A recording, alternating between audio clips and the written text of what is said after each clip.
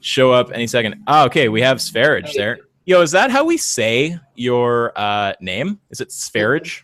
Sv3rige. Oh man, I can't possibly say that.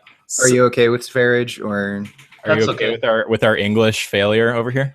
Doesn't matter. Yeah. Where are you from? What's that kind of name? Ah, there we go. We have them both here. Hi. Hey, dude, do you have a pair of headphones? It sounds like you're just listening through your like laptop speakers or something. Yeah, I'll put them on. Your what? I'm putting them on. Okay, good. Patrick just donated 20 sec in the super chat. You will destroy these fucktards, he says. Not my words, his.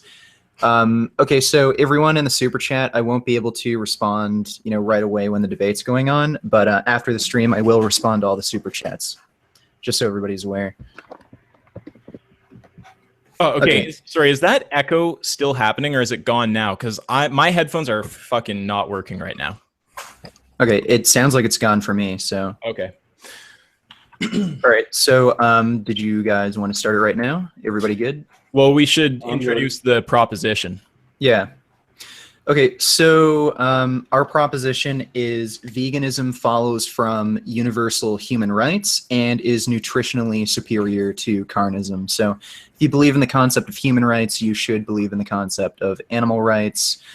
And we also believe veganism is a nutritionally superior diet to a diet which includes meat or includes only meat, like your guys' diet. My diet doesn't include only meat. Oh, it doesn't? Okay, sorry. So, well, mostly meat or very large quantities of meat. Did he just freeze? It said he just joined. Oh, okay. There's like 2 milk jars in here. There are. That's weird. Man, why is your internet life so fucked over here? You're the conversation twice. Because I only have, I think it's because I have Linux, and it just does weird stuff with the Chrome plugins and everything. All right. Yeah, so we're taking the pro, and then they're taking the con of that proposition. Veganism follows from universal human rights and is nutritionally superior to carnism. So I don't know who wants to kick it off. We're just gonna have a conversation. If anyone's talking over each other, Rational Alligator will pop in. Well, isn't Rational Alligator moderating? Yeah, we're just describing the nature of the debate. What's gonna happen? Okay. Are we all agreed that where everyone's on the same page there? You're fine with that? Yeah. Yes, I'm fine. All right. Yeah, totally. Yeah, I want to start about nutrition. Sure. Okay, so you don't agree that it's the least nutritious diet there is, obviously. So if you take any kind of foods, and for veganism it's only plant foods, and compare it to any other diet, which has any other foods, then if that diet doesn't have some nutrients, it would be considered a less nutritious diet. Or if it would have very little nutrients, it would be the least nutritious diet there is, which is veganism. Would you not agree that only if you take the foods, you simply measure the nutrients of any kind of foods, which is how you generally measure a nutritious diet? Okay, so what you're saying is your diet is more nutritious because it has more nutrients, especially in certain areas, I suppose, like, I don't know, iron or zinc or something like that? No, I'm talking about nutrients that you don't get in plants at all. Oh, none. So can you name a specific one? Right, I can name you. So there's no plant out there that has vitamin A. There's no plants that have the 2 animal versions of B6, B12. There's vitamin D, which is an animal hormone, which you also cannot supplement. There's cholecalciferol that's converted in the liver to calcidiol, and then in the kidneys to calcitriol. Again, you have 3 nutrients that no plant has and never will. And there's vitamin F, DHA, EPA, conjugated linoleic acid. Then there's vitamin K2. Then there's the amino acids and sulfonic acid, taurine, creatine, carnitine, carnosine. Then there's cholesterol, heme, iron, over 15 at least. And then there's, of course, the hormones, which you will never get from plants, testosterone, estrogen, progesterone, and so on. So for people who cannot make their own hormones, it's also important, but that's something else. Okay, well, a lot of those nutrients you just named aren't essential. Like certain, some of the amino acids, cholesterol, that's not essential. Heme iron, non-essential nutrient. So when you're saying veganism is a less nutritious diet, it's not exactly, like, you're not actually making a strong argument here, because a lot of these nutrients you're naming, they're non-essential. Like your body produces, what was it? Conjugated linoleic acid, CLA. Vitamin K2 is actually produced endogenously by your own gut bacteria. It's extremely hard to induce a vitamin K deficiency because your own gut bacteria produces K2. The only way to reliably induce a K2 deficiency is by giving out an extremely heavy course of antibiotics. And even then, vitamin K deficiencies most commonly occur in children. So for an adult, not really too big of an issue. Also, when you're talking about vitamin A, I actually mentioned this in my response video to you, and I actually put this in the comment section of your vitamin A video. Your body adequately converts provitamin A carotenoids into fully formed vitamin A. Yeah, for sure. Because I don't want to talk about the conversion now. I'm just saying, with the simple definition of looking at foods and without putting them in your mouth, if you look at plant foods, there's 50 nutrients at least that you cannot get only if you measure those foods. And that's how you generally define a nutritious diet. Oh, okay. And I get what you're saying. any diet that has any animal foods is automatically more nutritious. And then we can talk about the conversion. Okay, so you're saying just because these animal foods contain fully formed versions of these certain nutrients like vitamin A, it's therefore more nutritious? Of course. Okay, well, then I have to... Can I interject for a second? Are you getting this stuff I'm posting in the group chat? Group chat? If you click on the chat box in your upper left corner, you should be seeing it. Oh, I see. You're linking stuff from PubMed. And and CBI. Okay, well, I'm not sure what I mean, if you're going to link studies, you should probably tell us like what exactly you're doing. I mean, well, it said there's the studies that show vegans are deficient in creatine, and then there's another one that shows they're deficient in iron. Okay, well, the thing is... And then I got another one that's for vitamin A, which we were just discussing. Yeah, I've got tons about that. But Okay, I didn't want to get to that now. Okay, well, the thing is... And I was just asking the simple question, which you cannot even exactly disagree, because it's just how it is. There's so many nutrients that are not found in plants. Before we get... I'm posting these to my Twitter. So at Mr. Milkjar, if any viewers want to look at the studies themselves, right, I'm posting them on my Twitter as I'm posting them here. Just so we don't get too far ahead of ourselves, like Sv3rige was saying, okay, well, because animal foods are the only foods that contain fully formed vitamin A, like, and other nutrients, I guess, therefore a meat diet is more nutritious. Well, if you understand that you can get vitamin A on a vegan diet, maybe not fully formed, but your own body can produce it, I don't see what value there is in that.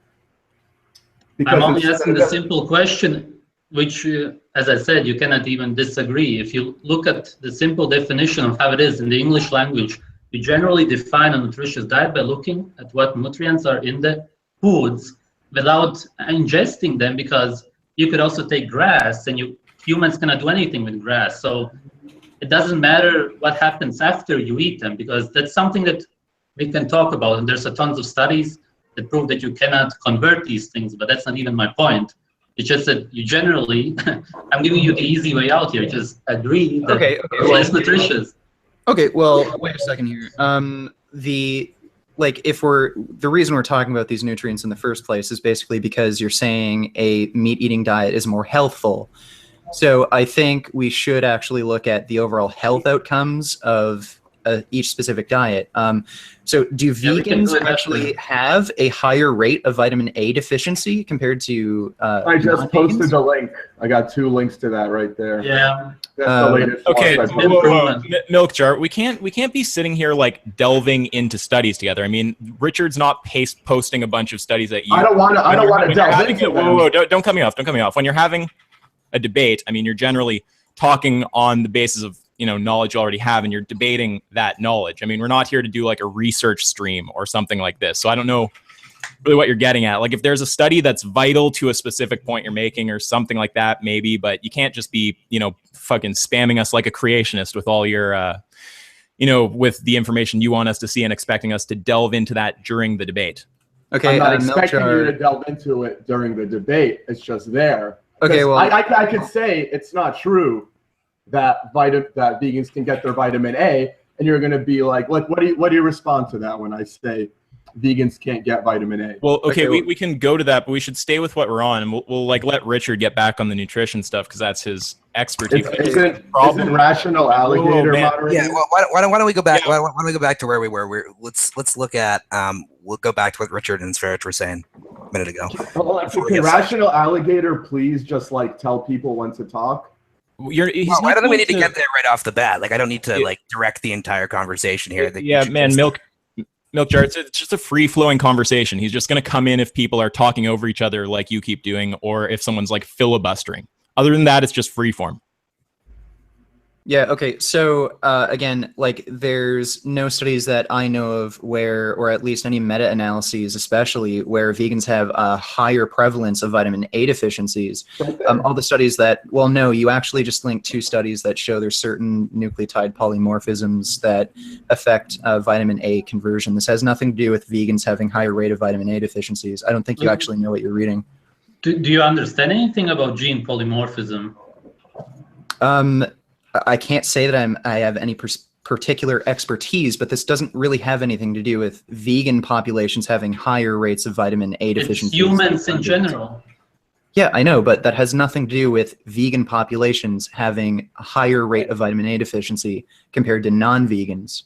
And I want to say a little thing to Sv3rige here also, which is the point you were making earlier seemed fallacious to me because you're saying, the diet that is the most nutritious, and then you're defining most nutritious as the one that just contains the most nutrients. Well, it's not really the question, is it? The question's whether you're getting what you actually need to survive. The fact that one diet contains more nutrients, if some of those nutrients aren't necessary, how does that matter? Well, meat has all Why the nutrients. Richard's more on point when he's talking about, is it healthful? Meat has all the nutrients that we require, and plants have nothing that we require. What is a nutrient that you, sorry, like I don't want to take over Richard's fucking zone here with the nutrition, but what is it that you can't get as a vegan? What is it that you need? That's what What's we the are thing talking you about don't now. need? Yeah, okay. So what do you need So- that you can't get as a vegan? Okay, so gene polymorphism, you should look into it after the debate because in general, humans, as proven in the studies, there's over 50% of humans who have this, who have abnormal genes, and there's more than one allele in the locus, which is the DNA sequences on the chromosome, the DNA molecule. It interferes with using enzymes, and you need these enzymes to convert any kind of beta-carotene, any kind of carotenoids into vitamin A, and as proven in 2 studies at least, humans cannot do it. And that's simply because we never did it and we never relied on it. And vegans nowadays expect everybody to simply be able to do this. And we will never be able to. And this is why there's also baby deaths of vitamin A deficiency, because babies especially cannot do it. at all. Okay, we are living in modern times where targeted supplementation is very easy. Can you explain why targeted vitamin A supplementation in these cases is not as healthy as, say, eating something very high in vitamin A like liver or like butter or something like that? But what would you supplement it with? Because those are animal vitamins. So that's not a vegan, there's no vegan version of it, same as with vitamin D. No, there is. We can synthesize vitamin A, like fully formed vitamin A. So is a supplement food? No, not We're talking about what's the most beneficial food diet, supplement. Whoa, no, that's a cheap move. You can't do that. You can't say you can only argue for veganism without supplementation. I mean, that's not what we're arguing for. Well, listen here. Well, is food a supplement? I mean, Well, it's a well, supplement well. food. Listen. Well, you're making a good point here, but just listen for a second. In Canada, well, in all of North America, but especially in Canada, vitamin D deficiency is incredibly common. We have a huge issue with it, and we've actually passed a law a number of years ago, where by law, every milk producer has to artificially add vitamin D to their milk to kind of help quell vitamin D deficiencies in Canada. So, like, targeted supplementation, it's not just a vegan thing. This is very common in our food supply. So, like, if you're going to say, well, you have to take a supplement, that I don't really see that as a valid argument. I didn't say that, but you cannot, as a vegan, you cannot supplement retinol, which is vitamin A. No, There is no such you supplement. can. Well, you can No, because supplement that would be from retinol. animals. Well, no, you can produce retinol like artificially. You don't Never need seen to take that. it from an animal source. I've researched it. There is no such thing. It's Really? always carotenoids. It's all that they supplement. Vitamin A supplements, carotenoids, which are the pigments. No, you can produce retinol without actually having to use an animal source, is what I'm saying. There's no proof of this. I've You researched sure? it. Yeah. Retinol. Okay, well, you know what? I'm pretty sure, like, maybe after the debate I can actually research this, but I just did a quick search on Amazon, and I can actually find vegan retinol supplements. I looked for it So- also. Okay. My whole point anyway is that this is not obviously how we would get vitamin A in nature. Oh, that's just an appeal to nature, though. The fact that something is a particular way in nature, that doesn't tell you if it's good or bad. Yeah, we can talk about that. Can we repeat? Well, no. what the Whoa, debate is about? whoa. You guys need to concede on that. You can't appeal to nature. Hold on. Can we repeat what the debate is about? Sorry, Yeah, What are What's you the asking? topic of the debate? yeah, it's do you want me to- veganism follows from universal human rights. It is nutritionally superior to carnism. Okay, Yeah, so we you're- can talk about you're- nutrition right now. But you're saying that basically supplements fall under Under food, which is ridiculous. If I can cut in here for a second, I don't think anyone you're- is arguing for non-supplement. Like their position of veganism is not don't eat any supplements ever. So I don't think that's what when they say veganism, that falls under supplements are included. I think that's Yeah, like, I mean, supplements are included in an omnivorous diet. Like, even by law in Canada, if you are a dairy producer, you have to include vitamin D into your milk But product. that's because they pasteurize the milk. Obviously, in raw milk, there is vitamin D. Well, again, the reason they pasteurize milk is that people don't die of bacterial infection. So who's Right. There's a benefit for died that. of bacterial infection from raw milk? from raw milk, I'd imagine it's been a problem for It a hasn't. number of years. I'll tell Sure you, about that? Jarrett, I'll tell you. This is how they tell you people die from raw milk. It's all done by survey. So if you go to the hospital with bloody diarrhea, and they're going to give you a survey, have you had this? Have you had this? Have you had this? If you had raw milk a month ago, and you're in there with bloody diarrhea, and they inject you with antibiotics, and you die from anaphylactic shock, even if you drank a glass of raw milk a month ago, they're still going to pin that death on raw milk. And there was even one case where a girl in California supposedly died from raw milk. People ended up calling the family, and it turned out that not only was that girl the only girl in the family who didn't drink raw milk, but she actually died from drowning. Okay. Like over and over Drowning again. on raw milk? No, she didn't even kidding. drink raw Kidding. milk. It's a joke. Okay. Yeah, she didn't so, even drink raw milk. Okay. Well, There's no proof that anyone ever died from raw milk. It's all okay, a lie. well, I think that's kind of going a little too far. Like, I can concede that, okay, maybe the reporting for these sorts of things isn't that accurate. But again, like, just because you can point out to certain cases where, okay, well, they waited a month beforehand and There's no proof. they're kind of That's what making, I'm saying. It's all done by survey. okay, period. well, a lot of things are done by certain, like, I Well, don't that's not understand. science. I'm just saying that's Well, not science. Well, it is. It might not It's be like well, it is science. It's just like you can argue, okay, well, the reporting might not be that reliable, but I think it's a bit too far of a jump to say, okay, well, no one has ever died from consuming like tainted raw milk. There's no proof. Okay, well, yeah. Why blame it on the raw milk? Why not blame it on the spinach they ate a month ago too? Okay, well, we can actually talk about that. A lot of plants are actually cross-contaminated with E. coli from the meat industry. So how is it science to say that raw milk killed them and not the? I mean, this is all just like you're just making things up. It's not science. Well, I'm not making things up. Like there are surveys. You can like it's perfectly legitimate to argue like these surveys aren't the most accurate thing. Like they're useless. Okay, well, no, but they're not useless. Is death by raw milks even essential to our position? I mean, that's like we can look that up after and see if anyone's ever died of raw milk, but it's not necessary to demonstrate which diet is healthier. Well, you're just saying that even omnivores need vitamin D supplementation, and we're saying that they only need it because the milk is pasteurized. Okay, well. And you're saying, well, you shouldn't drink raw milk because people die from it. Okay, well, listen. Regardless of whether or not like it's pasteurized, like it is, like all milk that you can get is pasteurized, like, unless you live like next to a dairy farm, you're close to the dairy farm or something like that. I live in the middle of New York City.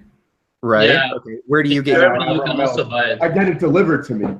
Okay. Do you think the everyone milkman can do that? Yeah, anyone can do that. In Germany also. You're saying like what is it like? What's the population of the United States? Anyone in New York City who's ever asked me where do I get raw milk, they began getting raw milk the same place I have. Okay, so you're saying like the population of the United States, I don't know, 250 million people, like everyone could get raw milk? Not right now, but if it was legalized and farmers were allowed to independently sell their raw milk. Okay. I mean, this is all milk used to be raw. Yeah. Like, why do you need to get whatever nutrient it is you need from the raw milk, though? I mean, clearly the vegans aren't dying, so. Okay. I actually they are dying. Yeah. I have another question for you before you continue. So how much vitamin D is actually in, say, like a 250 milliliter serving of raw milk? I don't know. And I'd imagine it would vary somewhat, but like about how much?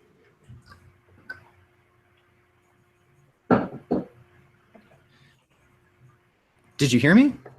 Yeah, I'm He's typing looking it up. Well, okay, and while he's looking that up, I'd just like to get Sv3rige to concede on that. You understand you can't appeal to nature, yeah? Why?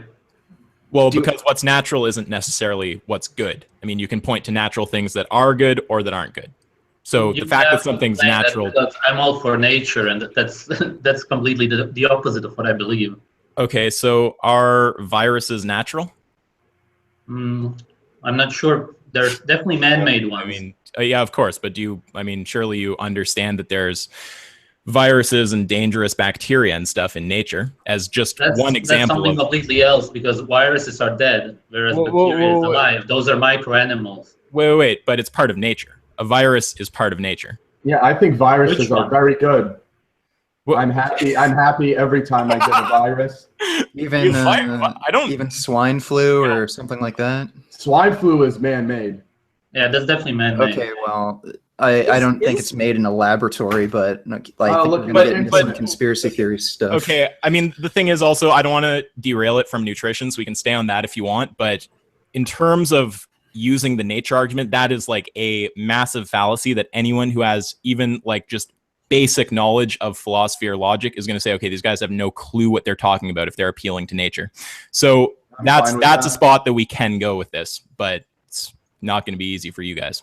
I'll be happy to go with it. To argue that what is natural is what is good by definition? Yes. You understand that's literally like a standard. I understand that it's a fallacy. Yeah. So do you understand that there are bad things in nature or whatever? Here, let's finish the nutrition. I mean, let's keep going on nutrition. We can go back to that. You guys are not going to win that point. Okay. So did you find out how much vitamin D is actually in a single glass of raw milk, like a normal 250 milliliter serving? It's hard because it's all interspersed with pasteurized milk stuff. So right. It's a little hard to find. Okay. Well, anyway, like my point was with something like vitamin D, deficiencies are incredibly common, especially in North America. I think in the United States, like over 80% of blacks are vitamin D deficient. So it corresponds very strongly with skin color as well. Because yeah, but that's the thing. You have people in Russia, Scandinavia, Canada, they just don't get sunlight most of the year, maybe 8 months a year, and even hardly little in the summer. And then what's the way to get vitamin D? The only way to get this animal hormone is to eat saturated fat. That's the only source of vitamin A, FK2. That's it. Okay, well, you can actually get D2 from mushrooms, and that is actually adequate for maintaining D3 status. Also, science says that it's not, that you cannot convert any of it. Well, no, you can. It is actually adequate for raising D3 status, and also you can in fact get vegan vitamin D3 supplements. It's made from lichen. It's a type of I guess all mushrooms are fungus, but I think it's a type of fungus anyway. You can look at it on Amazon. Vegan D3. I already know that. Yeah. Well, did you know that high fiber diets reduce the serum half-life of vitamin D3? Okay. I'll paste that for you right now. Okay. Well, the thing is, like, you can talk about it's harder to get certain nutrients on a vegan diet all you want, but like the whole point of arguing about this in the first place is to kind of see who has the best overall health outcomes. And by virtually every metric, vegans have the best overall health outcomes, lower rates of heart disease, diabetes, certain forms of cancer. Like multiple studies have shown that vegans have the lowest overall risk of cancers, although some of them show that vegans do have an increased rate of colorectal cancer. And that can be attributed to certain things like B12, low omega-3 status, things like that. But overall health outcomes, vegans do extremely well, better than the standard American population. So if you're going to say a vegan diet is the least nutritionally adequate diet, okay, well, even despite that, vegans do extremely well. So if you're actually knowledgeable enough about this, okay, vegans have trouble getting iron, zinc, calcium, like you name the nutrient. Well, okay, a mindful person like yourself could make sure you get enough of those nutrients on a vegan diet, and you could perhaps even be healthier. What you don't understand is that there's a lot of problems with converting things. People have diabetes, thyroid problems. They cannot convert anything. And what about people like me there's millions of people like me who cannot eat any red or orange fruits or vegetables because of allergies. Oh, do you have like a citric acid allergy? Any red or orange food since I was a kid. Oh, really? Okay. Yeah. I don't deny that vegan diet is harder for some people for sure, but again, if we're going to look at the majority of the population, let's take away certain exceptions like yourself where you can't eat certain fruits or vegetables or you have some sort of allergy. Would you say generally for the majority of the population, vegans do extremely well? Again, lowest rates of heart disease, diabetes, and even overall low risk of cancer. That contradict that. We made a paste, and there's tons of studies that show that vegans are unhealthy and deficient in vitamin A, in taurine, in iron. I have a study right here that shows children develop rickets after prolonged periods of strict vegetarian diets. Peer-reviewed study, posting it on my Twitter right now. Okay. Another one, links between vegetarians and lower birth weight and earlier labor. Another peer-reviewed study, posting it on my Twitter right now. And this is vegetarian, so for vegans, it's much worse. Okay, listen, the American Dietetics Association, which is the largest organization of nutrition professionals on the planet, over 100,000 registered nutrition professionals, they've made a peer-reviewed statement stating that fully vegan diets are perfectly adequate for all stages of life, from pregnancy to adulthood. Post their peer-reviewed statement. So, okay, sure. I don't, you can find these like these single studies that show, okay, well, in this particular population, vegans fared worse. But I mean, if you look at the overall, like the overall data, the opinions from experts, like again, vegan diets fare extremely well, lowest rates of chronic disease. Like, you really think a vegan diet is the most nutritionally deficient diet, even though like compared to at least a standard American population, we're faring much, much better. I don't understand how you You're can make not that faring statement. much better. I have all these studies. Everything I posted shows you're faring much worse than even standard American diet. Okay, give me 1 second. Like, forget, like, you know, raw meat diet. Like, even standard American diet, like McDonald's, people are faring better. You're saying people who eat a McDonald's diet, quote unquote, are faring better than vegans? In most ways, yes. Really? Like, name one. What about heart disease? Name one person? No. Like, I'm saying, you're saying vegans have higher rates of heart disease compared to people following a quote unquote McDonald's diet. Yeah. Yes, you're saying that. Okay, even though the Adventist health studies have shown that vegans have a, what, 53 or maybe it was even 58% reduced risk of ischemic heart disease? Okay, so with the Adventists, first of all of the oldest ones, at the very least, eat fish, eggs, and milk. And they don't eat meat, but Well, fish is they meat. aren't. Well, yeah, you're right. I'm sorry. But yeah, they don't eat red meat, but they eat fish, eggs, milk. And a very key thing for the Adventists is, up until very recently, in their religion, it was strictly prohibited to get vaccinations. So they don't have mercury in their body. You know, they don't have squalene. They do have foreign mercury. One serving of one can of tuna has something like 25 times the amount of mercury in a vaccine. They don't have mercury injected directly into their veins.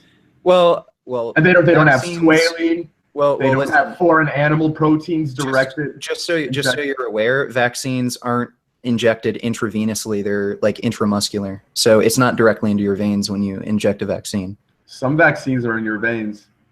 Are you sure? Yeah. Intravenous vaccines. I'm pretty sure all vaccines are intramuscular. I could be wrong. Some like go up your nose and stuff like that, but I don't know of any vaccines that are intravenous. I've gotten an intravenous vaccine. Really? Okay. Yeah. For what? I think it was the hepatitis B vaccine. Okay. We're kind of getting all over. Yeah. I'm just saying I've gotten an intravenous vaccine. I remember like him finding my vein and putting it in there. So, I mean, just if you had to sum it up, why are you saying that a flesh diet or a vegan diet is less healthy? Because there's no evidence, first of all, of any vegans, you know, society that you could, first of all, study in any way beyond gathering, you know, groups of vegans and testing what they're deficient in.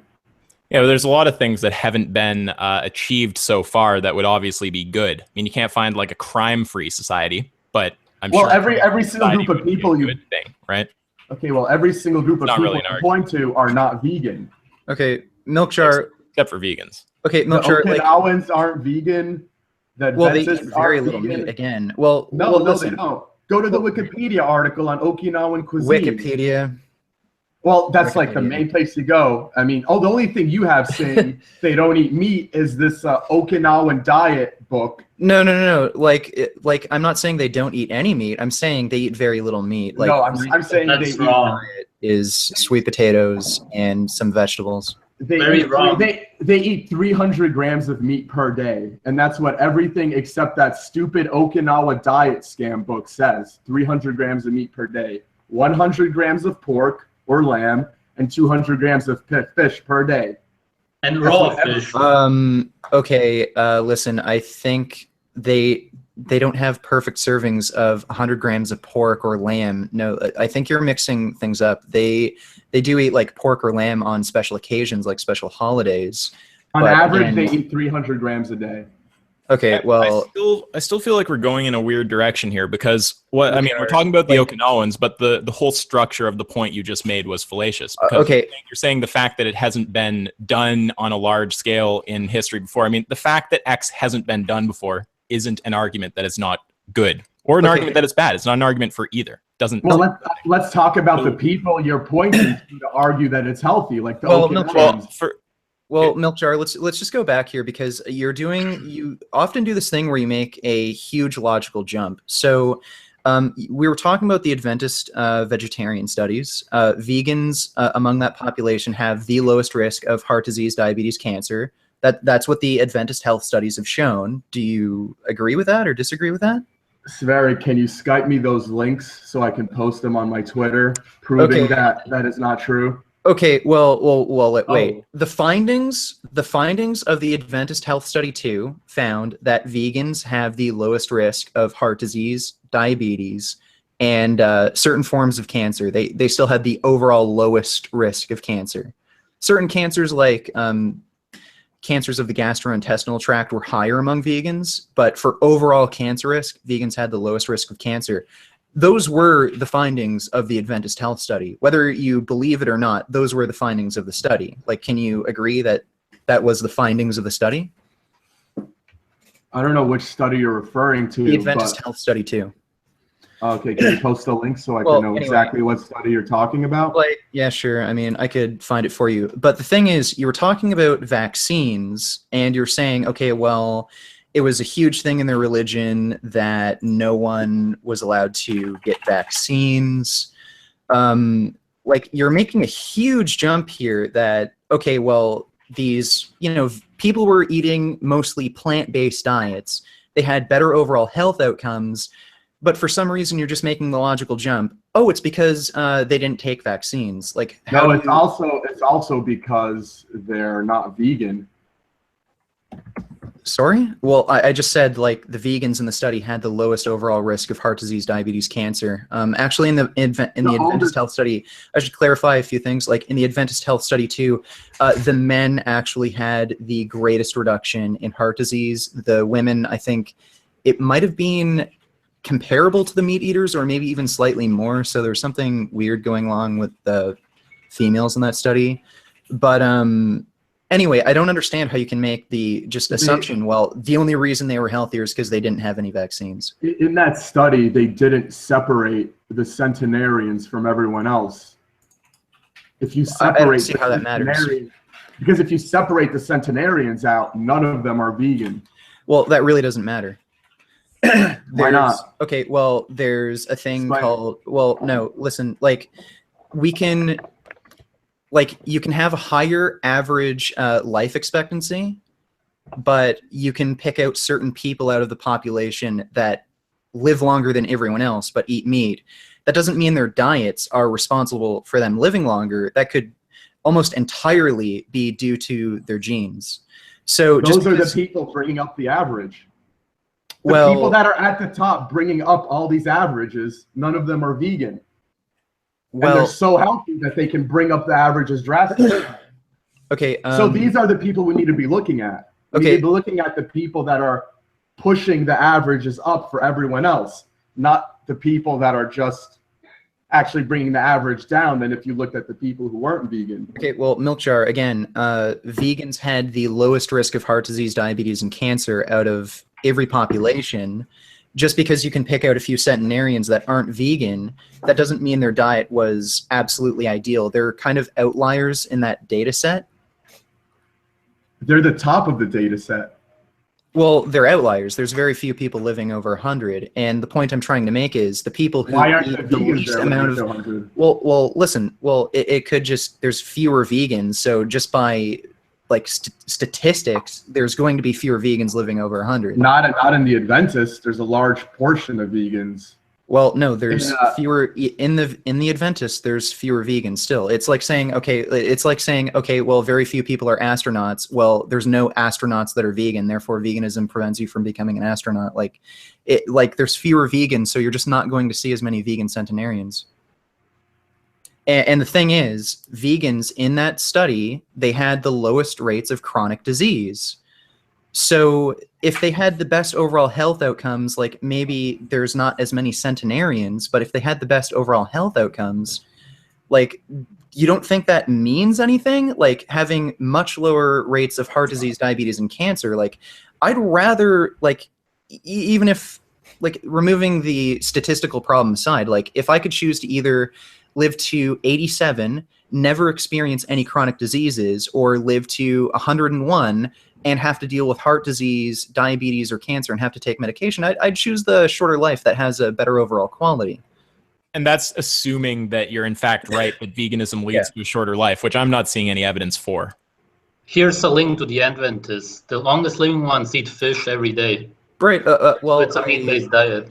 Well, again, was this the Adventist Health Study 1 or Adventist Health Study 2?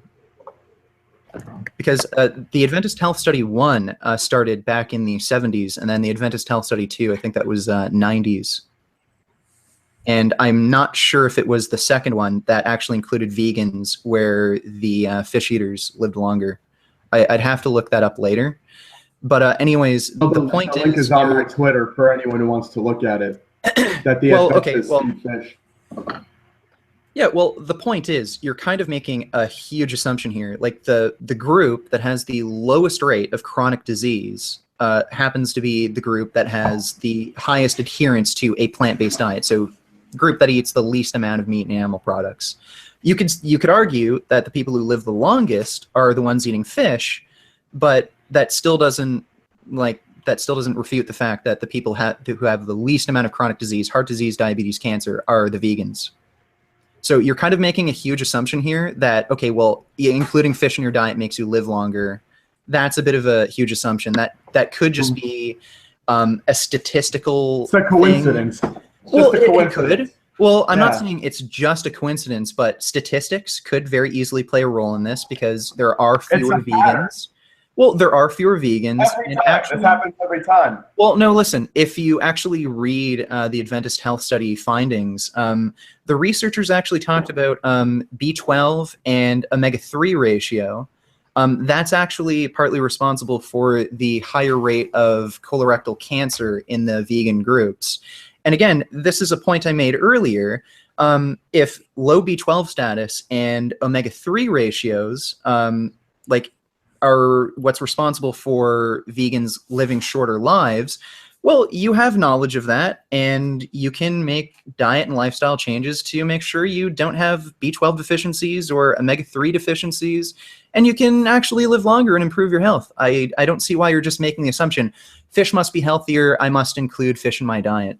So your vegan diet includes shooting up drugs such as B12. Okay, B12 isn't a drug, it's a vitamin. And actually, there are people who lack intrinsic factor who, even if they eat raw animal liver, they can't get enough B12. Like, their stomach just can't absorb it. So you do actually have to get injections, whether you're vegan or not, if you lack intrinsic factor. Okay, here's the comparisons of B12 levels between vegans and non-vegans that I'm not talking on Twitter right now. Well, no, I'm not talking. Like, I agree that most studies show that vegans tend to have higher rates of B12 deficiency. I totally agree with that.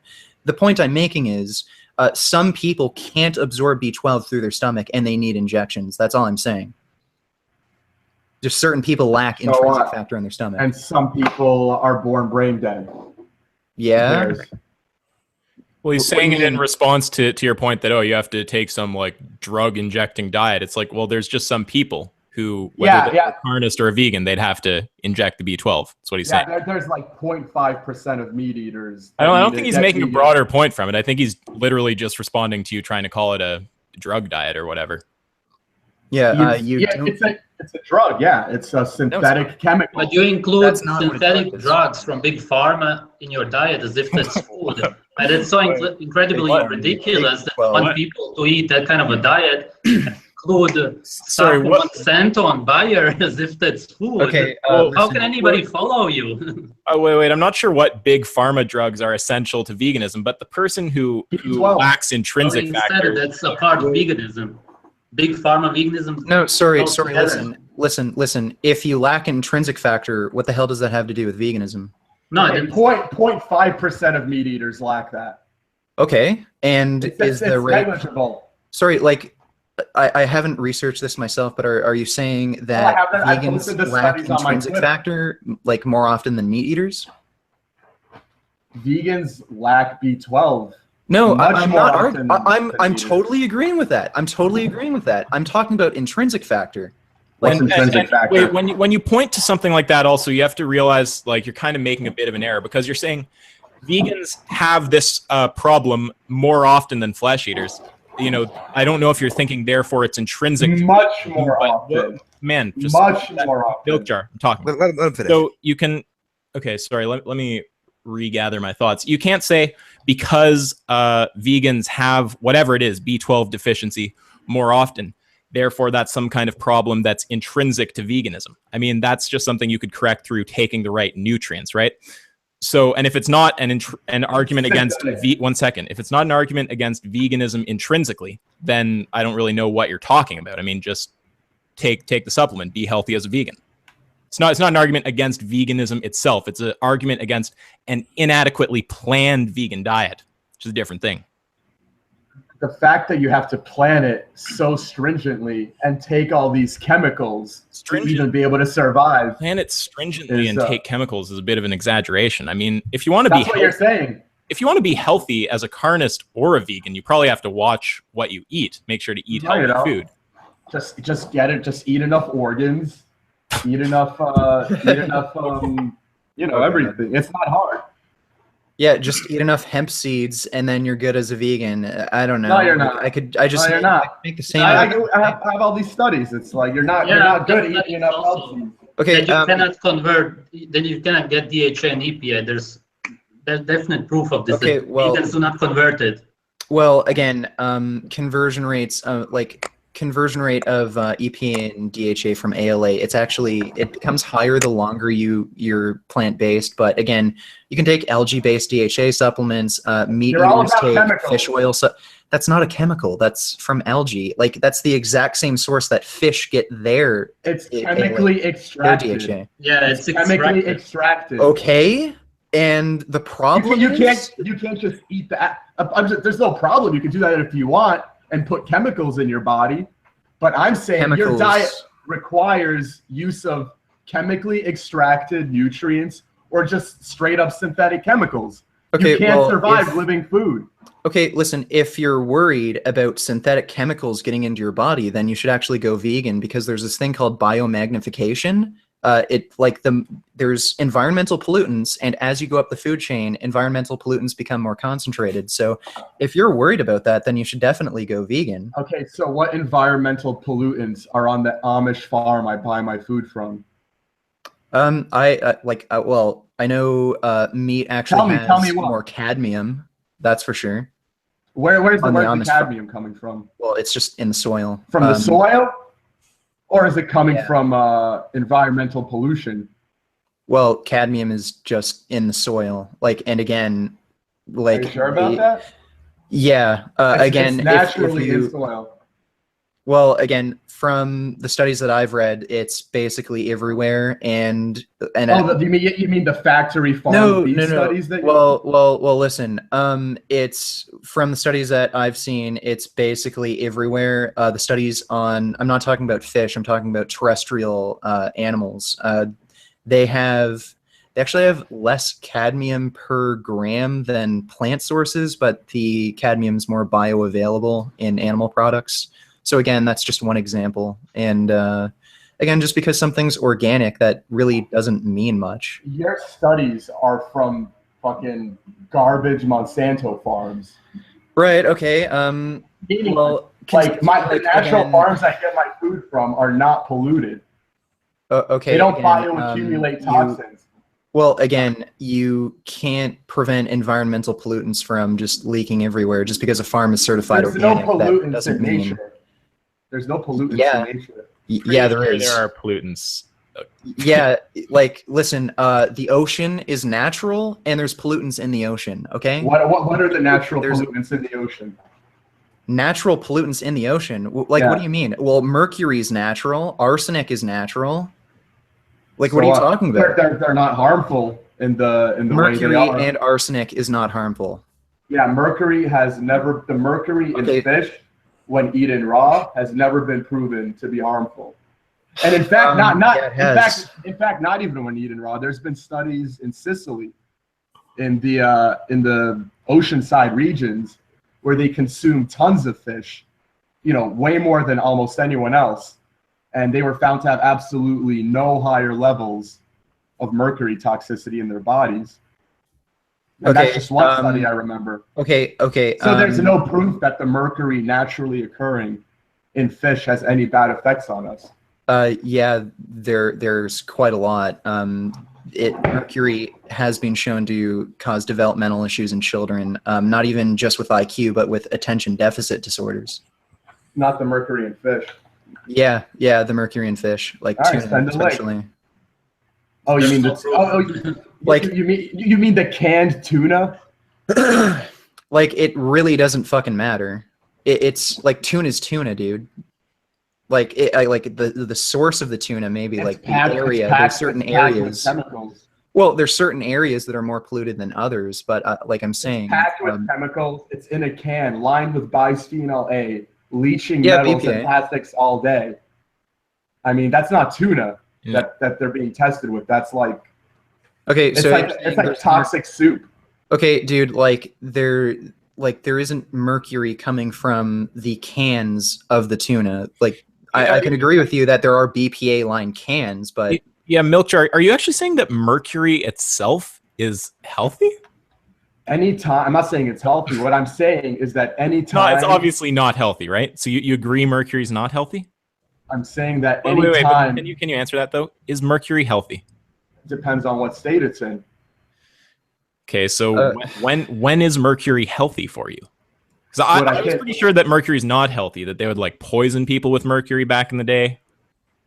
Yeah, what I can tell you is any fish eating populations where they've done the studies. Wait, we're not talking about fish though. We're saying mercury. Just forget fish for a second.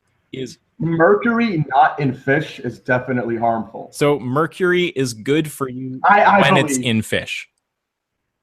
Yeah, and I say that because any study that's ever been done on high fish eating populations. But wait, that's false. That eat high mercury fish, they have no heightened levels of mercuries in their bodies. Okay, wait. We're not okay. You're talking about the connection between fish and getting like mercury poisoning, which you can get into that. But like first, you'd want to just agree on whether mercury is actually a healthy thing to be putting in your body or not. Then you can argue about what it is or isn't in. So it sounds to me like you're saying mercury is sometimes healthy and sometimes not healthy, depending where you get the mercury from. Yeah. Just like, if I get protein from my meat, it's healthy. But if I get protein from a chemically extracted or synthesized powder, it's not healthy. Is anthrax like occasionally healthy if you get it from the right source? It's natural. I don't know anything about anthrax. Lots of rain. Also, I don't know what kind of time limit you guys have. Do you have a cap here? I don't.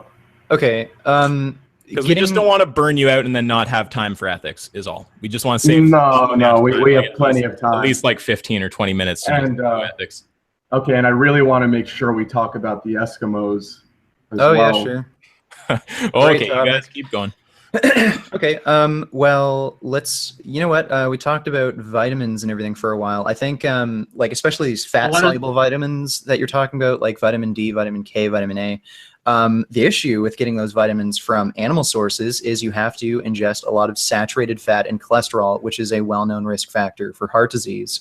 And one of the reasons why a vegan diet is so beneficial for health, and the reason why vegans have such a low prevalence of heart disease is because we eat very little saturated fat and absolutely no cholesterol, since plants don't contain any cholesterol. So, do you have a clue at all what causes heart disease? Yeah.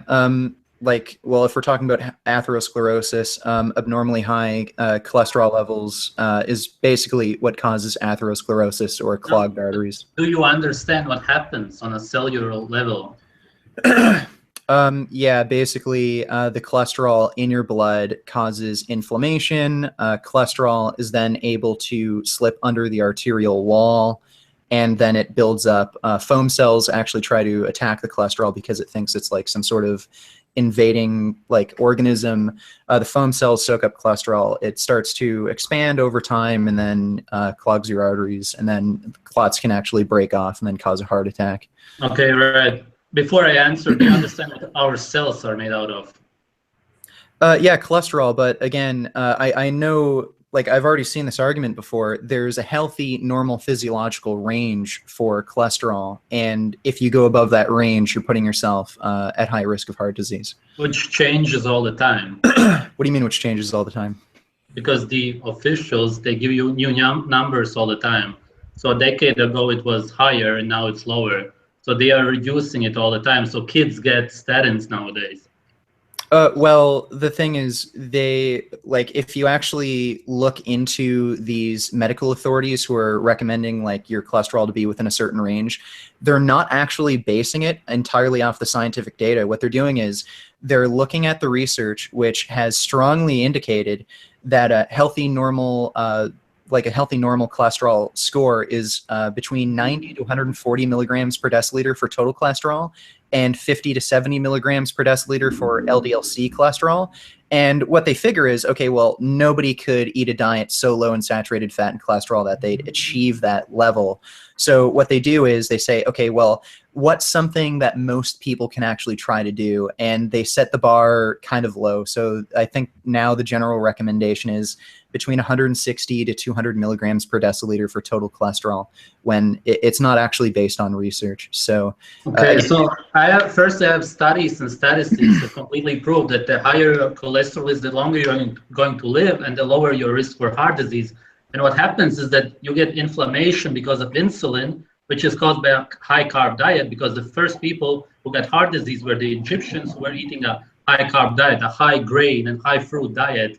And what happens then is that the calcium gets stuck there and it creates chaos, everything that flows around in your body. And then cholesterol comes because it's an antioxidant to heal the place. And sometimes there will also be cholesterol there simply because it's healing, and it's like a car crash where everything is inflamed. And what they found there always, mostly, is vegetable oils. It's plant oils, because they get hard in the body, whereas saturated fat is stable. That's what it means. Saturated fat.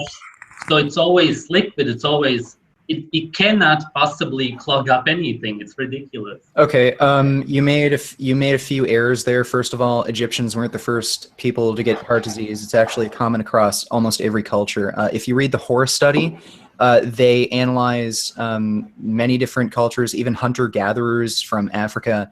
They were studying mummified remains.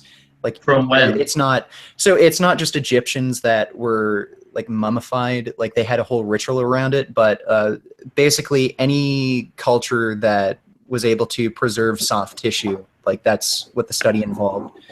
So mummified, well, listen, like you can look at almost every culture. If you can find mummified remains, there's signs of atherosclerosis in those mummies. Like a hunter in the Horse study, I can link this later. In the Horse study, there was a hunter-gatherer population. I think it was in Uganda, someplace in Africa. They had a rate of atherosclerosis of 60%. So it's not just the Egyptians that had atherosclerosis. And again, if you're saying insulin is what causes atherosclerosis, well, protein is insulinogenic. So if you're eating meat, you're raising your insulin levels, which I guess you could agree causes atherosclerosis if you're eating enough meat. A little bit, yeah, but okay, so we can concede on that point. If you eat too much protein, you can cause atherosclerosis.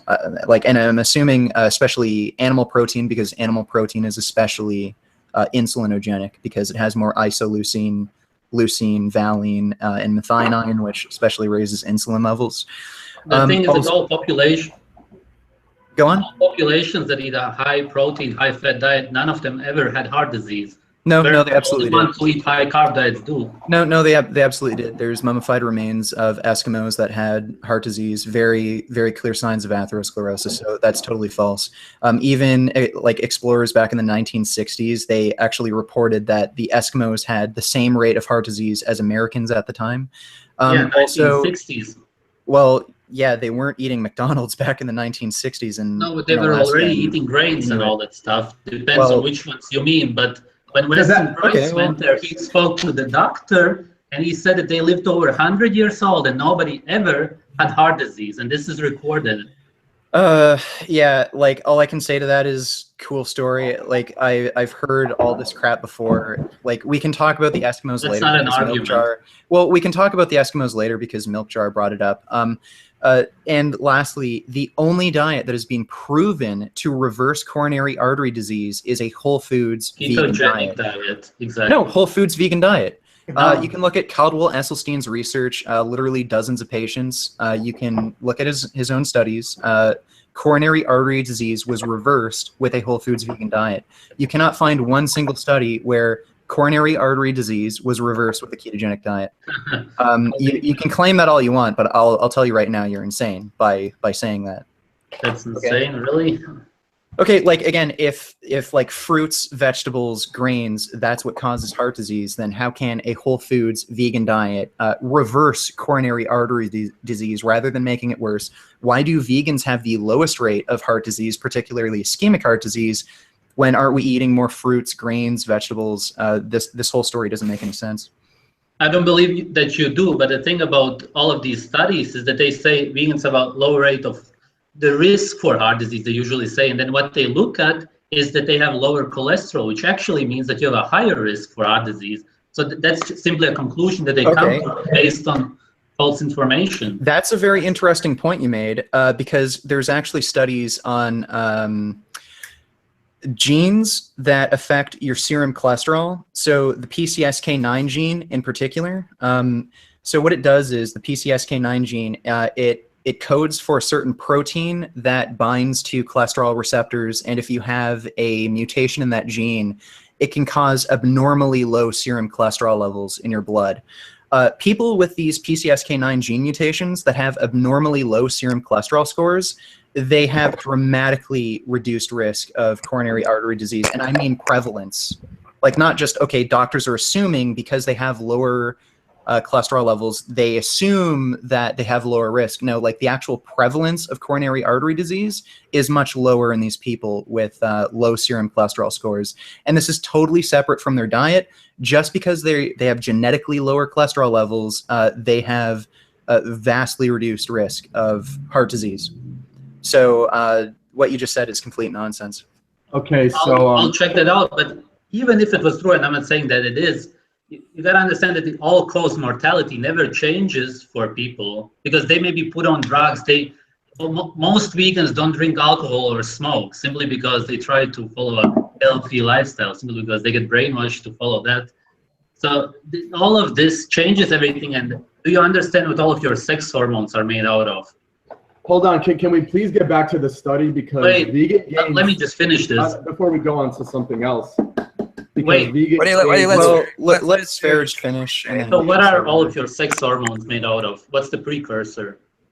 What's the precursor to testosterone? Well, again, it's cholesterol, but actually ingesting dietary cholesterol and having higher serum cholesterol levels, it's not actually associated with higher testosterone levels. But that's the reason vegans have been proven to have less vitamin D and less testosterone. There's 4 studies that prove that the less meat you eat, if you don't eat meat, you have lower testosterone simply because you don't have the cholesterol to make vitamin D, the animal hormone, and the sex hormones. I've linked the study numerous times. Like vegans have lower IGF-1, insulin-like growth factor 1, but as far as bioavailable androgens, testosterone, they don't have lower testosterone levels. That simply regulates cell growth. That's nothing bad if you're implying that. Well, no, I'm saying vegans tend to have lower IGF-1 levels, like by about 8 to 10%. But as far as yeah, it is. I'm gonna have to interject now. Yeah, sure. What we're talking about, rates of different IGF, testosterone, whatever. You know, these are studies about, you know, what rates of a certain chemical people have in their body. But I think what's more interesting is to look at something like the study I'm posting to my Twitter right now, which proves that. Why don't you link it in the chat as well, just so I can see it. All right. Give me a second. All right, it's in the chat now. And this study is about just general erectile dysfunction and hypergonadism associated with veganism. So this is a specific no, it's soy product consumption. Again, you don't even know what the study's about. It's in regards to soy product consumption. Yeah. You don't have to eat soy if you're vegan, so you're making a false assumption. And you say soy has no effect on yeah, if you actually look at meta-analyses, it shows that it has no effect. This is a single study. You're looking at studies. Well, this is barely a study. This is actually a case study. So one single person had this issue. This is actually one of only 2 case reports in all the medical literature where somebody had a hypogonad effect from soy. So their testosterone reduced significantly. This is one of only 2 case reports. So this, if you consider one single person, some 19-year-old kid who has diabetes, clearly wasn't eating a very healthy diet to begin with. No, I have many more studies than this. Why don't you just dismissing the meta-analysis? Well, dude, why are you dismissing a meta-analysis and you just use this one single case report? I'm posting a lot more right now. Okay, well, just link 1 or 2 of the best studies, preferably meta-analyses. All right, here's all the ones I have on hand right now, and they're all posted to my Twitter as well. Okay, again, this doesn't have anything to do with veganism. If you think soy is bad for you, then don't eat soy. You don't need soy as a vegan. There's studies in there that have nothing to do with soy. Well, you're going to need to be specific, bud. You can't just throw a pile of studies at us, vastly more than we can possibly read through on live stream. Yeah, I'm right. Dude, well, if you can't go through all the studies, I guess I've made my point. All right. You need to actually make your point. One sec. In a debate, you need to actually make your point from logic. You know, you can't just post shit we don't have time to look at and say I'm right. All right, the latest one. Look at that one. Let's look at specifically that one. What specifically are you claiming on the basis of the study you just posted? I find it annoying we're even having to do this, but if we're going to look at them, what exactly are you saying from the study?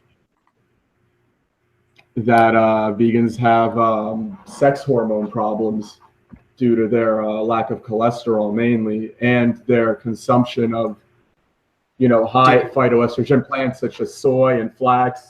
Okay. And, all beans have tons of estrogen in them. Okay, dude, so you're saying meat eaters never eat beans, flax, soy? I'm saying they shouldn't. Okay, and, you can be vegan and not eat soy, even flax seeds. So this really doesn't have anything to do with veganism. So what, you're gonna be fruitarian? Beans? Okay, well, there's also lentils, like legumes. Yeah, they have phytoestrogens in them too. Okay, yeah, again, there's no association between phytoestrogens and problems with hormone concentrations. If you look at meta-analyses, all you're doing is picking out these single studies. And if you actually read the studies, I'm not going to bother here, but if you look at the p-values, none of these results are actually significant. The one study you showed, it said borderline significance. Look at the last study. Yeah, I am. It actually shows it says this was not significant. If you look at the p-values, at best they're borderline significant, these results. And if you look at meta-analyses, the conclusions from the biggest meta-analyses, like soy product consumption, neither soy isoflavones or soy consumption is associated with negative hormonal changes. Okay, it said there's no significant changes for the lacto-ovo, so they're still getting cholesterol, and a lot of it. Okay. And there's still a noticeable change. Listen, if you actually look at the larger meta-analyses rather than these single studies, there's no association between phytoestrogen consumption, from soy, and negative hormonal changes. You can show me all these smaller studies all you want, but as far as like scientific weight, they don't have much. Well, and I'm sure, like, I hope I don't need to explain something this basic, but like the reason that you have a bar for statistical significance is because your results are always going to err on, you know, one or the other side of the correct measure, because you can't measure things directly for obvious reasons. So if you don't actually get it out of the insignificant range, then, you know, you could do another study and it might come up a bit below, you know. So you need to actually find something that's statistically significant. These are all statistically, not all of them, but there's many statistically. I thought you just sent a study that didn't show any statistically significant effect. Okay, listen, like in order to, you can show me a study like this where, okay, eating a mixed diet rather than a vegetarian diet, it like added maybe 50 to 100 nanograms per deciliter of testosterone. In order to get a significant performance benefit from higher testosterone levels, you need to raise your testosterone to super physiological levels. Like, this is why bodybuilders, powerlifters, like any athletes, like that's why they don't take these over-the-counter testosterone boosters, because they only increase your testosterone by like 10 to 30% at most, and usually it's like a transient effect, so it goes up and then down as you like throughout the day. You need to like literally double your testosterone levels to get any real performance benefit. So even if you could conclusively prove, okay, eating meat will raise your testosterone by, I don't know, 50 to 100 nanograms per deciliter, it literally would do nothing. Literally nothing. Like again, you can talk to any fucking steroid user you want. Like, people who have actually done this shit, they're not injecting like 50 to 100 nanograms of testosterone into their ass and then getting a huge performance benefit. No, they're injecting like 3 grams of fucking gear per week to get any benefit. So what does this have to do with anything? Well, because you're showing me, use? well, no, you're showing me like these studies where there's barely any real significant changes in testosterone from either eating soy or eating a vegetarian diet, where like, if you read the study, it's a change of about 50 to 100 nanograms per deciliter. No, there's other studies that would literally do nothing. There's other studies that show a significant difference. And what you have to, the thing is, there's not enough vegans to even study. So these studies are all on vegetarians. So yeah, like that's another problem. Like, yeah, okay, so now you're admitting you're making assumptions again. So if it's worse on vegetarianism, why would it be better on veganism? Okay, well, you know that vegetarians consume dairy, right? And you know, yeah, milk actually contains female hormones, estrogen and progesterone. So yeah, you don't like, and there are actually studies on, you know, female hormones in dairy, and it actually does lower testosterone and raise estrogen in men. Yeah, if you drink the milk from the cows that are being pumped with chemical hormons, yes, like it's just naturally occurring in these animals. Like, you know, yeah, estrogen is very important to bond calcium to bone. So it just does naturally occur in these animals. Are you saying that raw milk doesn't have the estrogen? The estrogen doesn't have the same effects as the chemical estrogen in the you know, chemical injected. Okay, milk. well, I think I understand. Actually, sorry, I don't want to cut you off, but you keep, like, I just noticed a bit of a habit, which is whatever the bad thing is about meat, it's actually chemicals from, I don't know who, maybe the Illuminati. The actual meat itself is healthy, but then you don't actually explain the mechanism of why the version of it in the, you know, canned product or whatever causes something negative, but then the version of the nutrient that you're like worried about or whatever it may be in the animal product itself that doesn't cause some kind of problem. You have to actually like kind of explain the mechanism there. You can't just dismiss whatever negative health effects are associated with the meat as like, oh, it's just because of it's the packaging or it's the chemicals. Like, to say that, you need to actually get mechanistic with it. All right. So what I'm saying is that when you're saying dairy gives you estrogen or whatever, you can't point to one study other than the chemical mass-produced food. That's the only thing you can ever point to. But that's just an appeal to ignorance. Because, sorry, you finish your thing. Go. Yeah. It's ignorant. No. It's a type. No. That, you know, you're not interpreting what I said fairly there. I said it's an appeal to ignorance. But you can finish your point if you want. It's ignorant to say that natural milk or natural meat causes whatever, when you have no studies at all that look into this, not one study. Here's the problem with what, like, you do this all the time. I've seen like all your videos now. What you do is you basically you make a claim, and then when somebody tries to refute your claim, or like even when you're just stating things, you're basically making these large assumptions. So we have studies that show cow's milk raises serum estrogen levels and lowers testosterone. The chemical milk. Where's your study on real milk? Well, listen. Show me your study on real milk, quote unquote. Like again. Yeah. Show me evidence, or else my position is true by default. Show me evidence, or I won't believe you. Show me evidence, or my position is true by default. That's the appeal to ignorance. No, that's not what I'm saying. I'm saying show me evidence, or I won't believe you. Listen, are there any studies on whole raw milk that shows it does not do this? Yeah. Okay, like, can you link a few? Read Nutrition and Physical Degeneration by Weston A. Price. You can read the Conger's cat studies. You realize there's a massive bias when you're taking Weston A. Price studies, right? What's the bias? They're actually funded by the meat and dairy they're actually funded directly by meat and dairy organizations. On their website, they get donations from Amish farmers. Well, listen. This is the big meat and dairy industry. They're getting donations. No. Dude, calm down. Let me finish. They're getting donations from Amish farmers who want protection to continue selling raw milk because it's illegal, and they're giving donations to Weston A. Price to get legal protection. Okay, so you're saying Weston A. Price has a financial bias for raw milk and stuff like that? Yeah, like basically nothing. It all goes to legal fees. Weston A. Price. So you're saying they do yet I have a feeling that if we could find that a vegan organization funded a study, you would probably dismiss that as biased research. So I mean, I can't make a concrete point there, but I'm just saying that there's a level of confirmation bias that I think a lot of people are noticing with the way you're talking here. Who profited from Weston A. Price donations, other than the lawyers that they got to defend the farmers that the government wanted to throw in prison? Well, presumably the companies that like lobbied them, but the companies? You mean the Amish farmers that don't even have electricity? Do you think they're only getting donations from Amish? They're not just getting donations from Amish farmers, dude. You can actually go on their website and look who's actually funding them. All right, give me a link.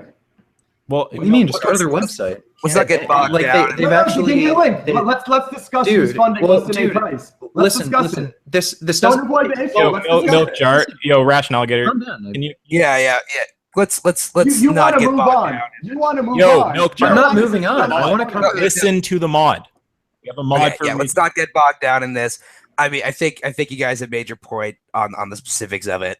Let's get back to the general issues. Forget the specific study and the specific accusations of whether it's legitimate. I think people will figure that out themselves. Is it safe to say this is we're getting off topic. Let's get back on. All right, I will press you on this after the debate. I want you to show. What is the point? What is the specific point that you're? You know what? What is it that you think they're not listening to? Because it just they're claiming that these giant meat companies are funding Weston A. Price, and Weston A. Price is making all this money. It literally doesn't matter. Like, the point I'm trying to make is it literally doesn't matter. Let's just say, for the sake of argument, it's only Amish farmers that are supporting Weston A. Price, okay? Mm-hmm. For the sake of argument, let's agree on that. Weston A. Price's studies included thousands of people. Yeah, okay, great. Okay, let's just say, for the sake of argument, they get their funding from only Amish farmers, and, they're looking out for those small kind of farmers who are doing everything natural and everything like that. No big, huge corporate donors.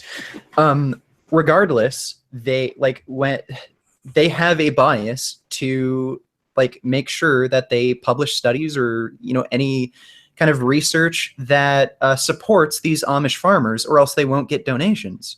The bias it doesn't matter where they're. Listen, it doesn't matter. No one profit. Yeah, no dude.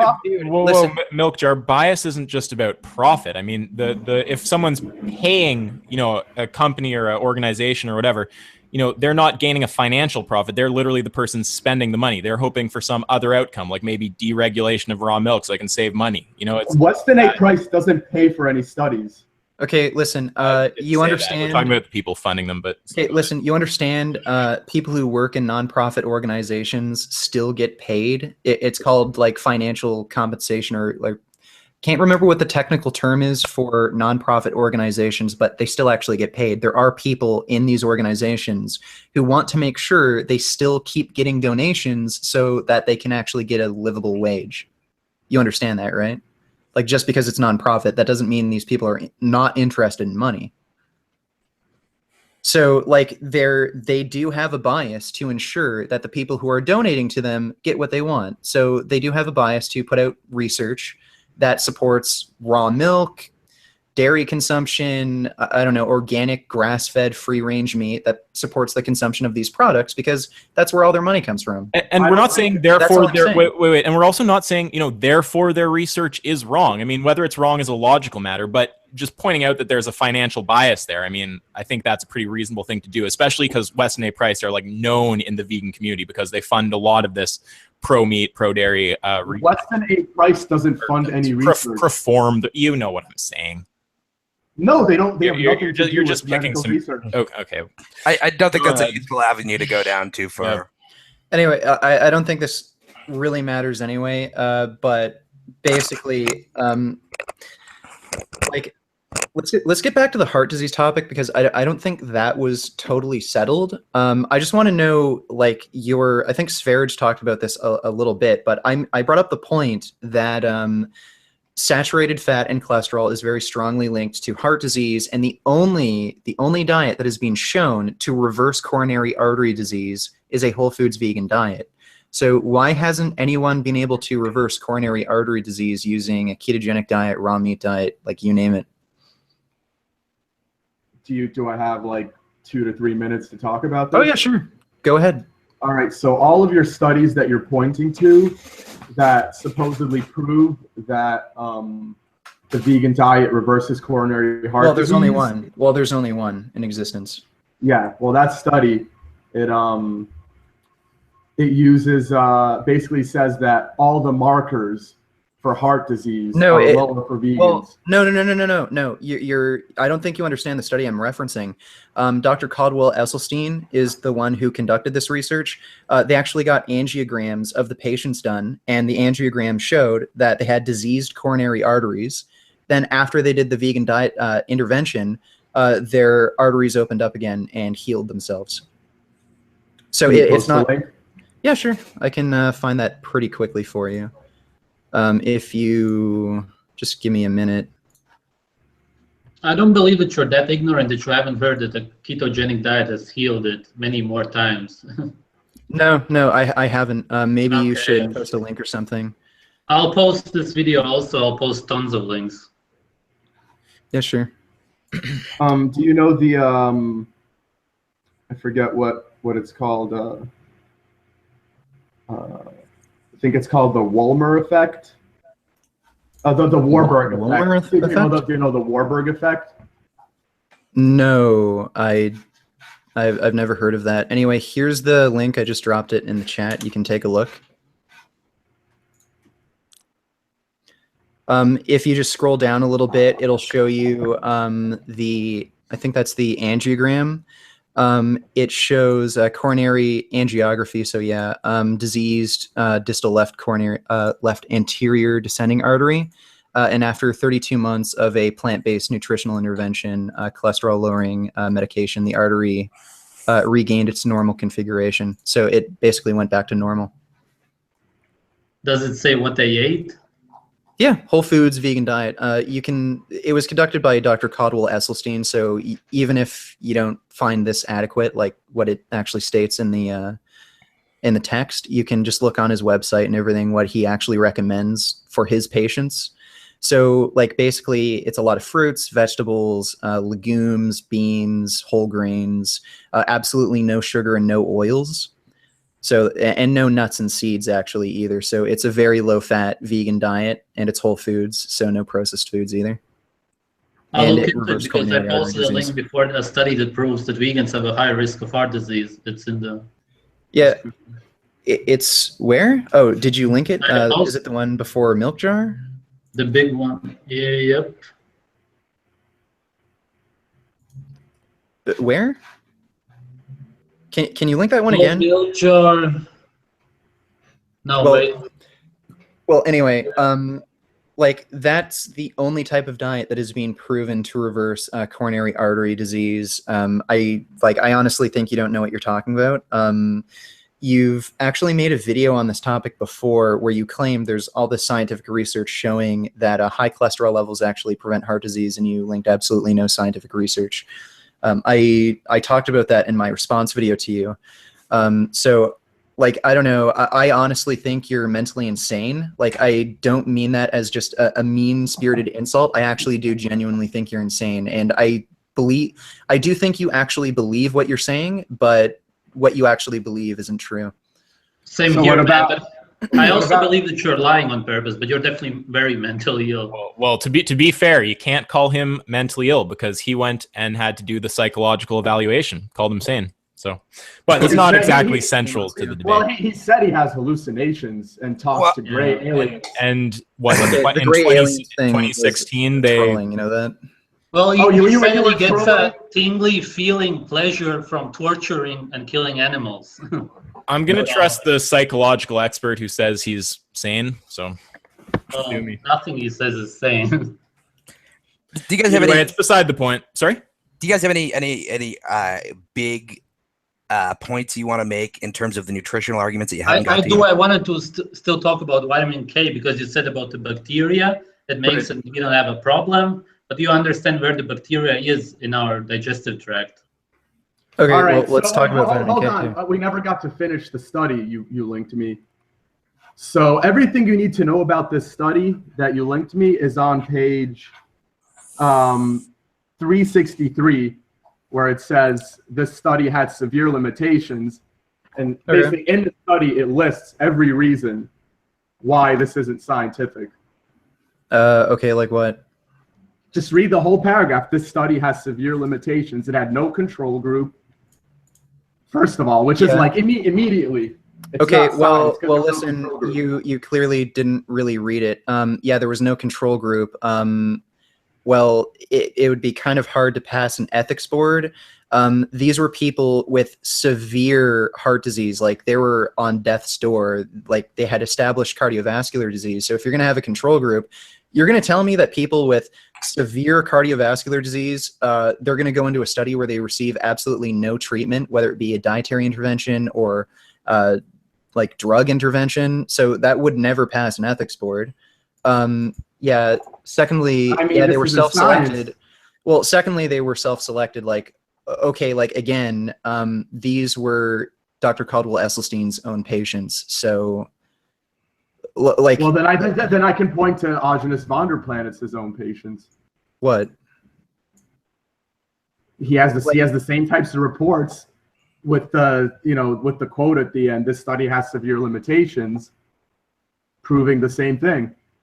I'm sorry. So he actually has angiograms of his patients where they had diseased coronary arteries. Then after the intervention, they reversed coronary artery disease. Yeah, we're trying to get all of his study information off of his laptop because before he died, he he was making the book with all of his studies, with all the tables. And So what type everything. of diet does he promote?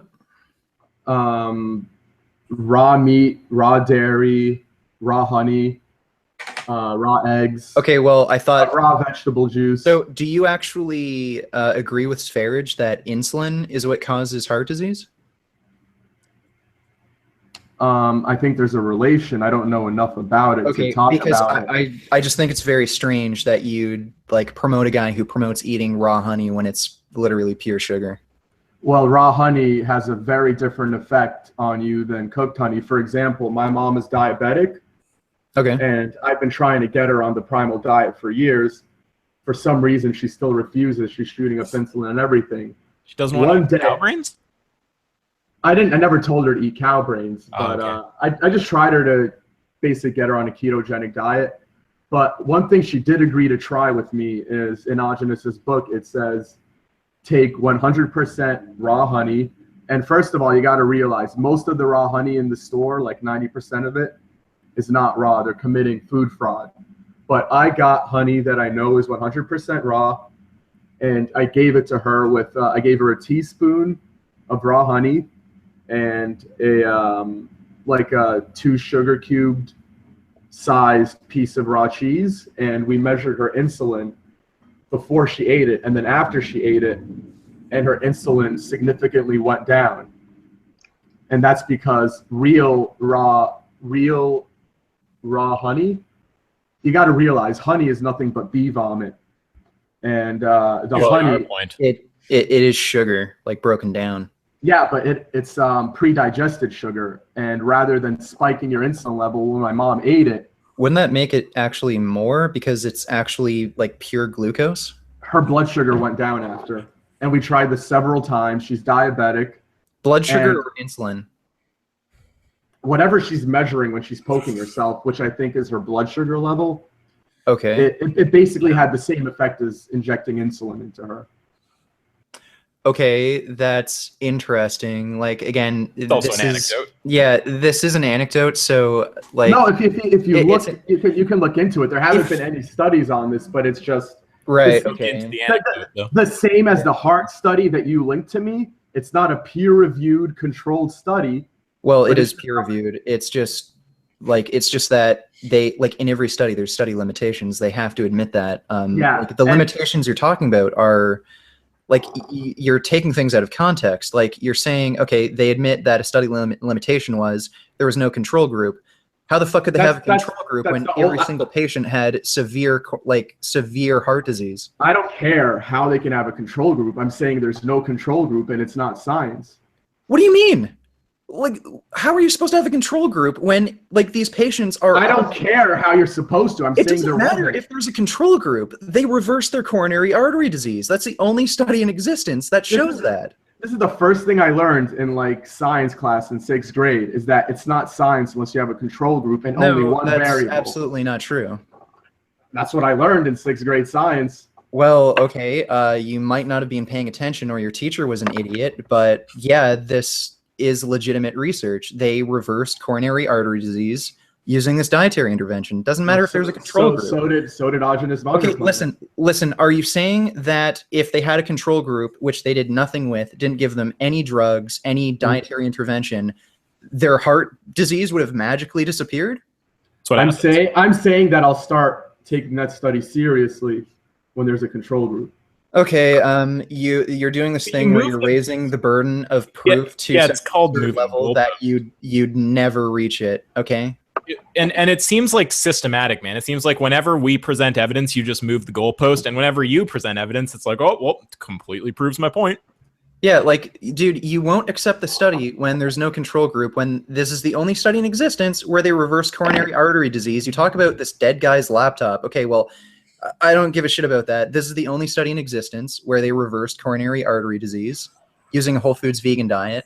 And then, like, you consider that bullshit because there wasn't a control group, but you consider one single case study where some 19-year-old kid who has diabetes ate soy, like a shit ton of soy, over 20 servings per day, and he got, like, hypogonadism, like his testosterone levels fell. You consider that legitimate, but the study where they're able I'm not saying that's legitimate. I'm not saying that's legitimate on its own. I posted like 7 other studies. And I'm still trying to claimed. And I'm still keep trying to go to the broader point and just understand why you're saying that veganism is less healthy. Like, you're saying veganism, it's more likely to give you hypergonadism, or like what's the overall case you're making? Okay, who are the only people in history that en masse did not eat meat? That we've already pointed out, man. That's not actually a line of argument. If something hasn't been done in history before, that doesn't tell you whether it's good or bad, whether it's doable or not. It doesn't tell you anything. No. What I'm asking has been done in history before. Yeah, but what? Now you just changed. You're saying that you can't say veganism is unhealthy from the fact that it hasn't been done on a population scale in history. That's not an argument. You can't say anything is not anything because it hasn't been done on a population scale in history before. That's not the question I asked. It sounded like it, but you can try it. All right, let me try again. Yeah, go for it. Because I'm gonna ask a question first, and then I'm gonna bring up the point I'm making after you ask the question. Of course, and I want you to do that. But just remember, the overall thing I'm trying to get at here is, what is the overall argument you're making against veganism? Because we keep going into all this minutia, but I'm just not seeing the center of it all? Like what, just, yeah, the core of what you're saying here, if you can. Well, actually, we haven't really got to what I'm trying to say because we've been talking about studies this whole time, which I'd really like to get away from. Okay, Well, let's go get to ahead. the core then. Yeah. But basically, what I was saying just now is that, for example, the only group of people that we have in history that didn't eat any meat is the Indian Hindus historically. And Buddhists and Jains. Yeah, and all those people, they all drank their own urine to make up for the deficiencies. I wonder if you're just a really clever troll, but go ahead though. Wait, so you don't agree that they all did urine therapy? I honestly, I don't know the history, but I just want to hear your overall point that you're making. Well, the only vegan I know long term that's somewhat doing okay drinks all of his urine. You don't think Richard's doing okay? Yeah, I've been vegan for 6 years. No, I don't. I think you're. I mean, even Jasmine says you're like losing your mind. Losing my mind. There's this thing called work-related stress. You have work-related stress. And milk jar, we're gonna let you get back to making your overall point here, but this is kind of again you doing the same type of thing where it's like, Richard, like his whatever's going on with him, if he has some kind of mental thing going on, that must be because of veganism. But if we ever say something's because of meat, it's like, well, no, mercury's not bad when it's in fish. It's just bad everywhere else. So there's a level of cherry picking and confirmation bias going on here. But, continue. Go ahead and make your point. Well, what I was talking about just now is that historically, every group that didn't eat meat did drink their own urine because they knew that they had to do that to make up for all the deficiencies. Okay, I'm not sure about that. Like, are you saying urine therapy or drinking your own urine actually originated from following a vegetarian diet? Yes. And also, was that your whole point? That's the core of your argument against veganism? No, that's not. That's just something I wanted to bring up. Okay, so no worries. Let's get to the core, though. The core I'd like to discuss is just the historical data. First of all, that, you're going to say this is the appeal to nature fallacy. I probably will, yeah. Well, I know you will. Go ahead, though. But, and I'm just going to say that's the fallacy. No. Wait. You can't just, sorry, but you can't just say that anytime someone calls a fallacy, they're engaged in the fallacy. Well, that's what the fallacy is. Because you can't explain it. No. By that logic, fallacies would not even be a thing. There are fallacious modes of reasoning. So what's the fallacy? I'm not sure exactly. I think the fallacy is when you just call something a fallacy without actually making a point of your own, and then you expect it to be correct. That's when you can't explain it, and you cannot explain it. You simply say okay, wait. No, that's not what the fallacy is. That's fine. What is the fallacy? The fallacy is assuming something isn't correct just because it falls under one of the list of fallacies. Okay, so that's which the fallacy falls under too. I'm not saying that because something is natural, it's good or it's bad. I'm saying you can't tell whether it's good or bad from the fact that it's natural. So by your own definition there of the fallacy, which I haven't looked up, I don't know what it is. It wouldn't be. How do you know what all these fallacies are if you don't have the fallacy list? Well, I mean, I don't know all the fucking fallacies by name. Well, you should if you're going to be calling out all these fallacies, because the fallacy. Whoa! To clearly spot a particular fallacy, you don't need to be some kind of logic master. I mean, all right. Well, wait. We can move on with your point, but okay. Saying something is natural, therefore it's good. That is an appeal to nature, and you can't get out of that by saying, fallacy though, because like that, I just don't comprehend how that makes sense. You could say that to any fallacy. I would calling a fallacy is somehow a fallacy. I would just like to be able to discuss what we're saying by actually saying the argument rather than simply spouting out the word fallacy. Yeah, but I'm just saying, if you're saying something is good because it's natural, that is a fallacy. And the fact that you don't want to hear the word fallacy doesn't do it for me. All right, let me explain why something being natural converts to it being good for me. Okay, you can do that, but if you want to get onto the core of what you're saying, go ahead. But I'm just telling you, I'm not on board with that nature shit. We can go back to it. All right. So what I'm saying is that, like, for example, especially in Weston A. Price's work, and even when we get to the Eskimos thing, I'm going to have a study that the vegans always cite to show how Eskimos die early and everything, and how that specific study, which they all cite, actually says the opposite of what you're saying. But we'll get to that. But what I'm saying is that all people that have been studied that are on their ancestral diets that they've been doing for thousands of years, they exactly the way that those are, living that perfect primitive lifestyle that they've always been living, none of them have been shown to have any sorts of disease at all. So that totally incorrect. And even if it were correct, well, that's what I want to discuss. Wait, but even if that is correct, which is obviously a thing to discuss, that's not an argument against veganism. That's just an argument for some other diet, not even necessarily for that diet over veganism. Well, then I want to argue for it. Okay, but wait. You want to argue for that, but do you actually have an argument like against veganism though, or against, like, to get to the actual proposition of the debate, against the notion that veganism is nutritionally superior? I mean, because it's just kind of going all over the place.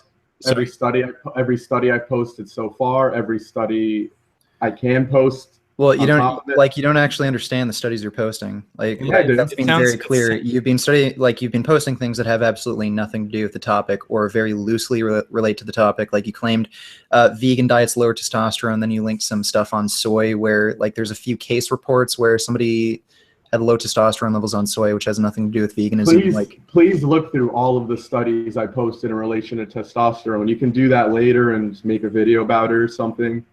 But all of the studies are not on soy. Yeah, whatever. I just need to chirp in here. Sorry, Sv3rige, you haven't talked much, so I really don't want to cut you off. You should talk after here. But I just want to say one thing. I've looked up this fallacy. That's a completely false accusation to use against me.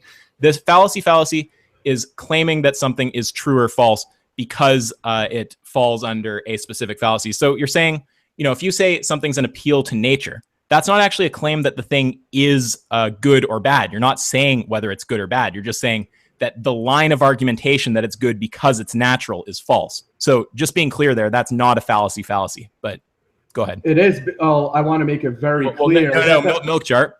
I'm not claiming that because you're appealing to nature, your overall point that a raw meat diet is healthy or not healthy is true or false. I'm just saying that specific line of reasoning is false. That's not a fallacy.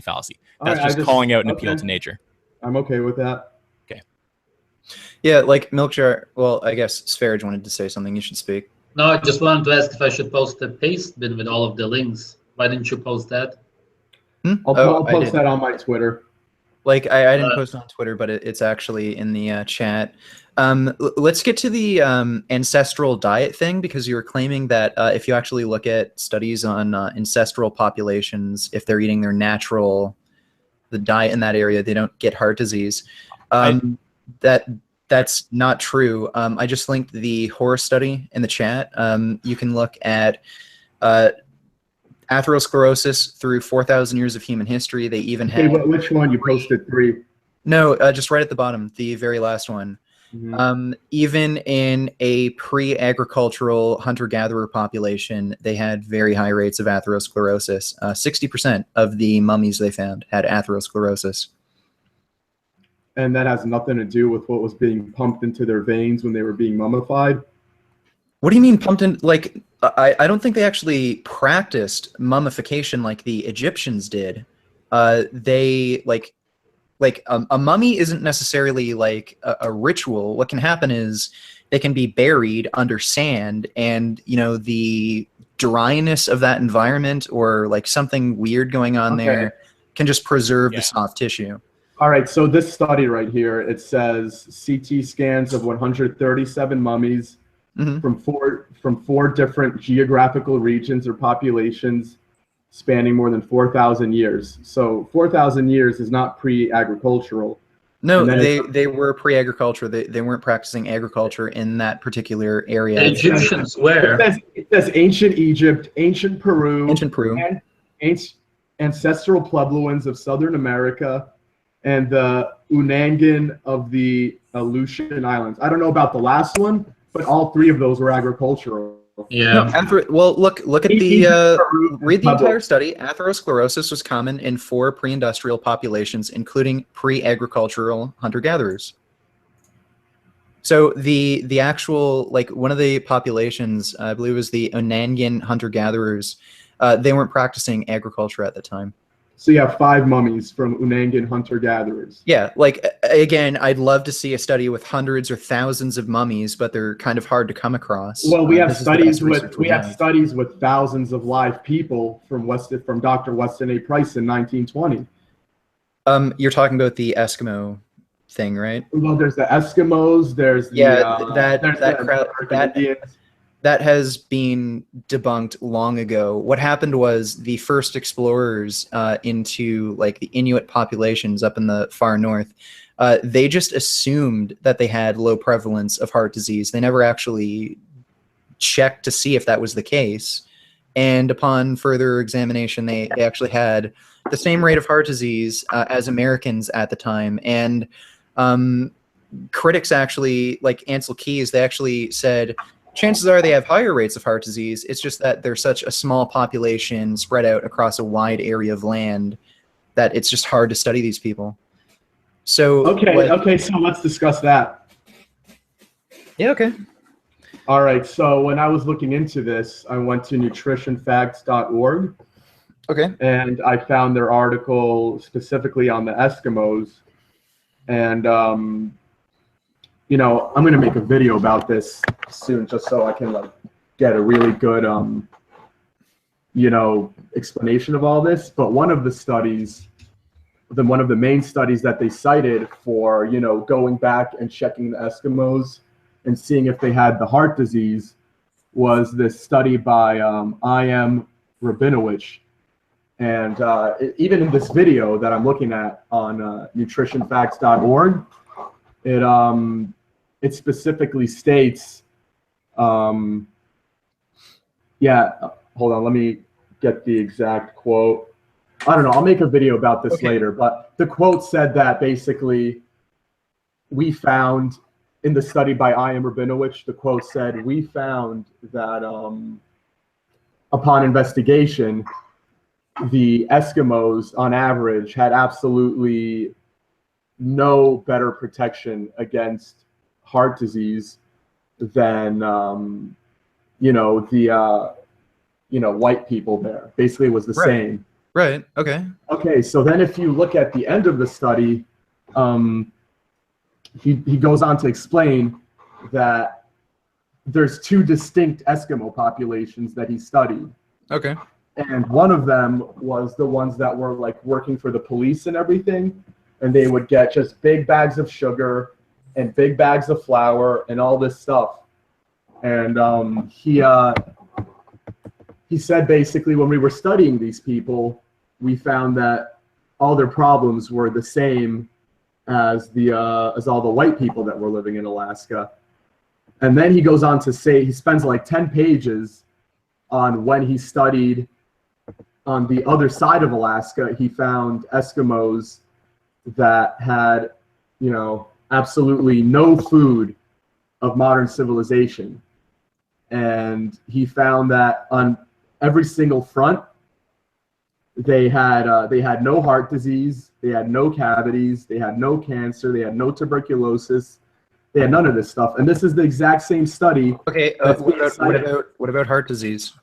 They had none of it. No, like, okay, so how did he determine that they did not have atherosclerosis? He did some sort of X-ray, or forget what he said. Intermediate thickness? Was it like an ultrasound, or? I think this is the part. It said he said the above findings fit in with the X-ray examinations of 39 films of Eskimos taken in Hudson Bay and Straits by Dr. Burchard. 19 showed definite calcification of the arteries, an incidence of 48.7%, whereas of 24 films on Baffin Island, 4 only showed calcification, an incidence of 16.6%, in spite of the fact that the average age of the Hudson Bay and Strait group was 44.6 years old, whereas that of the Baffin Island group was 50 years. These findings, Okay. I mean, Like that doesn't like even there. It says like atherosclerosis was still common. I'm gonna have to read. understand I'm gonna have to read the whole thing. But in the white people, first of all, that they tested, Okay. the incidence of atherosclerosis was 48.7%, which is the same as the rate that the Eskimos that they tested, which were on those foods, was. And then they went to another area, and it was only 16.6%, which is okay. which is much different from. That's which is different. much different. But you're gonna have to wait for the video because Okay, I have okay, for now I'll just take your word for it, but yeah, that you making so can you at least agree now that your claim that if you study populations that were eating their native diet, like atherosclerosis never occurs, do you agree now that you were incorrect on that statement? No, because Like the it one still that is the one that I just read was another group that still had some food from the modern civilization. Okay, So well, I didn't get to the point right now okay, where well, it's zero, but yeah, I'm gonna have to. we'll wait for your video, but right now, okay, so I have about 10 pages of this. right, video okay, right here. so you're saying like the further away they got from their traditional diet, the greater the rate of heart disease? The greater the rate of every disease, heart disease, cancer, Okay. cavities. All right. So right Syphilis. now, Inuit populations in Canada, on average, they live 10 years less than your average Canadian. So, Yeah. right. So, wouldn't you expect them to live longer since they're sort of more adherent to their traditional diet? And I've actually known people. They're not adherent anymore. They're all on welfare. Well, they're all on welfare, and they get all their food from the government. I don't know about that. They're all alcoholics. Well, listen, A lot of them I know. gas. Well, listen, I know a lot of Native American, a lot of these, what do you call them? I can't remember the name, but I know a lot of Native American populations. They have issues with alcoholism and shit like that. But I've actually known quite a few people who've lived up north. One of my friends was a school teacher up there, and basically very few people had jobs, and they pretty much had to rely on hunting to get their food. Food up there is incredibly expensive because it all has to be shipped in. Like back in the 90s, he was telling me that a can of Coke cost $5, for a especially small can. So, your claim that they all get, they're all on welfare, they all eat junk food, I don't know how true that is, because from what I've seen, they actually get most of their food from hunting, just wild game out there, and then maybe they get some food from I don't know, government subsidies. No, they're on the same exact programs that all the other American Indians are, because we stole their land. And the program is you get pounds of wheat, pounds of sugar, and you don't have to do anything. You can drink alcohol all day and huff gas and smoke crack and whatever it is you do, and the government will pay for it because we took your land. And all native populations in the Americas, they all get these ultimate welfare programs that are greater than anything a normal American gets. Okay. So it doesn't matter that a can of Coke is $5 because we pay for it. Okay. Because it's reparations. Well, let's keep it relevant to the health argument, right? Well, it kind of is. I'm trying to kind of point out that, okay, maybe they're not totally adherent to their natural diet, but they're more adherent than the rest of Canada. So No, wouldn't you not. expect they're not? You're No, saying they're they not. eat more No. junk food than the rest of Canada? Yes, because the government completely pays for anything they Okay, want. so you think Inuit people living far up north where there's permafrost, you're saying they eat more junk food than the typical Canadian? Do you actually have evidence Okay. on that one? Yeah. I'm open to it. I don't know what the fuck they do. I thought everything cost more up there because they have to fly it in. So they Yeah, use fuels and yeah, shit. But shit, if they eat more junk, just link us some evidence on that one. again, I don't have any like actual research on this myself, but from what I know, like anecdotally from a few friends who lived up there, I also knew like an ice road trucker who actually had to ship food up there. Pretty much all of them, like they mostly adhere to hunted game, and then as like a treat, maybe they might get some like food that's being shipped in. But a lot of them are poor; they don't have many jobs, and look at the welfare programs they have. Look at the welfare programs they have. Well, like I'd imagine it doesn't really give them that much. It gives them all the food they want. Okay, I haven't really looked into this too much myself, but I don't know. I'd rather I don't think I can just take your word on this. Like it sounds crazy that they eat more junk food than the typical Canadian. What about the documentary? Every other native population that we give reparations to is completely fed and completely taken care of with every need that they ever have by the government.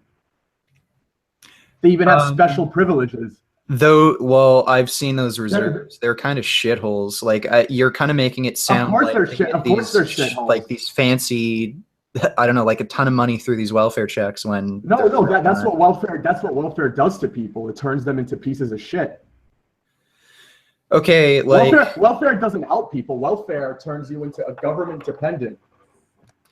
Okay, and basically kills you. The best way to kill people is just to put them on welfare and just feed them sugar all day. Okay, again, like I can't just take your word for it that these people are relying on junk food. Like it costs so much money to ship that food in. I can't imagine them relying on imported food. They spend it. They have unlimited money, and we owe them. So they're millionaires. They're not millionaires. They don't get money. They get food stamps. You just said they have unlimited money. Yeah, to spend on food. I think it means like money in the form of food stamps, right? Yeah. Oh, okay. It's all expenses paid. All right. Well, you know what? I'll have to look into this later. Don't know if I totally buy that, but again, you haven't really shown any evidence that people eating like their traditional native diet, they don't develop heart disease. Like again, if you refer back to the horse study I showed, even pre-agricultural hunter-gatherers got atherosclerosis quite frequently, and it's likely because they relied on a lot of hunted game, which is high in saturated fat and cholesterol, and it's very strongly linked to heart disease. I mean, I have like a list of like, 20 points in this one study. I mean, if you want to spend 20 minutes on this now. Well, I think the cholesterol argument is really significant because heart disease is the #1 killer worldwide, especially in developed nations. So do you want to talk about that more? Like I'm sure Sv3rige wants to talk about that. Yeah, we always ate meat, and now since we started eating a high-carb diet, because of the food pyramid from the government, now everybody has heart disease. What is there to think about why people have heart disease now when they never had it? Okay, well, Sv3rige, first of all, if you actually look at statistics, you can just Google it right now. Meat intake has increased quite significantly since the 1900s. Also, right at the turn of the 20th century, we started using vaccines, especially child mortality decreased tremendously. The #1 killer used to be like influenza, and then it became heart disease. And the reason is people started living longer, and heart disease is very strongly associated with life expectancy, and meat intake increased. Like, I don't see a correlation between increasing carbohydrate consumption. In the United States, it's not carbohydrate consumption. The heart disease rate increased right after margarine and Crisco and all these plant oils were introduced to replace natural animal fats.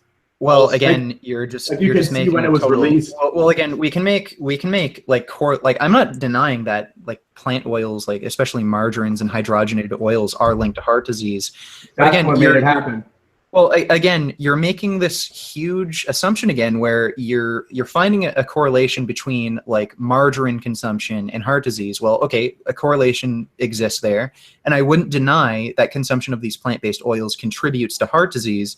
But what I'm also arguing is that consumption of meat also contributes to heart disease, and you're just flat out denying that. Like you can just Google it. Consumption of oil and heart disease, like there's a correlation there. Consumption of meat and heart disease, there's a correlation there. People ate much more animal products before this happened. I mean, what you can say, again, No, right. again, I can get like I can get information. Can I from keep USDA. talking?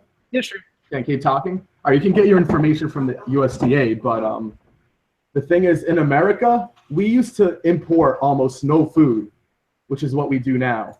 If you're not importing all your food in America, you're going to be eating mostly animal foods because fruits and vegetables do not, grow in most of America for even, a quarter of the year. And, all these people, there wasn't like a census agent going from farm to farm asking what people ate. All these people weren't included. It was the people who were being tested were the people in cities who were eating canned food, sugar, white bread, white flour, margarine. They were eating all this garbage. These are the people that were tested. If you're living on a farm in Wisconsin, you're going to be eating, at least 80 to 90% animal products. There's no other option. You're saying they didn't have anything like bread or potatoes. They did, but it was very limited compared. They had cows year round. Okay. That was the basis of it. Like in Wisconsin, for example, just picking a random state. Okay. Every single farm had cows. They drank milk every day. Okay. You understand, like, wheat is not that perishable. You can keep it for quite a long time. There's preserves, like there's ways of preserving potatoes, like pickling foods. Like I'm not saying like, okay, maybe in certain areas they ate a lot of meat, like especially maybe in certain rural areas, but as far as like the entire population of the United States, 70 years ago, basically the entire population of the United States lived on farms. Okay, well, if you actually look at USDA data, I just sent a link in the chat box. Meat consumption has risen quite steadily since about 1920. They don't have any data for what people on farms are eating. Okay, who cares? Again, U.S. meat consumption has risen since the 1920s. Like, are you saying, like, just think about it like this: you can raise so much more cattle because of like just modern agriculture. We have petroleum. We can enrich soil now. Like we feed grains like corn and soy. Sorry, I dropped for a few minutes there. My bad. Yeah, like we have grains that we feed to these livestock. Like it's so much easier to get a shit ton of more meat produced than it was back then. Like meat consumption. No, it's not. Yeah, it is. Meat consumption raised. Yeah, meat consumption raised. This has nothing to do with how much. The graph you sent me has nothing to do with how much meat each person is eating. This has to do with the centralization of the agricultural industry, which increased the amount of food that's being documented being produced. It says U.S. meat consumption right on the graph. Yeah, so in 2020, and so let's say production. This year, probably 99% of all meat that was produced in America was registered by the USDA. Every single pound of meat was registered. Okay, I can actually give you a better graph where it shows estimated loss at retailer. So this is a relatively accurate estimate of actual meat consumption. And again, since the 1920s, about meat consumption has steadily risen. Is this the last link you sent me? Yeah. Red meat has gone down since around the 1970s, 1980s, but poultry has increased significantly. Okay, this is a list. This is statistics on documented meat consumption. Well, it says USDA uses meat available in our food supply minus estimated loss at retail. So that's a pretty accurate. That's a pretty accurate approximation of how much meat people actually consume. I'm not talking about just production. In the 1920s, there was no, 95% of meat production was not registered by the USDA. Okay. Like again, this graph is just. Okay, well, let's cut it off at the 1960s. Still increasing. Still in the 1960s, less than 50% of meat production was registered. Okay. Do you have an actual source to confirm that, or? This is the USDA was not approving every piece of meat in the 60s. the reason they can do that now is because there's about I think there's 20 times less farms around now than there is probably. I think you mean it's become more centralized. Like there's exactly, and it's trackable. Before, even before computers, you know how hard it was to. First of all, there were no computers back then, and second of all, it was completely decentralized. Okay, so basically, what you're arguing is that meat consumption hasn't increased. I'm arguing that meat consumption has lowered. Of course. Since the turn of the 20th century, like 1900s. Yes. Okay, well, that's absolutely crazy. Like, but I'm sorry. You've got the food pyramid, and everybody since then is eating a plant-based diet. I'm not saying vegan. So, and since 2005, the food pyramid is completely vegan. So how could it be increasing? Because everybody follows this. In Europe, 90% of people eat a plant-based diet. Listen, people aren't following the food guide. I'm sorry. Like, again, if you look at not only the Adventist health studies, but like the American Diabetes Association has even done a study. Vegans are the only diet group within the healthy BMI range. They also have the lowest risk of diabetes. Again, this isn't from the Adventist health study. This is the American Diabetes Association. And like, are you saying there's like some sort of weird vegan bias in the American Diabetes Association? Like, again, if these plant foods are the cause of heart disease, diabetes, cancer, how come vegans have the best overall health outcomes again? Well, that's not my experience, because my channel is full of ex-vegans, and so many of them got diabetes from a whole foods grain diet. It's just not the truth, and it's my experience. So you guys have a lot of anecdotes. Like, dude, well, you can talk to people on my channel. There's tons of vegans who get sick, including my milk jar, obviously.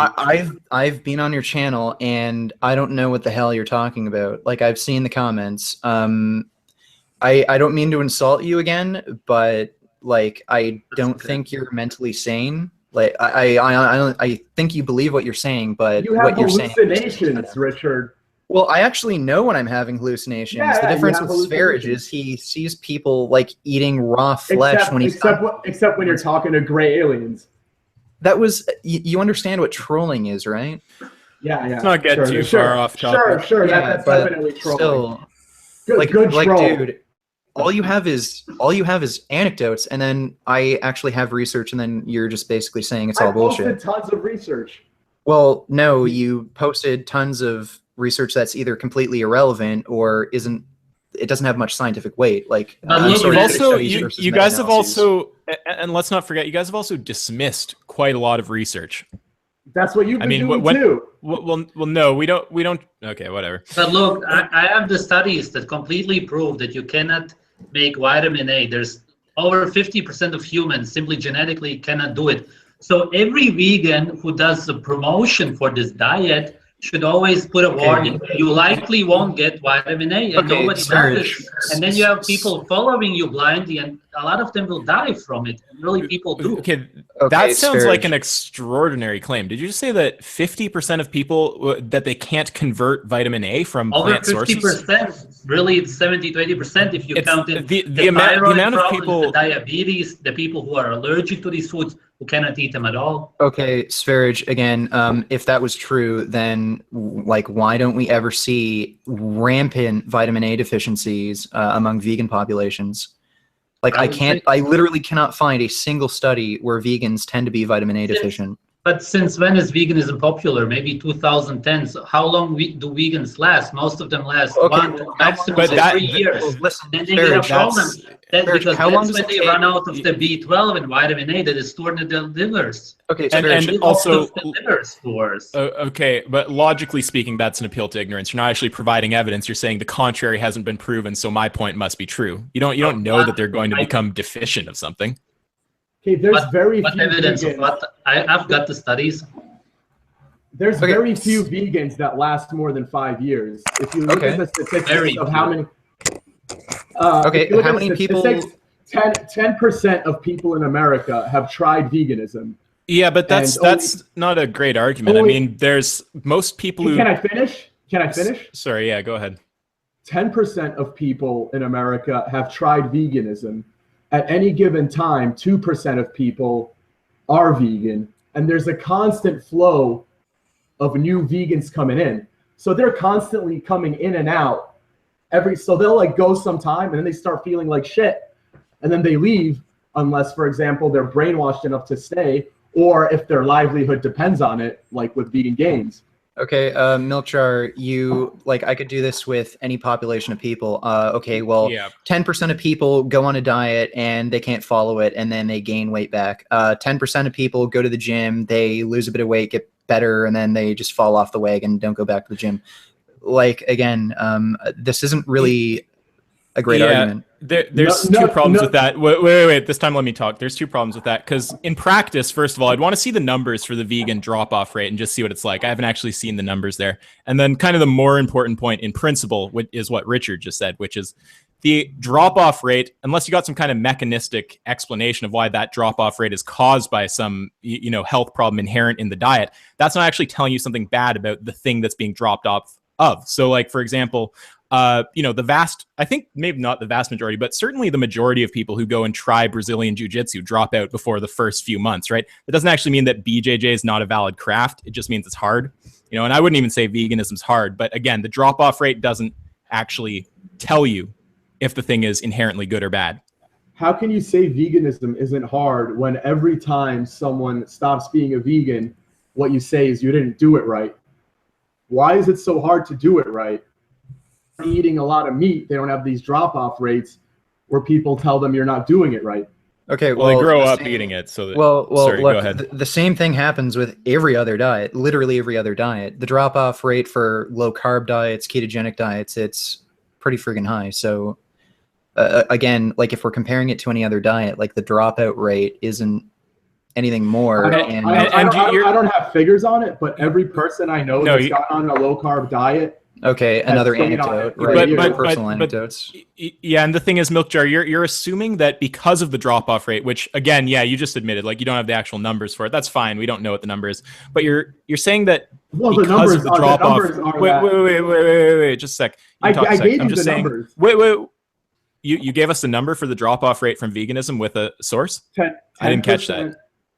10% of people in America have been vegan. Only 2% of people are vegan right now at any given time. Less than 2% of people, actually. Okay, so I mean, there's the vast majority of people.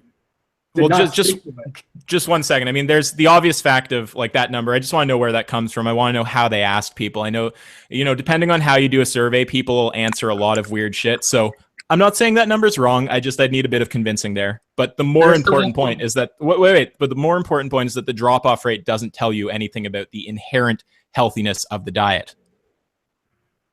I mean, you can use it as an inductive point. You can be like, maybe this goes towards the You can be like, maybe this goes towards the general interpretation that there's something wrong with the diet, but that's not actually like deductive evidence. It's not actually showing you there's something wrong with the diet itself. Yeah. What it tells you is that there's a very tiny pool of people that you can look at to see what long-term veganism looks like. Okay, well, there's almost no data on it.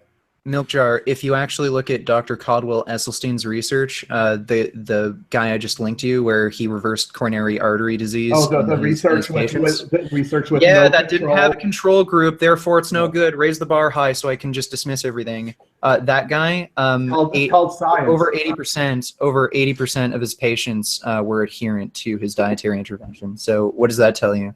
Yeah, that's what he says. No, like that's okay. Wait. That's also just Milkjar. Like, that's the kind of unreasonable confirmation bias and like kind of unfairly sort of partisan type of skepticism that you're deploying here. I mean, why are you so skeptical of everything that comes from the vegans? Yet, the Weston A. Price Foundation, it's all good. It's fine. Totally legitimate research. Because it's historical evidence going back, at least 100 years. Documenting these. What is historical? Sorry, I mean, I don't want to get way. All right, let me answer you. Let me answer you. For example, the main gist of Weston A. Price's research in the Nutrition and Physical Degeneration book was he wanted to find a group of people on Earth that had perfect teeth because he was a dentist. And what he did is he went around to, you know, basically any country he could, where he could find primitive people that were living the same exact way that they were living for thousands of years, that were living alongside their close genetic relatives that were living on their foods of modern commerce. And his study was very simple. It's centered around going to each of these groups and comparing the rates of cavities between the both of them. And he compared other things too, but the main gist of it was comparing the cavity rate. And unfortunately, I didn't bring all the numbers with me, but one of the things you notice is that every single group that was on foods of modern commerce had basically the same rate of cavities, around like 30 to 40% of cavities. And this was across the board, foods of modern commerce, all 30, 40, sometimes 50% of cavities in all of the group's teeth. And for example, with the Eskimos, he examined hundreds of Eskimos. He didn't find one cavity in an Eskimo. I've actually seen some of that research. Okay, so the problem here, I've seen you do this before too. Like I know you had irritable bowel syndrome or something. I had a lot more than that. Yeah, like IBS, other problems. My worst problem Like- was gallstones. Okay, so like the thing here is you're kind of making an assumption again. Like, okay, because a diet seems to be good for this one particular issue, therefore it's good for absolutely everything. Okay. No. What I'm saying is the teeth thing, he documented that, you know, immaculately, like Right, okay, extremely yeah, detailed like reports. it is, like, I'll agree, it's great. He has reports on other things as well, but when you look at the teeth, it's like so... his Right, documentation- I don't disagree. Like, it's great research, but again, you're kind of making a huge assumption here. Okay, a meat-based diet or some sort of traditional kind of human diet is better for dental health. Okay, so therefore, it's like this particular diet that these people are following. Is it perfect for every aspect of their health? You have to actually demonstrate that. Again, you're just making an assumption. Well, here. with the Eskimos, he also found in looking at, when he was looking at the teeth, he was also looking at cancer specifically as well. And he found that to get the first dental cavity in an Eskimo, it took them actually, like the first Eskimo that went on the foods of modern commerce, he didn't have, all the first ones, they didn't even get a cavity. But then in the second generation that were born on that diet, they all got cavities. And with cancer, it took them 3 generations before the first Eskimo got cancer. So Okay, and like well- he did a ton of stuff like this. So, like there wasn't one instance he found Okay, like before. I can he see it. examined hundreds of these people. Okay, like again, I am not going to disagree. That's more people than the study you gave me about the heart disease. Like again, I'm not going to disagree. Well, it's a totally different topic, but I'm not going to disagree with you that processed food contributes to cancer. But again, the population with the lowest overall risk of cancer are vegans. Like there's some cancers, like cancer of the gastrointestinal tract, which tends to be a bit higher. And researchers have kind of... Sorry? The study. Sorry? Link me the study. Okay, well, I can find a few, but again, like just because you can find one single benefit of a certain diet, that doesn't mean the diet is entirely beneficial in every aspect. Like I mean, isn't there like 1 or 2 things in cigarettes that if you look at in isolation, you could be like, that is good for you? But then you look at the whole picture and it's like, okay, it's obviously again, not good for you. Like nicotine in cigarettes actually prevents Parkinson's disease. Like nicotine actually does prevent Parkinson's. So cigarettes do have that one benefit of preventing Parkinson's. Therefore, they're healthy, right? So this is why you can't like cherry pick the pieces of data. You have to look at the bigger picture. That's why Richard used a lot of meta-analyses, right? As opposed to these one-off studies. So I'm linking the study in the chat right here, but this actually compared vegetarian diets and incidence of cancer to a low-risk population of meat eaters. See, this So isn't basically, a the vegan meat diet. eaters in This is vegetarian. No, it says vegetarian, but it talks about vegans in the study. They separated the 2 groups. So how many Vegans had vegans? the lowest risk of overall cancer, and they had a special protection against female-specific cancer. I'm not sure exactly how many vegans. I haven't read this in a while. But again, this isn't a low-risk population, so actually healthy population of meat eaters compared to vegans and vegetarians. And vegans still had lower overall risk of cancer. Okay, did the study have a control group? What do you mean a control group? Like there's meat eaters, vegetarians, and vegans. Like are you saying like a control group that ate nothing? There were meat eaters in this study? Yeah, there were meat eaters, vegetarians, and vegans. I'm looking for the meat eaters right now. And, like meat eaters would, I suppose, be the baseline because that's what the vegetarians and vegans are being compared to. Are you only posting epidemiological studies? Well, I could link some mechanistic data if you want. Like, Because it's just not science. That's the thing. Also, well, yeah, that is science. Wait. Why are epidemiological studies not science? And you like Milk Jar was actually posting epidemiological research as well, and referencing. That may be true. Sorry. Okay, so either you guys are posting stuff that isn't science, or it is. I actually I mean, like my heart reasoning disease, like the study I just referenced with heart disease with Caldwell Esselstyn. That was an intervention study. That wasn't epidemiology. Okay, that's why I'm asking. And, well, I also sorry, just to be clear, Sv3rige, what's the problem with epidemiological research? because if you're going to say that it cannot by definition prove cause and effect, so but you talk in a way that it does. No, like I'm not saying it proves cause and effect. Like I'm just showing you that vegans actually do in fact have better overall health outcomes. So your statement that vegan diets are nutritionally deficient and horrible for health is just plain untrue. Well, if I can as far show as that you, goes, there's also been recent studies that vegans have more cancer. okay, like what? Like I'm not going to disagree. Like you can find a few where I'm sure there are. Okay, so we're gonna have to. And just wait. Just remember with the cancer stuff. Also, I hear Richard making the point that the overall cancer rate is so and so for vegans, and then you guys talking about specific types of cancer. So we want to be clear. I mean, I think we've conceded there might be specific types of cancers. I don't know about this shit where the risk is higher for vegans, but the overall cancer risk, I'm under the impression, is lower for vegans. Okay, can we talk about the study that Vegan Games just sent me? Yeah, sure. Okay, so all of the participants on the non-meat eater side, even though in this study they included pescatarians, which is a meat eater, but this is all coming from the Adventist health studies. Okay.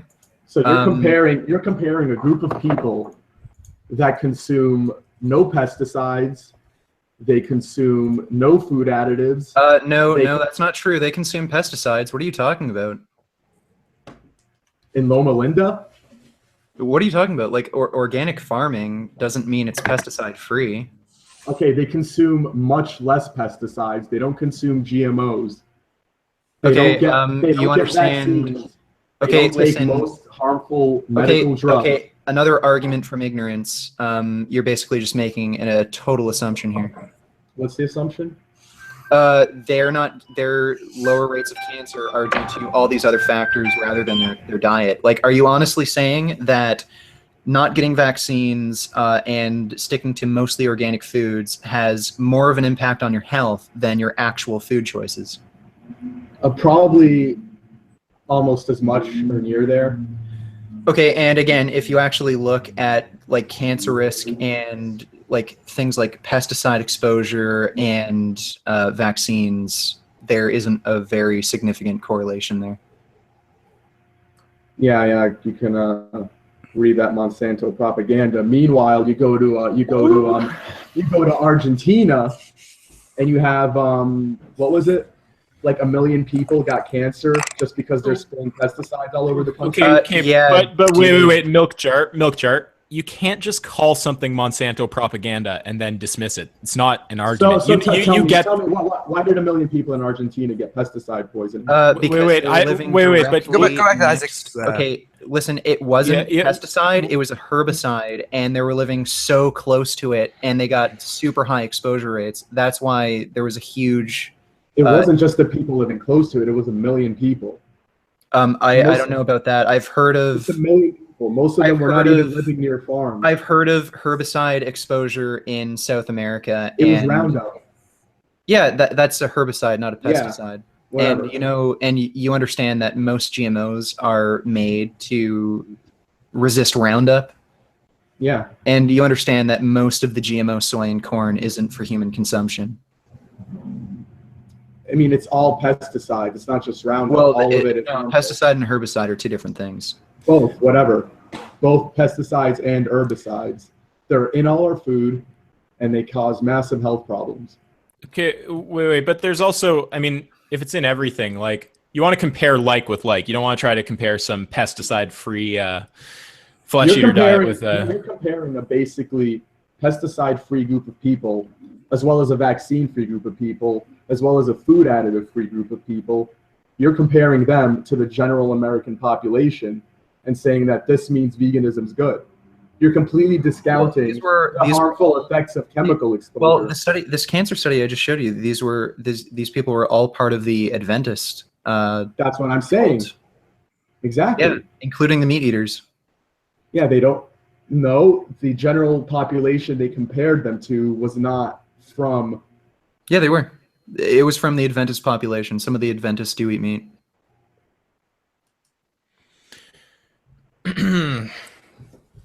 There goes that, whole control group problem, eh? Okay, like again, There's no if you're going to indication claim that the meat eaters were were taken from the Adventist health study. if you're going to claim, I'm well, gonna have it to says open right the there, full participants were taken, 69,000 participants of the Adventist health study too. What are you talking about? Non-vegetarians, lacto, pesco, vegan, and semi-vegetarian compared in the Adventist health study. So what do you mean? And how many meat Meat eaters in the study weren't even eating that much meat. Yeah, I mean, I'm sorry if I'm the retarded one here, but I mean, Milk Jar, you're complaining about us comparing what the Adventist to standard American diet, but there is a control in the Adventist study of actual flesh eaters. So you can look at flesh eaters who are on all the pesticide-free whatever shit, and you can look at vegans who are on that same thing. I mean, Yeah, like where are these flesh eaters? Like, none of the stores in Loma Linda carry non-fish meat. But you can't claim, just to be clear, what I'm getting at is you can't say that we're not they have, comparing like, their own wait, government. one second. Hey, one sec. I'm talking. You can't say we're not comparing like with like if we're taking everyone from the Adventist population when making the point. Because that's not comparing Adventist to standard American.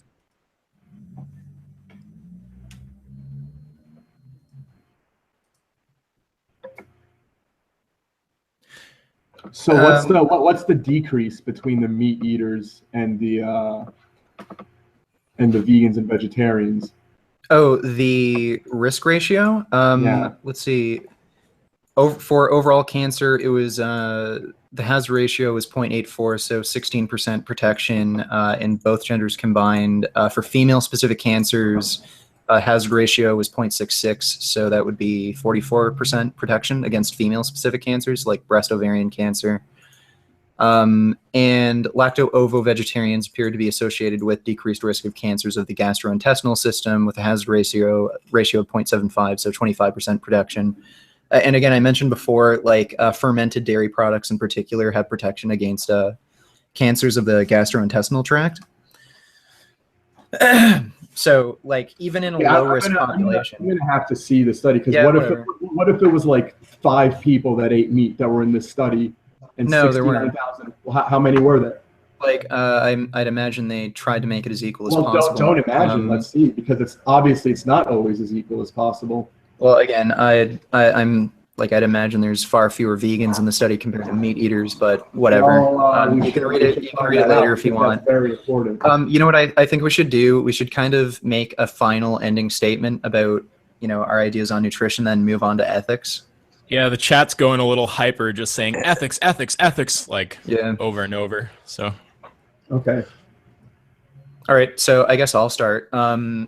In large-scale epidemiological studies, consistently vegans have the best overall health outcomes with lower rates of obesity, hypertension, cancer, heart disease, type 2 diabetes, the large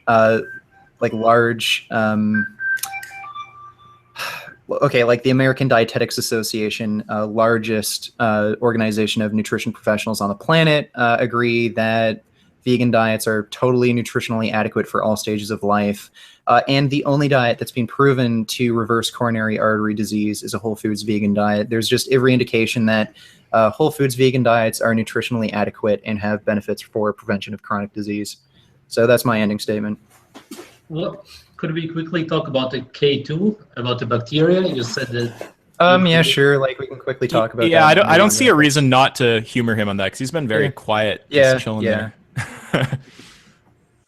So you said that it's created by the bacteria. Where is it created? Do you understand that? Oh, I don't know exactly what part in your intestine that it's created in. Like maybe the small intestine or what? Like I don't know, but that's the important thing, because we, just like all other carnivores, don't have bacteria in our stomach. Whereas all the ones who eat plants, such as leaves, grass, and branches, which humans find disgusting, obviously, because we are not supposed to eat plants. We don't have anything, and also in the small intestine, then in the large intestine, which is very short. You're talking about a different thing. You're talking about a stomach that, like a second stomach that has bacteria to digest plant matter. I'm not talking about that. There's bacteria in your colon that helps to break down like certain foods. Like fiber we can break down fiber to a certain extent and convert it to short chain fatty acids because of the bacteria in your stomach. Yeah, but very little. Whereas the animals that eat mostly plants, they have a bigger gut and they have a better ability to do that for sure.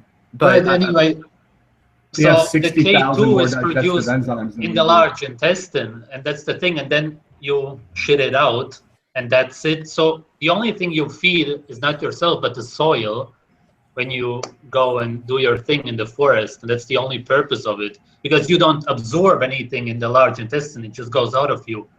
That's the thing. That's the difference between us and plant eaters, because they get it in the stomach and then they absorb it. Okay, well, the thing is, it's still true that it's very hard to induce a vitamin K deficiency because we do produce a significant amount in our intestines, and it is absorbed.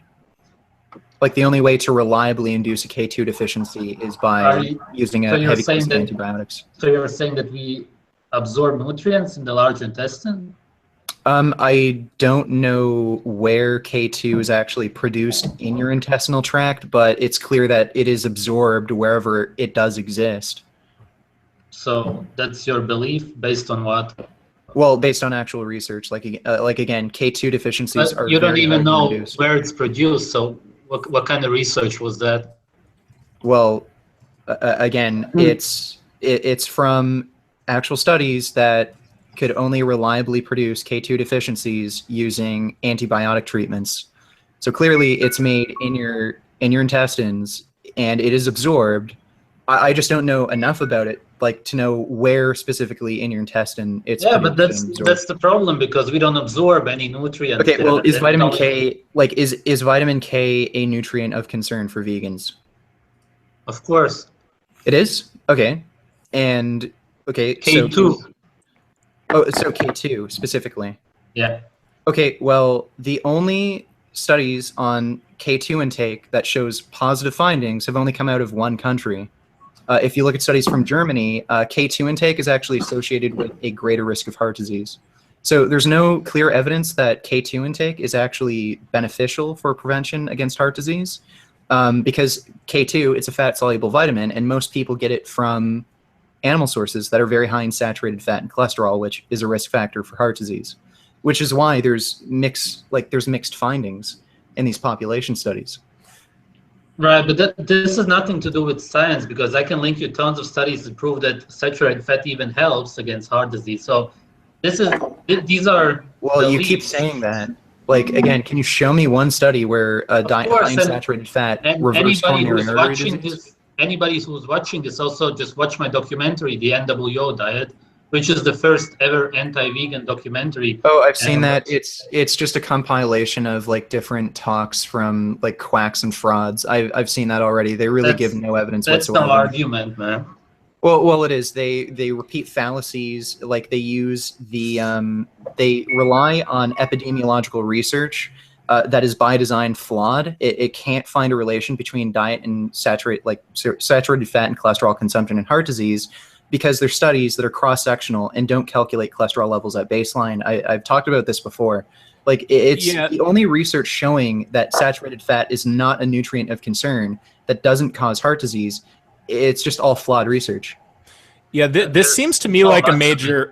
Just one sec. This seems to me like a major point because it seems like all of this pro-cholesterol stuff is just by definition engaged in the base rate fallacy, where it just doesn't calculate cholesterol at baseline, and you can't actually. If you can't observe a specific trend or you observe a trend that's not there based on whether you take the baseline into consideration or not, and you don't take it into consideration, that's just base rate fallacy. So you'd want to find something that controls for cholesterol at baseline and still shows that it's good for you. Sv3rige, I'd encourage you to make like a video on this on your about this on your channel and go into detail about all the research that talks about saturated fat. But I think we've kind of exhausted this topic here. All right, I've made already one. Yeah. It's pretty detailed, so I won't make another one. Okay, well maybe you could. Saturated fat is the key to optimal health. Yeah, I think I actually responded to that one, and you didn't actually link any research. You just made statements and assertions. I'd recommend you just make an updated video where you actually go through the research and link the studies you use so that I can actually criticize them. But like right here in this debate, you don't really have much to go on, and we've kind of exhausted the topic here. So unless you have something else to say about K2, I think we should move on to ethics. No. Okay, so I guess move on to ethics then. Well, let's. Do you guys have closing statements you want to get in there? I never really got an answer about the nutrition. As I said, that is the least nutritious diet there is. I never got a response from you. And least nutritious diet. Well, again, like if veganism is the least nutritious diet, then I don't understand how vegans have like much greater health outcomes compared to the standard population. But you're not giving me an answer. By my definition of looking at the foods, so full foods, there's 50 nutrients that you can get. You're looking at Adventists who have absolutely, basically no harmful chemical consumption. Right. Again, you're just they don't eat refined sugar, which is probably one of the worst. Oh, wait a minute. Let him answer to what I said. Is it not the least nutritious diet by that definition? Like you can make up whatever definition you want, but like really the point I'm making. Definition of nutritious food. When you compare diets, you look at the nutrients in the food. You look at the vegan diet. There's over 50 nutrients that is not in the food. So what is there to? I have one thing to say there, though. I kind of point out what's wrong with that line of reasoning earlier. You can't just say this food contains more nutrients and is therefore more healthful. You have to actually look at if those nutrients are necessary for health.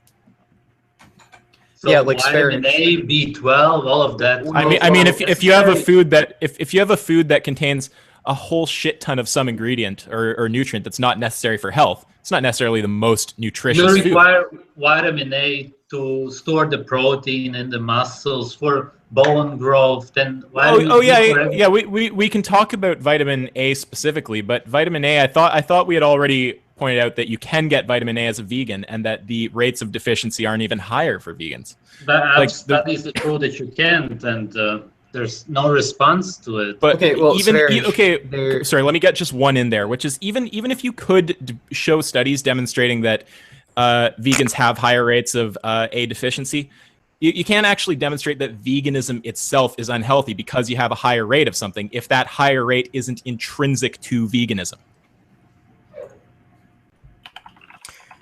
I don't know if this is a good time to maybe shift over towards ethics. If anyone's got anything else to add there, I think we're kind of getting back to stuff. I just like to add that the Adventists, they actually don't eat refined sugar. That's like part of the diet. I don't know where you're getting this. That I find that very hard to believe. Show me that they don't eat sugar. Doesn't the Adventist study contain carnists? So Yeah, if you're how many- comparing how many? carnus, Is it 5? yeah, but is it 2? if you're comparing, We should well, find out if before we talk yeah, about if the that. sample size is too small, that's fine. I would accept that. But yeah, I'm Which just I would saying. assume it would be because they don't have. Well, of course, meat you'd in the assume stores. that. Yeah, they Okay, don't have dude, meat in the you stores. just claimed Richard, that do you the know longest- offhand? Richard, do you know offhand what the sample size on the carnus in the Adventist study is? No, I don't know I offhand, but I doubt again, Well, you fucking- should find out before dude, acting if like like you milk have jar, some valid like information. milk jar, you first claimed that the longest living people in the Adventist population eat fish, like fish is meat. Yeah, So exactly. okay, so now you're saying that's not a significant enough population, so that data is totally bullshit. Well, Richard, it is significant when They it goes to included his fish point, but eaters. it's not significant when it goes to your point. As non, Right, exactly. As non-meat eaters. You didn't answer my question about For the some reason, they nutritious diet. classify fish eaters as non-meat eaters. I don't know why they do that. They should classify the fish Well, yeah. eaters as meat eaters. Well, yeah. I don't know why they don't do that, and that's very, that really throws a whole wrench. Well, not in their really. whole It's study. it's just a different term. Like you can include the pescatarian population as meat eaters. It's not a huge deal. But anyway, Sv3rige was asking me about like what I You consider. never answered Yeah, what? about the least nutritious diet there is. If you the general definition of it, if you look at the Okay, well, food, you have your own definition. Like again, vegans. how else would and- you define a nutritious diet? You look at the foods, the nutrients in the food. What else is there? Okay, well, a lot of the studies I've seen, vegans tend to get more intakes of fiber, antioxidants, vitamin A, which, like, again, Are you the- saying that the fiber is a conversion thing. nutrient? Well, fiber is a necessary part of a healthy diet. Yeah, how definitely is is. that? How? Well, it significantly reduces your risk of heart disease, diabetes, certain forms of cancer. So it absolutely is a necessary part of a healthy diet. indigestible plant matter that causes constipation and leaky gut. Well, it doesn't cause necessary constipation. for health. No, it doesn't cause constipation. I think what you're doing is you're referencing like at least 1 or 2 studies I've seen where people with a specific chronic constipation condition eating high fiber or like high mass foods, they get constipated. But no, like fiber is actually associated with less constipation. Constipation is actually extremely prevalent among the Inuit. People who eat very little to no fiber, and one of the ways they relieve constipation. They eat sugar and drink alcohol. No. and One of the hot reasons gas. they no. One of the ways they And relieve probably smoke constipation crack too. by eating. No, one of the ways they relieve constipation is by eating moss out of caribou stomach. Yeah, It's not. that's because the caribou pre-digested it. I don't know what the hell you're talking about, but again, It's like they're basically eating shit. okay, great. Again, That's fiber not is eating not grass. associated with constipation. Of course Like it is. even When they take it out of the caribou's stomach, there's no fiber in it. The caribou already broke down all the cellulose. okay, and like, what's your point? You're saying that the Eskimos eat fiber from the caribou's stomach to counteract their constipation. Right. Okay. Well, there would be some fiber in there as it's plant matter. No, the cow breaks down, or the caribou breaks down all the cellulose. Okay. So Well, that if it it's can totally extract- broken down, then there wouldn't be anything. It'd just be gel. It is basically gel. Have Yeah, you seen okay. have you seen what they eat out of the stomach? No. Like anyway, my point is, It's there's almost no. it's like one step away from Dude, shit. again, there's no association between fiber intake and constipation. Like the more fiber, the more whole plant foods people eat, the less prevalent The only people constipation who are is. constipated are the ones who eat a lot of fiber because it's indigestible and you're Oh, really? I know it from myself when I was vegan. Yeah, I was Like, constipated okay, when I ate fiber too. Total anecdotal claim. Again, if you Everybody actually. has it. Everybody, like, look. If you very don't few eat people fiber- get enough fiber. If you don't eat, that's Okay, ridiculous. let's just is there actually evidence that constipation's higher with vegans? If not, like, why are we even on this? With vegans, with people who eat fiber, I'm not sure about Okay, vegans. well, exactly. where's the evidence that vegans have higher rate of constipation? Since like all Where's of our foods the contain evidence fiber. that meat eaters have higher rates of constipation? Did Did the average American whose diet is 70% vegan? They're like, 70% vegan. Yeah. Well, yeah, because if they have constipation, Richard, it's due to the 70% vegan and not the 30% flesh eater. Or that goes from any disease or problem, obviously. Dude, you understand, like, sugar, refined flour, white rice, it's all vegan, but it contains absolutely no fiber. Well, the bread they eat has lots of fiber. No, white bread doesn't contain any fiber, or hardly any. It's refined. It's not mostly white, but they eat like pasta. They eat. Yeah, and most pasta is white pasta, which has either zero or hardly any fiber. Like, most Americans don't even get the government recommended amount of fiber. No, man, it's all grains. It's all fiber. No, it's refined. The fiber is taken out. You can't take out all of it. Yeah, it's virtually zero. Like, just look it up on Chronometer or something. Look, I'll do it right now. Chronometer. Like, okay, just name the food. Like, what, white bread? So what's the recommended amount of fiber per day? I'd say you should shoot for at least 60, but you should try to get about 80 grams of fiber per day. Like, everything you eat should have fiber. Okay, so do we have like numbers based on how much fiber people are eating and how constipated they are? One slice is 2 grams of fiber in bread. Okay, wait, just a second. Fiber, okay, so I looked up white bread on Chronometer. It has 1.4 grams of fiber per 2 slices of bread. That's like nothing. So, like, white refined bread has virtually no fiber in it. Same with every other refined grain. And they're vegan, but they have no fiber. You have to eat a whole foods plant-based diet to get enough fiber. So yeah, plenty of Americans, okay, 70% of their diet's vegan, but a lot of them are eating white rice, white refined pasta, white bread. How do you logically explain it? Like, how could that help if you have indigestible plants in your stomach? It is partly, okay, well, fiber actually does help your digestion. It helps move food through your stomach, and a lot of the fiber is actually broken down by your gut bacteria into butyrate, which is a short-chain fatty acid. And also fiber helps feed the beneficial bacteria in your stomach as well. I get all of that. But I checked broccoli and it's 2.6 grams of fiber. It's pretty much the same as bread. There's nothing gone. No, if you actually compare either per unit of mass or per calorie, broccoli has a lot more fiber in it. It would be almost half. Bread would have almost half as much from the source I just checked. Like, dude, I don't care. Like, unless you have evidence that vegans have higher rates of constipation than meat eaters. I didn't even say that. I just said people who generally eat fiber. Maybe we should move on from the fiber and go towards ethics. Wait, what do you guys think about what the mod just said? Who wants to stay on nutrition? Who wants to move on to ethics? The chat is saying ethics like crazy right now. What do you guys want? All I wanted was a response that, by the general definition, it's the least nutritious diet there is, and he doesn't respond. But Sv3rige, I responded to that, saying that something contains more nutrients, therefore it's more healthy, is not that logically sound. It doesn't make sense. But I didn't ask about health. I said, is it less nutritious? It's the least nutritious diet there is.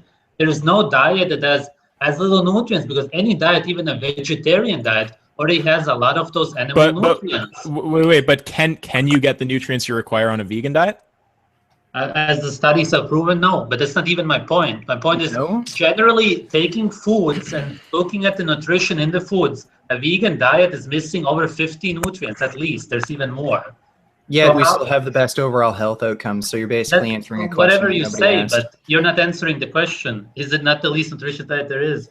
No, it's not. So what's the less nutritious diet? Back and forth over the differing definitions of let the mods speak. I think that they've made it pretty clear on the one side that their argument about nutrition is focused on a definition that sits around human health. And the healthiest diet for people to eat. If you're taking a different approach to your definition there, I don't think you're countering their definition in any way other than the linguistic change there. So maybe if you guys could think of a concrete disagreement there, if not, maybe just moving on from this point, because we're kind of circling the same stuff as we were doing at the beginning here. I was kind of thinking the same thing, which is if we're continuing with this point of which diet is more nutritious or not, we definitely need to talk about what the definition of nutrition is, because levels of nutrients contained in the thing. That doesn't actually tell you if it's healthy or not. I didn't even say that. I asked a simple question: if it's less nutritious, which you cannot Okay, even. but wait, Sv3rige, because what is nutritious? Wait, yes. just define nutritious. What is nutritious to you? Right. You look at any kind of foods in any diet, then you look at the nutrients in the food without putting Sure. them in your mouth.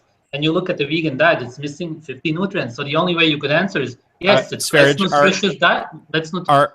Okay, but again, so that's a false line of reasoning, right? Because you're looking at nutrients that aren't essential for health and saying a vegan diet lacks these nutrients. Well, what the fuck does that matter? Vitamin A, B12, vitamin D, not essential for health. Well, no, I think we're talking about things like, what are they? Like some of those non-essential amino acids, like No, we're talking about leucine. No, I'm creatine. talking about those. Let's talk about B12 right now. No, wait, vitamin A. I think Well, I'm the just- group really yeah. wants us to move on to ethics here. There's Yeah, we really have to move on to ethics. We've kind of been Whatever, talking about this ignore right it. now. It's the least All right. nutritious diet there is. I just like to say like one last thing, 1 minute, is that I found the numbers on this. 5 out of 6 people who give up meat eventually abandon their vegetarian ways. So that's 10% of people have been vegan or vegetarian at one point, and then 2% are that at any given point. That just shows you that there's almost no one to look at. That's 1/6 isn't 10%, but sorry, go ahead. No, I said 5 out of 10% of all Americans have been vegan at one point, and only 1 out of 6 of them remain vegan after a few years. Yeah, and as we've said, the drop-off rate doesn't tell you about how effective the diet or anything is. No, it just tells you that you don't even have anyone to look at for long-term studies. Okay, There's like no one to even look at. Like, yeah, there is. I mean, there are people who have followed a vegan. Like, you can even. I think. Oh man, guys, look at the chat right now. It Yeah, literally, yeah, like, whatever. literally everyone is saying ethics. There's no Yeah. one who. why don't one of you guys make an argument that veganism follows from universal human rights when you set that up a little bit? Yeah, I'll get going on that. I mean, I'm just going to say the same thing that I would always say, which is you guys want universal human rights. You can't differentiate animals from humans in a way that, if true of humans, would cause you to reject universal human rights for us. So it's a double standard. What's the reason for denying denying the logical extension of those rights to animals? Well, first of all, if you do that, you'll have to extend them to plants also, because No, you don't. Why? Because plants have been shown to respond to pain, threats to their Okay, so existence. that's intelligence. That's not sentience. Computers can do those things. Reacting to chemicals in the environment, that's not actually telling you that the thing has a subjective reality. So what tells you that an animal does? Well, I mean, it has a brain, has a nervous system.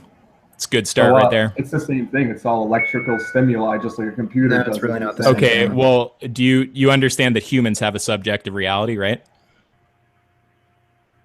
I I mean, understand that. surely you. Okay, so you're going to appeal to solipsism. You don't know if any of us are real.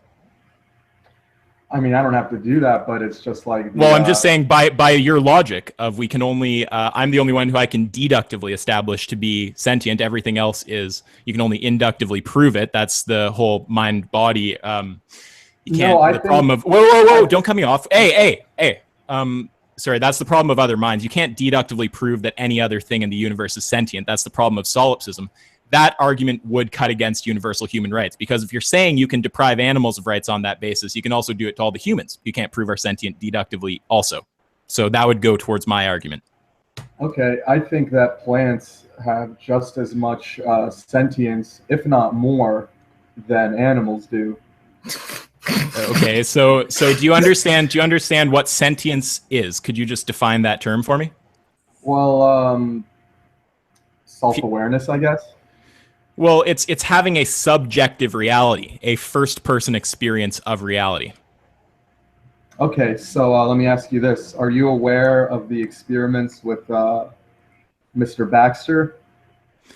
Okay, I'm not sure what specific experiments you're talking about, but see, the thing is, now you're in my wheelhouse, and I'm not going to go down the kind of rabbit hole of talking about a whole ton of little experiments. I'll stick to the main concept that you're getting at, which is intelligence versus sentience. Okay, so Well, I have there to is talk no. about the experiment that proves. Well, that you plants can are you can try it. You can try, but there's no All right. experiment that. There's no experiment that proves that they are sentient. There's experiments that Okay. prove that they are intelligent. If computers possess those qualities, you know, we don't say computers are therefore intelligent because they can react to temperature, or we can program them to react to different chemicals or electrical stimuli. That doesn't actually demonstrate that they have a subjective reality. That's a completely separate thing. All right, so I'm going to have to go over this study a bit. Mr. Baxter, he was the premier polygraph expert for the entire U.S. government. He actually set up our government's polygraph program. Could I interject for just 1 second? I'd really like to just get this whole thing out Well, there. no, just so everyone Are you knows. going to let me polygraphs- get the whole thing out Yeah, there? I am. Just so everyone knows, polygraph tests are not considered legitimate, and they're not allowed in court of law in the United States. Just so everybody knows. Mm-hmm. So they're not actually science. All right, so what he Tell did us how they show. Yeah. Okay, so he just decided one day to hook up a plant to a polygraph and just see how it reacts to, you know, things like such as being, you know, cut or yelled at or any of this other stuff. And he found that, you know, just like if you yelled at a human, it would get a, you know, a spike on the polygraph, or if you, you know, if you punched it, the polygraph would spike. You know, basically everything was the same. And then he took it a little further. He started comparing something else while he was doing the polygraph. He was just doing control experiments. He had the plant sitting there all alone, no one doing anything to it. And he noticed that when he started eating like some yogurt, every time he took a bite, the plant's polygraph would spike. So what he ended up doing further experiments, one of the experiments he did was he took, well, first thing he did was he had his partner read the Playboy magazine, and he would just read it in the same room as the plant. And as soon as he opened it up and his heart rate would spike, the plants would spike along with him. And then he just started doing other experiments. He would have his partner and himself. They would just stand there and they would just imagine the plant on fire. And as soon as he started thinking those thoughts of the plant going on fire, the plant started spiking the same way that it would if you were yelling at it. But the thing is, with humans, if you just think nasty thoughts at it like that, there's no reaction. But with the plant, there was. And what he did basically culminated in him doing experiments where he took the brine shrimp, it's just all these little tiny shrimp, and he had the plant in one room and he had the brine shrimp in another room across his lab. And he set a timer so that an hour after he left his house, the cup of brine shrimp would tip over, and the brine shrimp would go into a solution that killed them.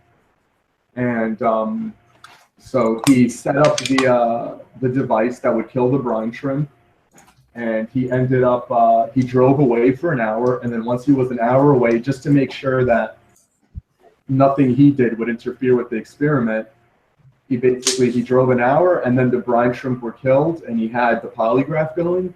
And when he came back, he noticed that, you know, as soon as the shrimp died, there was, you know, an incredibly massive polygraph spike, even though they died in a different room. And he repeated this many times, and it happened each time. Okay, so with what you're talking about there, I mean, a lot of that stuff sounds to me like woo-woo, and I'd be curious to see the actual data when you're talking about plants responding to thoughts and stuff. I've never seen that conclusively demonstrated. Sounds like bullshit. It's been repeated. And as milk jar, don't cut me off. And then when you're talking about the things that actually have been proven, like plants responding to electrical stimuli, sound, whatever, that's just intelligence, not sentience. So none of that's an argument for sentience. Everyone should just look into it for themselves. It's been proven that all these reactions. Milk jar. There's none of that. Okay, first of all, the stuff that you're asserting, I don't see any evidence for it. When you're saying, you know, there's this guy. You don't even know who Baxter is. Yeah, milk jar. I don't know who he is. No, and Okay, and do you know who the main guy is? Milk Jar? Do you know who Professor Golgamak is? I mean, he did a research and it shows that veganism is always healthier in all circumstances. Shows plants aren't sentient. You know, you don't seem to get how fucking sorry, I don't mean to swear. You don't seem to get how a debate works. You can't reference random studies or shit that's not. What are you gonna do? Well, let him finish. Let him finish. Milk Jar. I'm gonna point out that that's not a valid argument. Okay, if you want to talk about things that are actually within the realm of common knowledge, like plants reacting to stimuli, that's intelligence. That's not sentience. And if you want to talk about stuff that's not within the realm of common knowledge, like if you want to talk about plants responding to thoughts, well, I mean, we don't have time to look at fucking studies about plants. Like, what do you call that? Like parapsychology or whatever you're looking at. Like that it's stuff is primary perception. Yeah, man. That kind of stuff is woo woo. There's not actually any evidence that that's true. Yeah, you don't even know who Baxter is. So Yeah, Okay, and that's not an argument. Yeah. I mean, you haven't looked into this at all. Okay, and you don't. I actually have. Yeah, these studies you're talking about with the polygraph test. Polygraphs are incredibly sensitive to anything. Literally blowing on them will set like the stupid fucking thing off. Planes flying overhead, cell phones, like that all sets them off. Mythbusters actually did an episode on this where they even did an experiment on plants. If you separate it in a room where it has no exposure to anything, and you even cut off like some of like cell phone interference and shit, like literally nothing happens. Like you can think about hurting the plant all you fucking want. If it's off in a room where it's actually cut off from even cell phone interference, nothing will fucking happen. Yeah, I mean, I don't know if that's true or not. I mean, I'm just when you're talking. Yeah, MythBusters, is that another Illuminati, scheme there? Milk Jar, you're claiming that plants. Milk Jar, you're claiming Milk Jar. You're claiming that plants react to thought. There is not any concrete evidence of that. Now, I'm sure you've got some. MythBusters, then that's what actually they concluded. That MythBusters has never, I'm sure those guys are, as far as I know, actual scientists. They're not going to conclude that plants respond to fucking thought because they don't. Watch the episode. Yeah, they didn't conclude that. I've seen that episode. They left the further they isolated the polygraph machine, the less happened. So again, Milk Jar, your argument here completely fails. Okay, the things that are actually within the common knowledge that are legitimate to make reference to in a debate, that's about plant intelligence, not sentience, doesn't prove they have a subjective reality. The other things like plants responding to thoughts and having psychic powers, that is stuff you haven't provided any evidence for. So you can provide some evidence or we can move on, but that's not a valid argument. Man, you just can't stay quiet while someone talks, eh? Try to be respectful. No, saying some random person, they believe this is true. Not a random person. No, Milk Jar. Do you have concrete evidence? Do you have like repeat? Do you have a repeated study? Milk Jar, stop cutting me off. I'm trying to speak. Okay. Do you have actual, repeated studies performed by multiple people, a meta-analysis, anything like that, showing that plants respond to thought? Look up primary perception. Yeah, bullshit. I think the audience will make their own. Want to stop everything? I think you're full of shit. I think the audience will be able to solve that one themselves. They will decide. I think they will too. Yeah, Milchar, do you even have any evidence that polygraph tests are even effective on humans? Like you don't. They're not even admissible in court. I didn't say they're effective at telling if someone lies or not. I never said that they were effective at that. They're effective at measuring physical responses to stimuli. Well, again, they're incredibly sensitive. You could literally punch over top of a polygraph machine, and it being connected to nothing, and it will actually have spikes. So and Milk Jar, it's with you. It's all this random anecdotal shit that we've not had any time to verify, and that honestly, anecdotal. Milk Jar, stop cutting me off. I'm trying to speak, okay? I don't cut off you. I try my best not to. Please be respectful. Okay, so you can't Milk Jar, shut the fuck up. I am talking, okay? So look, as I've said before, okay, the stuff that's within the common knowledge that you made reference to, that's plant intelligence, it's not sentience. The stuff that's outside of the common knowledge, I see no evidence for it, so you have zero, you have nothing there. So do you want to provide Milk Jar, shut the fuck up, I'm talking. Do you want to provide evidence didn't all for work out. milk jar? Shut You gotta the just let him fuck finish up, his- okay? Why are you So, getting so milk Wow, jar, you're milk jar. annoying. Shut your fucking mouth, okay? This Dude, is only you works shut if up. we let each other finish. Yo. I muted him temporarily, so just Thank go you. on, I Isaac. appreciate that. Jesus, man, learn to be respectful. I don't have fucking temper of Buddha here. Okay, so as I said, the stuff that you're talking about that falls within the common knowledge. So when you're talking about plant responding to electricity, plants responding to heat, plants responding to sound or to touch, that's all within the common knowledge. That is all evidence of intelligence. We can program those things into computers. That's not evidence of subjective reality. Then the stuff that you're referring to that's outside of the common knowledge, I see zero evidence for it. So you're currently standing on nothing. Do you want to provide something for your argument to stand on, or do you want to move on to the next thing? Because there is nothing valid on the table right now. Okay, I think Milk Jar, you can unmute yourself because I'm not seeing any controls to unmute you. Okay, there we go. Yeah, can you hear me now? Yeah, I can hear you. Okay, so I'd just like to hash out this whole intelligence versus sentience thing a bit more. Could you please just go over that a little bit more?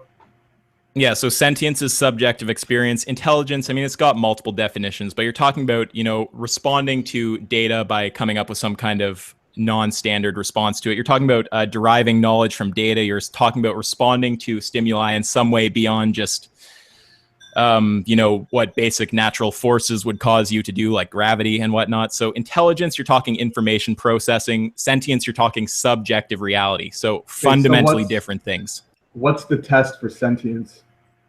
Okay, so this again goes to the argument from solipsism, right? You can't deductively prove sentience. Sentience is something that you only have inductive evidence for when you're talking about anyone other than yourself, okay? So unless you'd accept the argument that we can't deductively prove that other humans are sentient, therefore it's okay to stab them to death, bolt gun them in the head, consume their corpse, you can't apply that to animals without creating a double standard. So as per the proposition of the debate, veganism is consistent with universal human rights. Carnism fundamentally is not.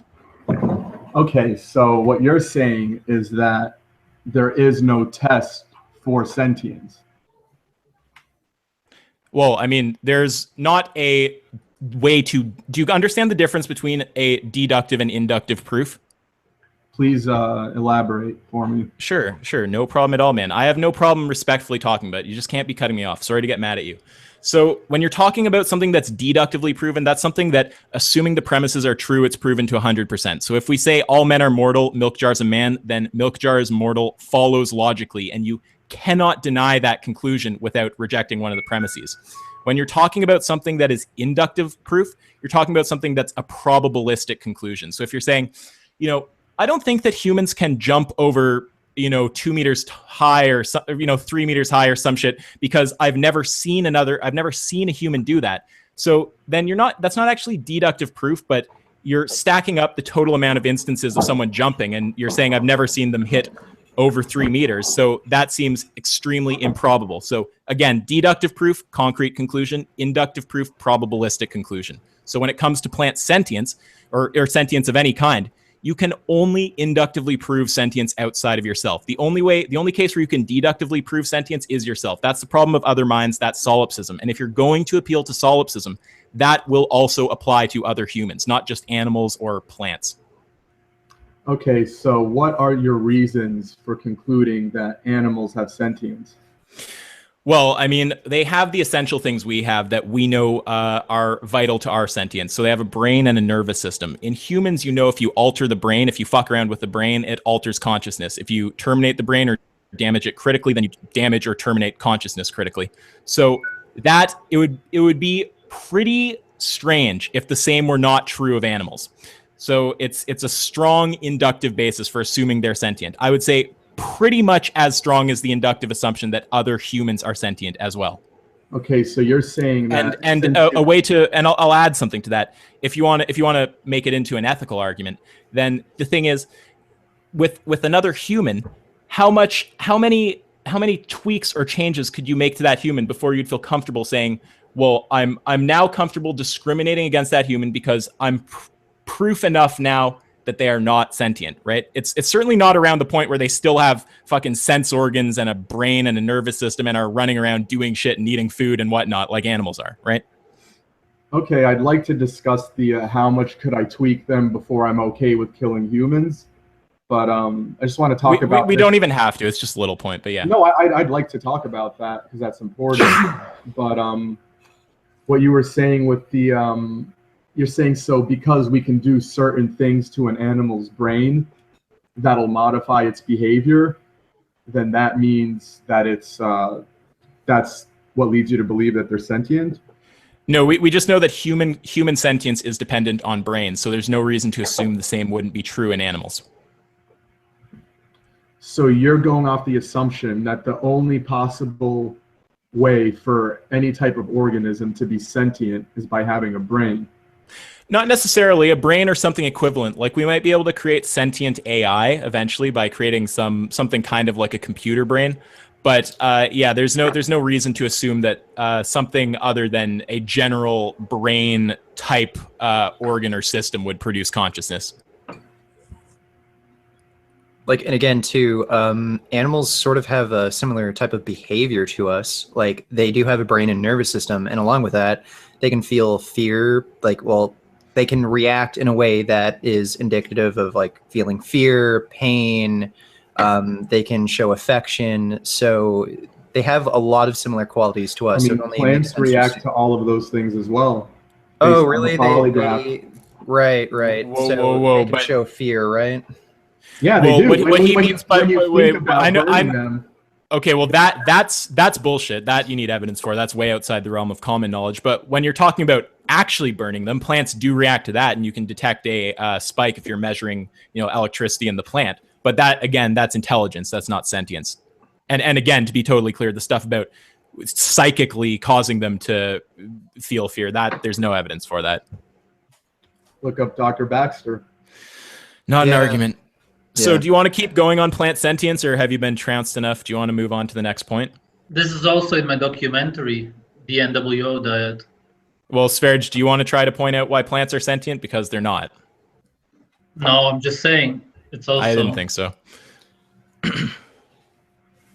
Okay, like, again, even if you could prove that plants have some degree of sentience, are you really going to claim that they are just as or more sentient than any other animal? I think they're just as or more sentient than another Really? animal. So a flower has the same capacity to have a subjective experience of the world. They can feel fear, pain, anger, love, happiness, sadness. And I'll tell you, Milk Jar, anyone who is into like neuroscience or something like this, who's studying that in school, they are laughing at you right now in the chat. I'm just telling you, because we understand that most of these things are dependent on a brain. You can't do them without a brain. There's neuroscientists that agree with me. And I'll make a video about that. Yeah, too. sure, right. Neuroscientists who argue that plants have a subjective experience. Milk Jar, I'm just saying you didn't know the difference with intelligence and sentience in plants. So you going and saying, well, there's neuroscientists who agree with my definition. 1 second, man. You're saying, well, okay, well, then you don't comprehend the definition. But you saying, there's neuroscientists who agree with me when you've demonstrated before that you don't understand the distinction between intelligence and sentience. I bet you're going to reference articles from people talking about intelligence. You said yourself there's no specific test for sentience. No, there's no specific test for sentience to deductively prove it, but you can inductively assume it. Yeah, okay, Milk Jar. You're assuming. Yeah, you inductively assume things. So, you said it yourself. For example, Okay, well, Milk Jar. You're assuming. Yeah, Milk Jar. What you're trying right now is extremely silly. We do assume things, and there's things that we know I don't assume things. Okay, well, watch this then, Milk Jar. Are you comfortable with being, murdered, killed because someone can't deductively prove that you're sentient? Or would you expect them to rely on the inductive evidence? I'm comfortable with defending myself. Milk Jar, don't pull, like, why would you try that? The thing is, like, look, we're all humans here. We can think, and we're not just like logic robots. Milk Jar, you do not want to live in a world where people can just fucking murder each other. You don't want to go into a court. Okay, you want to live in a world where murder is legal? Yeah.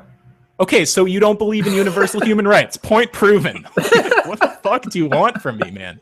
Yeah, I don't believe Jesus. in universal human rights. It's all man-made. I believe in. Okay, so I should be able to kill you and Okay, like, now rape and your to sister? be really specific, the debate wasn't about whether you believe in universal human rights. It's whether veganism follows logically from them, which you haven't demonstrated anything to the contrary there. But if you're rejecting universal human rights and saying that you don't think that we need protections around things like murder, I would personally suggest to the audience watching this right now that you are so profoundly ethically confused if you think that you shouldn't be taken seriously. So, you know, I'm like, in the same way that I don't really, if I talk to a flesh eater, want to start by talking to them about insects or talking to them about medical research, some kind of context where exploitation could maybe be justified, or where the anthropomorphic gap is so large that it's hard to empathize with the creature in question. You know, for the same reason, it's like, why the fuck am I talking to you about whether a cow should have a right if you don't even think humans should have rights? Yeah, milk chart. Like, I also want to add, you know, usually when we like, you're going down this rabbit hole of like, ethics don't really exist. It's a man-made concept. Like, I normally only see this sort of talk when it's about meat and diet. Like, if somebody were to start talking about pedophilia and like men raping 5-year-old girls, would you start talking about like, you know, ethics don't really exist? It's a man-made concept. Like, is that what he might? What do you think there? Yeah. Is that okay? Well, there's a few interesting things about that. For example, like I think it's pretty straightforward. No, Yeah, I know. I was about to say, yeah. Can I talk? Yeah. Yes. Yeah. Sorry about that. Go ahead. Okay, I just like to look at like two populations that you know, practice something you could call pedophilia. I mean, I would call it pedophilia. But for example, like I live in New York. Sure. You know, if I go 2 miles that way on any given morning, there is a child that was recently born that's being offered up to a man to have his genitals mutilated and have his blood sucked out. That's fucked. Yeah, I agree with that. Ritualistic circumcision is totally fucked up. Yeah, so that's pedophilia on top of ritual mutilation. It's weird because, I mean, whether it falls into pedophilia, it's like it's pedophilia. They're sucking a baby's dick. I know. Like, it's totally morally wrong. It's just the technical definition of pedophilia. It's like, it's sexual attraction to children. That's not necessarily pedophilia. Because the thing is, I know they could say they're doing it for some kind of health or some reason like that. They're not actually attracted to the kid, but it's still fucked. Whatever. I don't support it. So what are you saying from that? Like, I think it's incredibly disgusting. Yeah, for sure. If anyone did that to one of my family members, I'd be very upset. I might, you know, get violent. And but when they're doing it, if they don't want to do it to me, I just leave them alone because it's none of my business. When it becomes my business, I'll retaliate because I'm not in the business of telling people how to live their lives. And an even more interesting population to look at with this stuff is the Australian Aborigines. Primitively, you know, they practiced even more horrifying things, like all of the boys, you know, all of them would get like literally fucked. And they would practice this thing called subincision, where they take little boys' penises and they split them down the middle from the bottom, and then they treat it like a vagina, and the older men would fuck the wound that they made in their penis, and they'd have like a double penis. Yeah, that's insanely fucked up. It's like primitive transgenderism. No, I'm just kidding. But so what are you saying? Are you saying therefore those things are ethical? So they've been doing that for a long time, and then the you know, the colonists came and they you know, they took over, and supposedly, you know, they tried to change all that, but you know, they're still doing it. And you know, I look at pictures of and like writings about like the primitive Australian Aborigines, and it's just been like it's like very clear from the historical evidence that they're among the happiest and healthiest people on earth when they were primitive. Now they're still practicing all the pedophilia. All right. They're you know, they have some of the worst health of anyone on earth. They're alcoholics, they're smoking crack, they're huffing gas, they're sniffing glue, they're doing all this stuff, and you have this system of laws that comes in and says, you're doing something wrong. And for me, it is wrong, and I would never have something like that occur. But I don't believe in going into, you know, a continent, for example, or anything else like that that has nothing to do with me. Yeah. And telling people. Okay. There's. Do you want to go? You can go. Well, yeah. There's two things here. Like you're kind of. Yeah. You're talking about like the right of a nation to have some sort of sovereignty. Yes. Yeah. And you're also talking about like individual rights as if they're kind of the same thing. Yeah, I don't believe in individual rights. Okay, wait. I want to get something in here, which is Milk Jar. We can talk. Rights. Okay, 1 second, Milk Jar. We can talk about whether it's legitimate to like implement laws in other countries and like the kind of like pragmatic challenges involved in doing that. That's one thing. But the actual, you know, proposition of the debate is whether veganism follows from universal human rights, and it, regardless of whether you want to implement it or we can talk about all that, it still follows. So, okay, I mean, do you have an that argument against the notion that it follows? Well, my argument was the plants thing, and we're already done with that. We don't have to keep talking about that. So you would say outside of that, you have no argument that veganism doesn't follow from universal human rights. Well, I just think that humans are just distinctly, you know, I personally, for me, it's like, and I think, you know, that's how most people really are, regardless of how they talk about. It's like the more something is like them, the less problem they have with, you know, not empathizing with them. Yeah, but now you're talking descriptively about who people have the easiest time, you know, empathizing with or extending their morality to. I mean, sure, I'll acknowledge that. It's even sometimes like you could make an argument that it's easier to extend morality to people within your race than without your race. That doesn't actually, it's not actually an argument for not extending morality to people outside of your race or outside of your species or whatever, right? You're just talking about descriptively how difficult it is to do so. You're not talking about prescriptively whether it's ethical or not. No, I think they shouldn't do it at all because animals don't do it. They have no problem eating another animal alive. Sorry, you think they shouldn't do what? What? I didn't follow you right there. Like have any problem with, you know, killing something outside of themselves because animals have no problem doing it. So would you and just they're to be happy clear, overall. They might get killed by a rival tribe member, but they're, you know, people now, they're not happy. Just people to be now clear, are miserable. Because they're not in tune with what they're supposed to be. I'm not sure I want, well, I'm not going to attribute like happiness differences between, you know, people in primitive cultures and, you know, developed world to, you know, the level of pedophilia or something, if that's what you're getting at. But what I'm confused with here is, you know, the proposition of the debate, at least the ethics part, is veganism follows from universal human rights. So do you have an argument against that, or is your only argument that plants are also sentient, so you should extend rights to plants? Yes. That's your only argument? Yes. Okay, so I would say until you actually present concrete evidence that a plant is sentient, you've got nothing. I told you guys where to look. I'll make a video about it, and that's all I can do right now. Okay, all right. What about you, Sv3rige? We can either move on or just keep talking about how I don't have proof. Well, no, that's fine. That's, you know, fair enough for me. I mean, if you're saying I have no argument against the proposition that veganism follows from universal human rights, my argument is. I'm going to say that. I'm going to include that. You didn't listen to my whole sentence. Just try to control your brain. Don't be so antsy to jump in, you know? So if you're saying I don't have any argument against the proposition that veganism follows from universal human rights, except for this plant sentience idea, which I don't have evidence for that I can actually demonstrate right here, then, you know, fair enough, but you haven't won the debate. So Sv3rige, do you disagree with that? Well, I mean, clearly you do if you're taking the con side. What's your argument? Do you have any kind of valid reason for thinking that universal human rights shouldn't extend to animals? Could you define that? Well, I mean, let's just start with basics, okay? So you don't think murder's okay. You want to live in a society where you can't murder other humans, surely, right?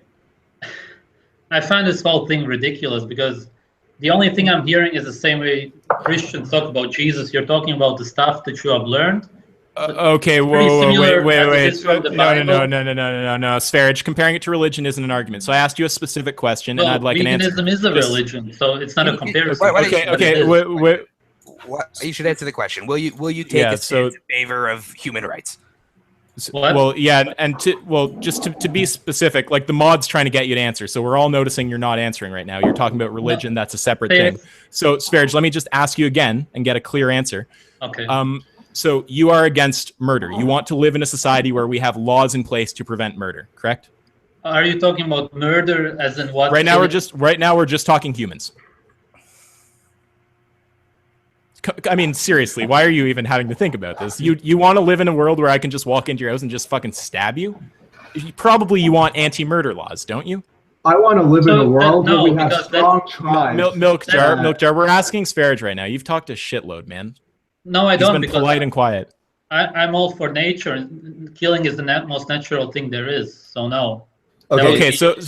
Nature. So I would just point out that there's, like, I don't mean to be rude, but a level of stupidity on both of your parts for entering a debate where you're defending the con side of a proposition that veganism follows from universal human rights, and neither of you believe in universal human rights. So why you entered that debate, I have no idea. But I already defended it. I only want to talk about nutrition anyway. Well, Milk Jar, you defended it without. Well, Milk Jar, you defended it. Milk Jar, you defended it without evidence. But for Sv3rige, you're saying evidence. Baxter. Okay, that's the evidence. Okay, Milk Jar. I'm sure a ton of people are gonna just destroy that. So, Sv3rige, you're saying you would be for abolishing anti-murder laws, just to be clear. It's not that simple. Well, it really is. If Are you for the anti-murder laws or not? Do you want them removed or do you want them in place? If I had a family, of course we would not murder each other because it's the family. No, but we're not talking about your family. Sv3rige, I'm sorry to jump in, but you keep going off point, so I'm going to redirect you. Do you want those laws in place or not? You got to define what exactly would happen then. A law saying... Yeah, sure. So an anti-murder law, just a law saying that you can't, randomly go and kill someone for no justifiable reason. And please don't push to the cases where it's justified. Like, what about self-defense? And what about, this kind of tricky situation? We're talking flat out murdering someone. You want a law in place where that is not allowed, surely, right? Yeah, but that's the thing. Randomly, nobody actually. Are you talking about an accident? Because nobody just kills randomly. That's literally exactly what I told you not to do. I mean, you're pushing to cases where it might be. How can you tell me what I shouldn't do? Well, because Milk Jar, Sv3rige, because I'm trying to get you to follow what I'm actually saying right here. So, look, you can't talk about when you start talking about when I ask you, do you want anti-murder laws, and you respond by talking about cases where it might be justified to kill another person, like self-defense, you're not staying on point because, like, we're going to agree generally, I would assume, that self-defense is a legitimate reason to kill someone. And we can find cases like war, like situations where it is legit to kill other humans. We're not pacifists. We understand those situations exist. But that is a red herring. You're diverting from the point of whether you support a general law banning murder. That's what I'm asking you. Do you support that or not? It's hard to answer because what I support is nature, and if I had a tribe, we may fight other tribes and we would kill each other. We're not talking about if you. Well, no, not quite. That's Sv3rige. We're talking about not in a world where if you had a tribe. We're talking where do you live right now? Where are you? Germany. Germany. Okay, cool. So do you want the German government to pass a law saying it's fine to murder each other? Randomly, just like that, for no reason, but nobody does it anyway. Okay, but it's not. That's another red herring. We're not talking about who does that. There are people who would do it if you legalized it. Do you want that law passed or not? I think you don't, but I think you know what's coming if you say you want that law there. It's going to lead to veganism. So, do you want that law there or not? I think what he's trying to say is that, we're in a certain society right now, but we believe in nature. We want society to cease to exist. Now, okay, right. now, look, Milk Jar, we can, Richard, just calm down. Okay, we can talk about nature and we can talk about whether nature is a justification, but that's a separate point. So you guys need to stay on point with what's being asked.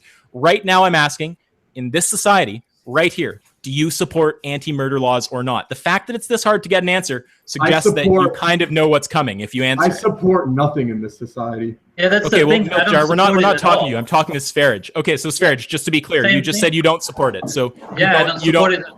Okay, so just to be clear, you would, if the German government wants to abolish the laws stopping people from murdering each other, you'd be for that. That's fine. Actually, yeah, because then the society would collapse. So actually, that would be awesome. Okay, well, I mean, if you're for just murdering each other, then again, I don't know why I would talk to you about cows, because you don't even understand why humans should have rights. So again, with both of you, it's like this. Understanding, it's simply your religious belief. There's nothing to understand. Okay, well, the thing is, wait, one sec. It's just we can go down these roads now if you want, of whether what's natural is what's good and whether veganism is a religion. But I would just point out you both didn't do any good at defending against the actual proposition of the debate, which is that you can say that all you want. It's not going to make it true. Okay, and Milkjar,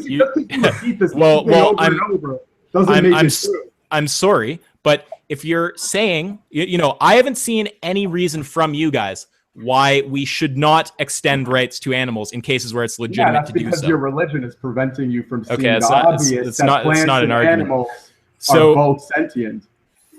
Oh my lord. Okay, well, again, man, you keep appealing to something that you can't actually demonstrate. Yeah, what are you going to do about it? Milkjar, do you honestly think it's only vegans who think plants aren't sentient? You really think the majority of meat eaters think plants are as sentient as animals? Well, and the other thing here is that Milkjar, your argument breaks down into absurdity also, because the evidence for plant sentience, it's no greater than the evidence for rock sentience. I've made this point before. So yes, I mean, it is. Rocks don't respond to polygraph tests. Yeah, they can. Rocks don't. They can. Like again, Milkjar, get a Show me a rock responding to that. Get a polygraph machine. Put it, connect it to a rock. Do the same stupid experiments that dude did on a plant. You will see polygraph. How do you know? Who did that? And I would just say that, look, Milkjar, you're totally making shit up. The reason we moved on from the plant thing is because you can't provide valid evidence for it, and it's way out of the common knowledge. So for you to drop that's what man. You gotta. Why don't you just? Why can't you just wait your turn? Why can't you just wait your turn? Why can't you just wait your turn? Why can't? Milkjar, just let's see a rock responding to a polygraph. Milkjar, you can't talk over the mod. Milkjar, Rational Alligator, can you just mute him when he does that? I don't think I have muting powers. Yeah, I can mute him, but yeah. I mean, if Rational Alligator says mute him, just please mute him, because he talks over people like crazy. So again, back to what I'm saying. If you want, we can move on to whether what's natural is what's good. You're going to get hammered on that. You got no chance of winning that argument. We can talk about, okay, we can. Well, just calm your shit, man. Your brain is like a little ADD child. Then we can also talk about whether veganism is a religion, another point you're going to get mangled on. But the more important thing, which is the proposition of the debate, which is that veganism follows logically from universal human rights. I have not heard a valid counter argument to that. So, I'm waiting. Didn't we already agree that we went over this and we're done with it, with the plant sentience? Well, yeah. And you did not make your point. We made ours. You can say, all right. Yeah. All right. Yes, okay. Correct. Fine. All right. Correct.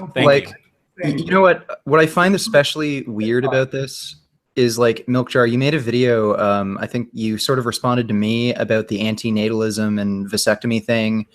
Like, it's strange. You kept talking about how I'm anti-human, and you're the one saying humans shouldn't have any rights at all, and we should just be able to murder each other at our own discretion.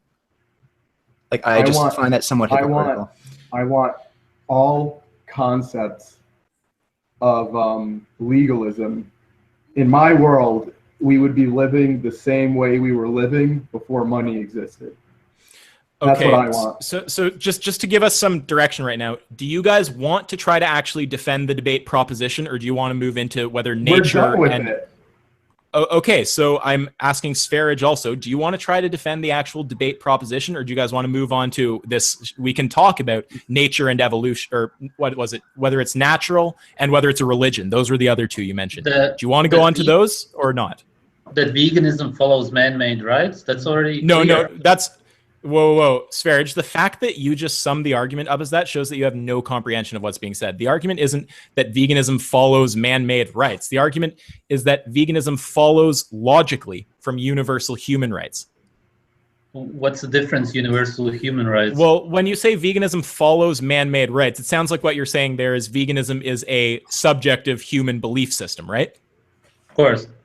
Yeah, okay, so that's a separate point. When you're talking about whether something follows logically from something else, you're not talking ontology, you're not talking meta-ethics, you're not talking about the state in which that right exists. You're talking about whether it follows logically from other rights that you've already accepted. But in your case, you don't accept them. So I don't know why you even tried to defend this proposition, because you're not for anti-murder laws. Yeah, right. So I don't know. Do you guys want to stay on it, or do you want to move on to? We can talk about nature. If you want to try that, that's going to be a death. I wanted to just add one little thing about the plants. They also react to sound. They hear when there's worms that want to eat them, they release chemicals to kill the worms. That's also been proven in experiments. Right. Okay. Well, I wouldn't debate that. Fly traps, they also can sense, a bug flying around, and they can like move in its direction to eat it. Right. Like you're talking about intelligence, not sentience.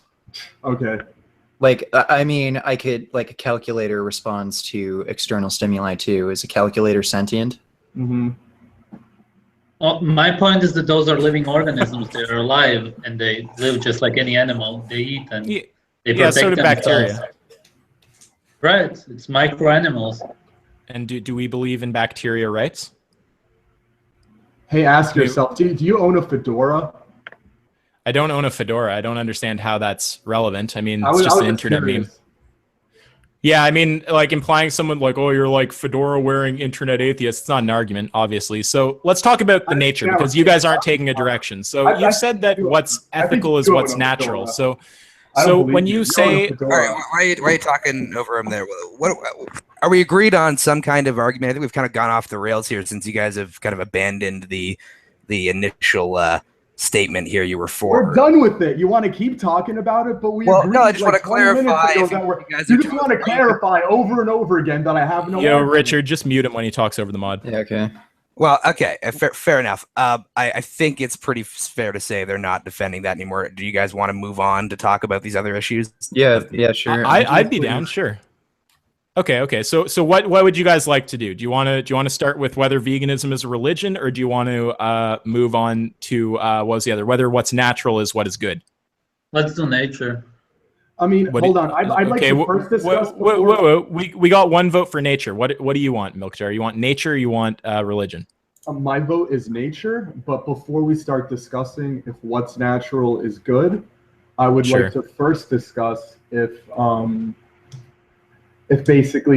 it's natural for humans to not eat meat in the first place. Okay, I'm going to ask the mod that we cannot go down that road. Yeah. I don't know. Like that sounds to me like another direction that we don't need to go in. I think that's kind of included in the natural discussion. I mean, I think you're trying to form an argument that veganism is bad because it's not natural, which will come out in the other discussion. So because if we disprove that what's natural is what's good, then it doesn't matter which diet is natural or not. So that would like just fall by the wayside once we discuss the point of whether natural equals good.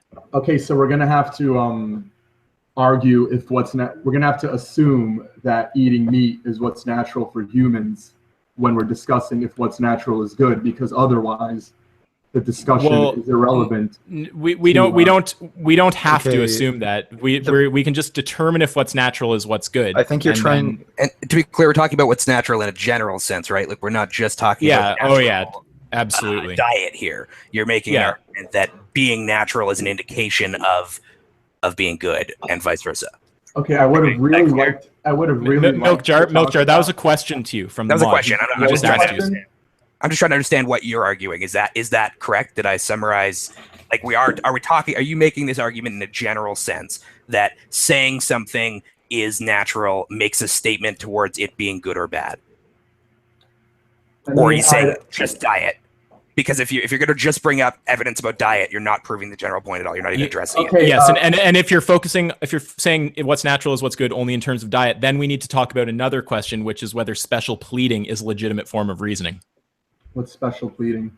It's where you say that a rule applies only in one context and you don't map it out to others, even if it creates a contradiction, to not do so. Okay, so what I'd say to that is that I would rather talk about I think it would be important for people to hear the arguments about whether or not humans are meant to not eat meat, because that's like a big thing that's discussed generally among underlying milk jar is the general claim. Will you? Yeah. Are you making the general claim? Because you're going to turn around and just make. I think you're going to make the general that's worth discussing. The natural good, like that entire thing. So are you willing to stand by that as a general claim, or are you just putting this in the context of eating diets and things like that? I mean, I am willing to stand by that, but I think it's more important for us to argue whether or not it's natural. Why don't we argue? Why don't you guys talk to that at some point? Why don't you guys talk about the general structure there first, and then you can zoom right in on the details and talk about the detail. Obviously, the context is veganism. You want to get into that, but let's get the general point out, because that is important. Yeah, because the thing is, if we disprove that what's natural is what's good, then all the time you spend trying to prove that flesh diet is natural, it wouldn't even matter, because it's like, if what's natural isn't good, then it doesn't matter what's natural. So, I mean, I would just start out by making the extremely obvious point that there are things that are natural that are, good and fine and enjoyable, like eating food or having sex or, laughter or something like this. And there's things that are natural that really suck. Like if you want to talk about, deadly viruses or bacteria, or if you want to talk about, I don't know, rape or xenophobia. I mean, there's tons of natural things that are good. There's tons of natural things that are bad. So the fact that something's natural, it doesn't tell you whether the thing in question is good or bad. And to be clear, it's not a fallacy, because no one's saying because it's natural or it's not, or because you use the appeal to nature, therefore you are or aren't right or wrong about it being good or bad. We're just saying that specific line of reasoning is fallacious. Can you define good and bad? Well, I mean, we can get into a meta-ethical discussion about what is the nature of good, what is bad. Well, I'm answering you, Sv3rige. We can get into a big discussion about the nature of that, but I think any reasonable person would say that for the purpose of this conversation, which is about nature, we just need to operate on a basic definition of good and bad. Like, good is just what makes us feel positive, what makes our societies function, what makes us... Okay. And bad is like like that's all we're needing right now. So there's things in nature that are good, there's things that are bad. So the fact that something's natural doesn't tell you if it's good or bad. And I feel pretty stupid here having to explain the most basic fallacy in the book as if it's a intellectual debate. It's not. So do you believe that there is a general good and bad? All right, hold on. I'm going to take a piss. So I'm going to be gone for about 30 seconds. Yeah, sure. That's fast piss. So what did you ask? Do I believe in a general good or bad? I don't understand the question. Can you refine it a little? Something that you could say generally that's bad, or generally that's good. There's things that you can say are generally good or generally bad. Like murdering someone is generally bad, but there are specific instances where it's legitimate. So it's not generally. So sometimes it's good. Well, I don't. You're not talking about generally. It is still generally. You're talking about categorically, whether it is always good or always bad. There are things that can be usually good or usually bad. That's general. That does exist. That's true with murder. But categorically means always in all situations. And no, I don't think there might be some axiomatically evil things that you could say are categorically wrong. But most things generally right or wrong is appropriate. Right, but how could you generally say that it's generally like that if somebody wants to murder somebody and they, of course, get the pleasure out of it because maybe they want vengeance? How could we say that it's bad? Well, if you believe it's bad, but it's good for the murderer. Well, this is the whole thing about my argument is I don't base my reasoning on objective morality, on contending that murder is objectively bad or objectively good. I just say most people don't want murder, and if you don't want murder, then it's going to follow logically from that you should extend that to animals. But you don't seem to be against murder to begin with. But the question we're on is nature right now. So we're saying, does the fact that something's natural make it good? You guys have said yes, and there's things in nature that we can say are pretty clearly generally bad, and I think you'd have to agree. Like viruses are not good; they're not good for you. Rape, it's not good. It's not something that most people would say that's what we want our society to be like, right? See, I'm saying society isn't natural. Well, Milkjar, let him respond. We were talking to Sv3rige. Oh, I'm sorry. I didn't know you were. I just got back, so sorry. It's all good. No worries. So what's your point now? Well, you guys have said what's natural is what's good, and I'm pointing out there's things that are natural that are clearly not good, and things that are natural that clearly are good. So you can play semantics with the definition of good or bad, but however you want to define it, unless you pick some radically fucked up definition of good or bad, then yeah, I mean, what's natural doesn't tell you what's good or what's bad. How I define good and bad is what I welcome, what I don't welcome. But again, if there's a rapist, of course he will get the pleasure out of it because for whatever reason, and that will be good for him. So there is no example of a general good and bad. Okay. Wait. But no. You just did the exact kind of fallacious thing that I'm talking about, which is you're going to meta ethics. You're starting to talk about the nature of right and wrong. You're talking about how can you say that something is like generally good or generally bad when people have different views of morality. We're not talking about that. We're talking about what follows logically from your view of morality. But when we're talking about nature, we're not talking about, are there people out there who think, something natural like rape is good? Okay, well, therefore it's good in that context. Rape is good. You think rape? Do you actually think rape is good? Outside of society, yes. Okay. Well, here's the thing. Insane position. Like, you have to put like ethics into a social context, because outside of a social context, ethics don't really exist. Like, it's in a social context. Sorry? I am putting it in a social context. Wait. Well, no, you said outside of society. Okay, outside of society, I'm talking about post-money society. But let's just keep it right on the point, which is whether what's natural is what's good. So I mean, if you guys are willing to, I'm just curious if you guys will bite the bullet on every natural thing being good, because that's where we're going to have to go now. Okay, so viruses are good. Yes, viruses. Parasites. Well, let's just keep going. Yes. Parasites are good. Yes. Xenophobia, that's a good thing. Yes. Racism. Okay. Yes. Yeah. In a pre-society. Sv3rige, do you agree with him? We're not talking about that. We're talking about now. Sv3rige, do you agree with what he's saying? Is rape good? Is murder good? I agree that viruses good? Everything. There is no good and bad. That's the thing. There's only in nature. Generally, everything is, and then humans make up their own ratings for it. So in nature, there is no. These are our own perceptions of. Right, you're talking. When it comes to parasites, most parasites are symbionts, meaning that they live in harmony with the body, so they feed off of the toxic things. And viruses can actually also help. Hey, Sv3rige, is there such thing as a parasite that you would not want inside you? Let's not talk about ones that might have a benefit. Is there such thing as a parasite that you would not want to get, or a virus? Generally, a lot of stuff that humans don't want to have. Okay, wait, because I'm not going to let you go to the. It can't be objectively good or bad, meta ethics kind of stuff right there. You are personally saying that you don't want to get certain parasites, right?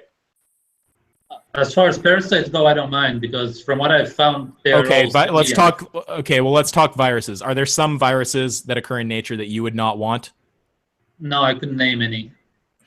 I mean, diseases like, I don't know, there's like, what about like malaria or like smallpox? Like, are those things that you would like to have or not? Yeah, I would like to avoid that, yeah. Okay. So that's all something natural. Wait, milk jar. So that's something natural. I'm sure there's other viruses and bacteria that you wouldn't want to have. Maybe. That's something natural that's not good, okay? Yeah. So, and then can we also name something natural that is, like I'm sure you don't think sex is bad. I'm sure you think sex is fine, surely? Are you celibate or anything? I don't generally, I'm not saying that.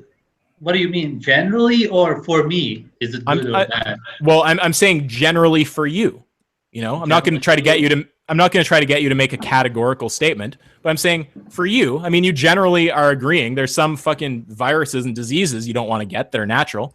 And you're also, if I push you enough, I'm sure you're going to agree that there are some natural things that you do think are good, because that's your whole fucking argument. I mean, you think eating meat's natural and you think that's good. Let's just assume it's natural. You agree that's a good thing, right? Of course. Smallpox doesn't exist. Okay. So wait, milk jar, you gotta just stop, man. You're brutal. So Sv3rige, there you go, right there. You're contradicting yourself, because you're saying some natural things are good and some natural things are bad, yet nature itself can tell you whether something's good or bad. So that's a contradiction. That doesn't make sense. No, how am I saying that? Well, I mean, you've said that some things in nature are bad, like some viruses, some bacteria, correct? No, no, I'm not saying that they are Okay, now you're bad in changing. nature. I'm saying that No, we're not talking about in nature. We're not talking about outside of your just said experience. We're talking yourself. about you personally, Sv3rige. We're you saying just said in nature. Don't say it. no. Okay, but Sv3rige, we're things that occur in nature. We're not talking about whether from an objective frame, whether from a God frame, it's good or bad. We're talking about in you personally. Will say that some natural things you are down with, you think they're good. You personally think they're good, and there's some natural things that you personally think are bad. Correct? Yes, humans welcome some things, and then Okay, exactly the same okay, things some other animals do welcome. Totally. So if things that are natural can, in your opinion, be good or bad, then saying that something's natural does not tell you whether it's good or bad. Right, but I'm not saying that. In nature, everything is. Okay, There is no wait. rating. Okay, wait. If you're saying that, okay, so you agree that something being natural does not tell you if it's good or bad. It simply is. I don't put a Okay, rating but on it. I just want a yes or a no, man. Do you agree that saying something is natural does not tell you whether it's good or bad?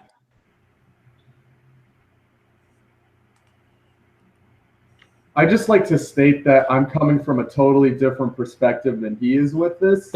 That's So okay. you can talk to him about it, but then don't assume that.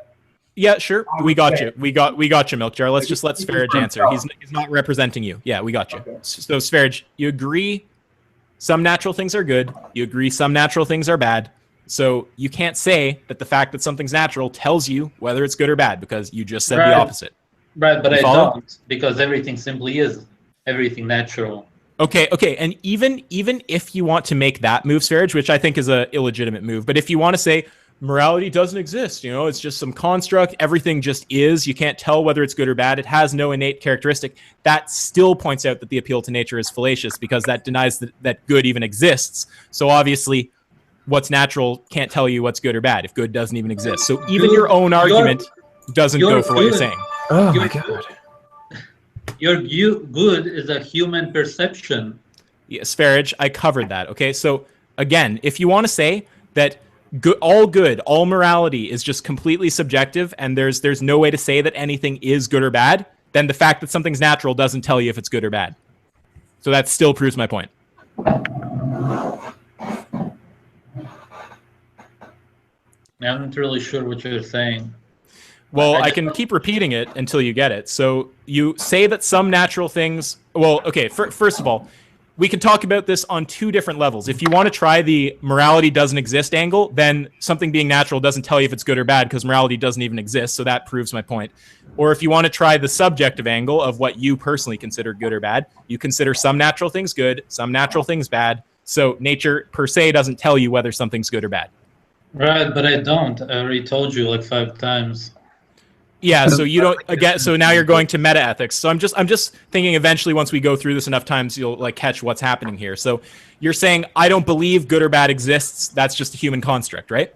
Yep.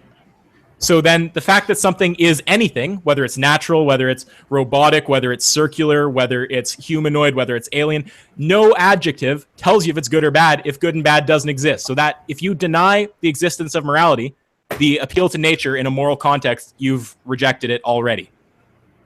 Just by nature of your view that morality doesn't exist. Well, did I make an appeal to nature? Well, earlier you did. You guys were saying that. Well, no. I If you didn't even talk about morals. Okay, so now you want to talk about, I mean, you're avoiding the moral point, but now you want to talk about if what's natural is what's healthy, right? Sure. That's going to be an even harder point for you to win because there's lots of natural things that are not healthy for you. I mean, you've already Arsenic is agreed. natural. So I mean, when you say that something, when you subjectively are like, some bacteria and some stuff are bad, I mean, I'm assuming that's because you understand there's an underlying biological reality where those things fuck with your body, surely, right? But nobody's saying that everything natural is. There's a human diet and a natural diet for every animal. So of course we should eat grass. Okay, wait. So if you're saying that kind of thing, you might actually be conceding the point. So you're saying that something being natural, it doesn't tell you whether it's healthy or not. Something natural might be healthy, it might be not healthy. You don't know from the fact that it's natural.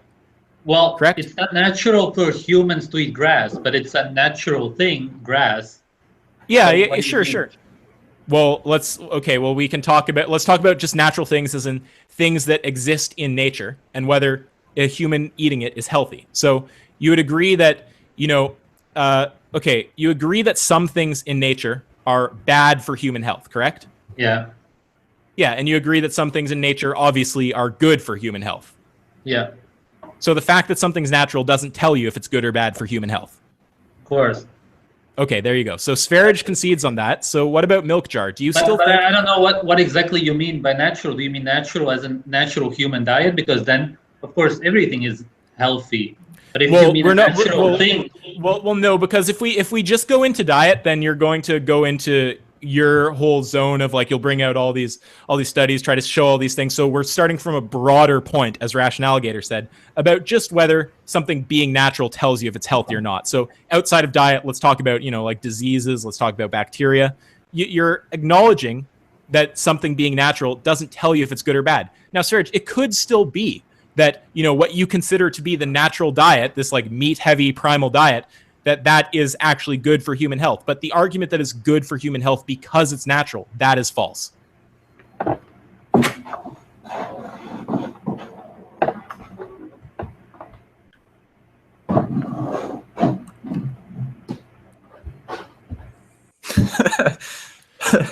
Well, I don't think they've got a response to that. I mean, Milk, I mean, if you guys I think that it's the most basic fallacy in the book, so it's not hard to win the point. I already responded to that. So.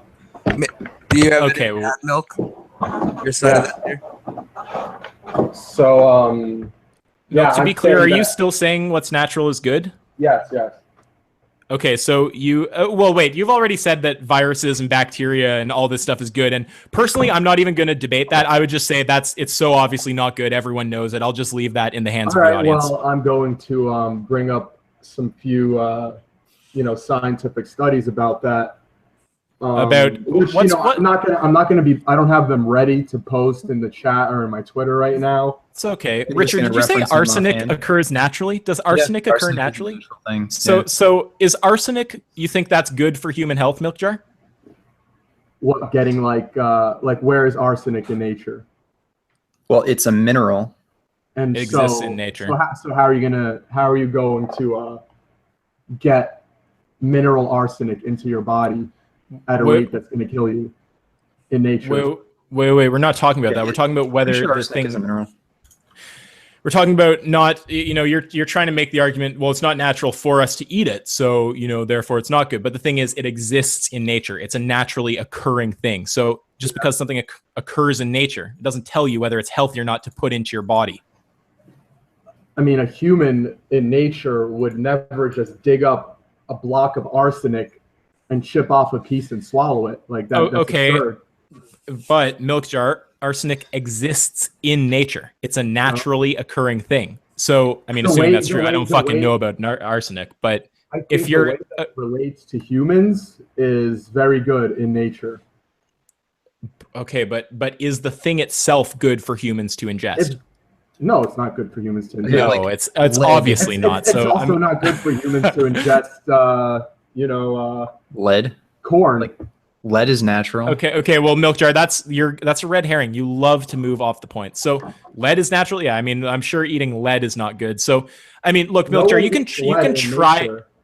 Okay, but you keep going to, is it natural to eat the thing? That's a red herring. We're talking about whether the thing itself is natural. I want to talk about if what occurs in nature, if anything that occurs in nature is good. Well, obviously not. If you understand arsenic is not good. If you understand lead is not good to put in your body. Humans ingesting lead and arsenic does not occur in nature. It's so funny. It's like such a circular argument because you just don't understand. It would be unnatural. You just don't understand what's being said to you. Can you define natural?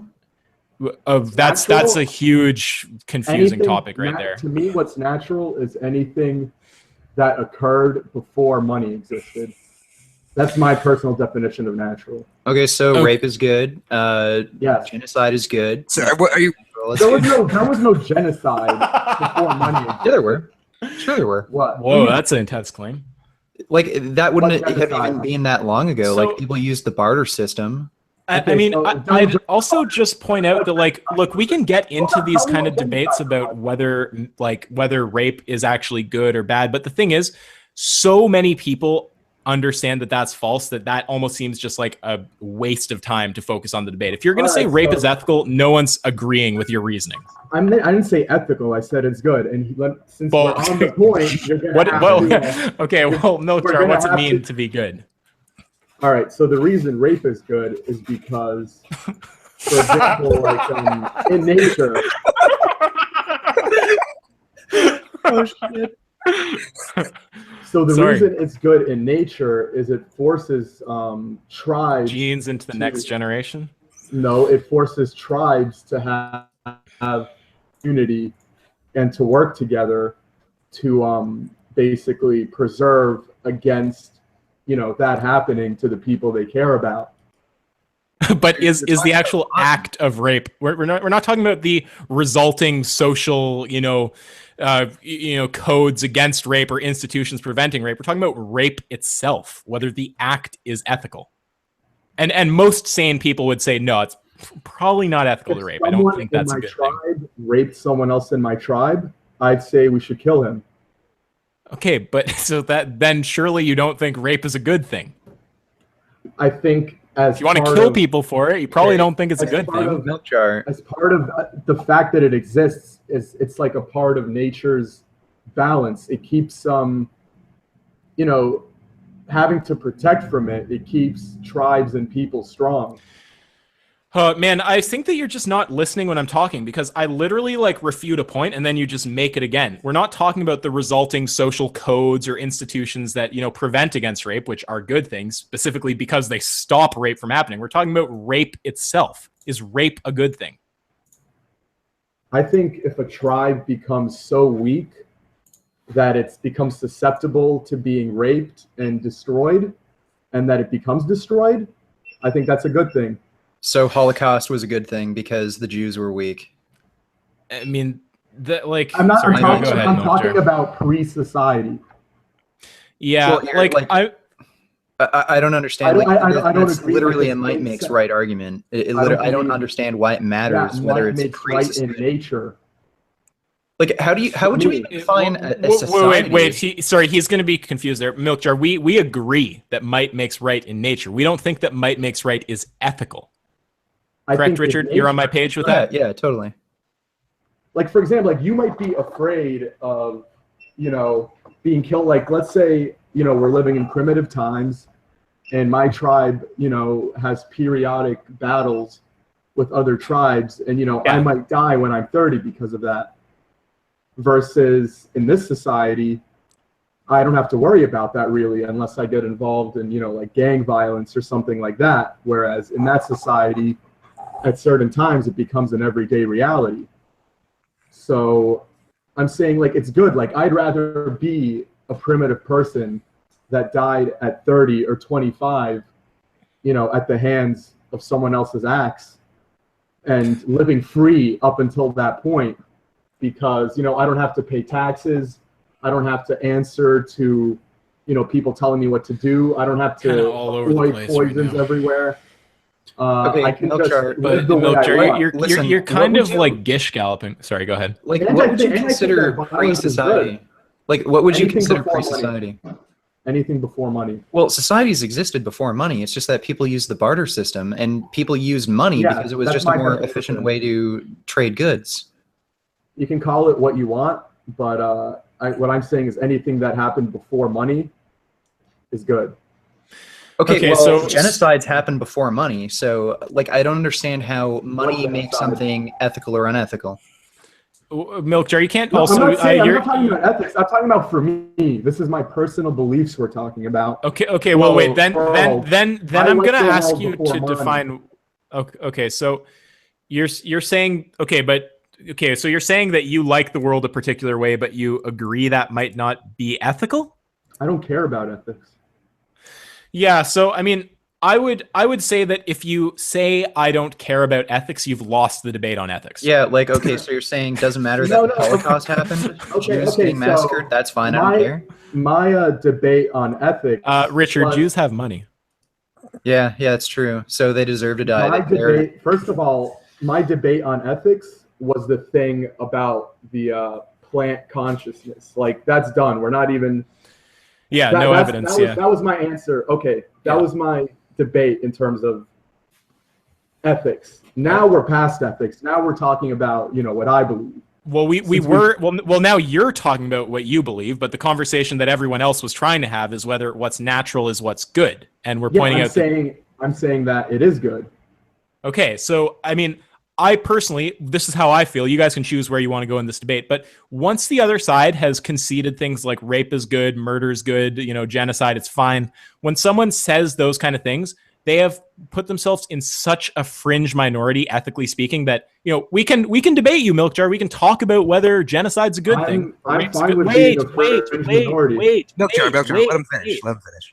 So, we can talk to you about those things, but I would personally suggest that if we push you to the point of saying rape's fine, murder's fine, genocide's fine, then, the ethical debate for all intents and purposes is over. So what do you want me to say?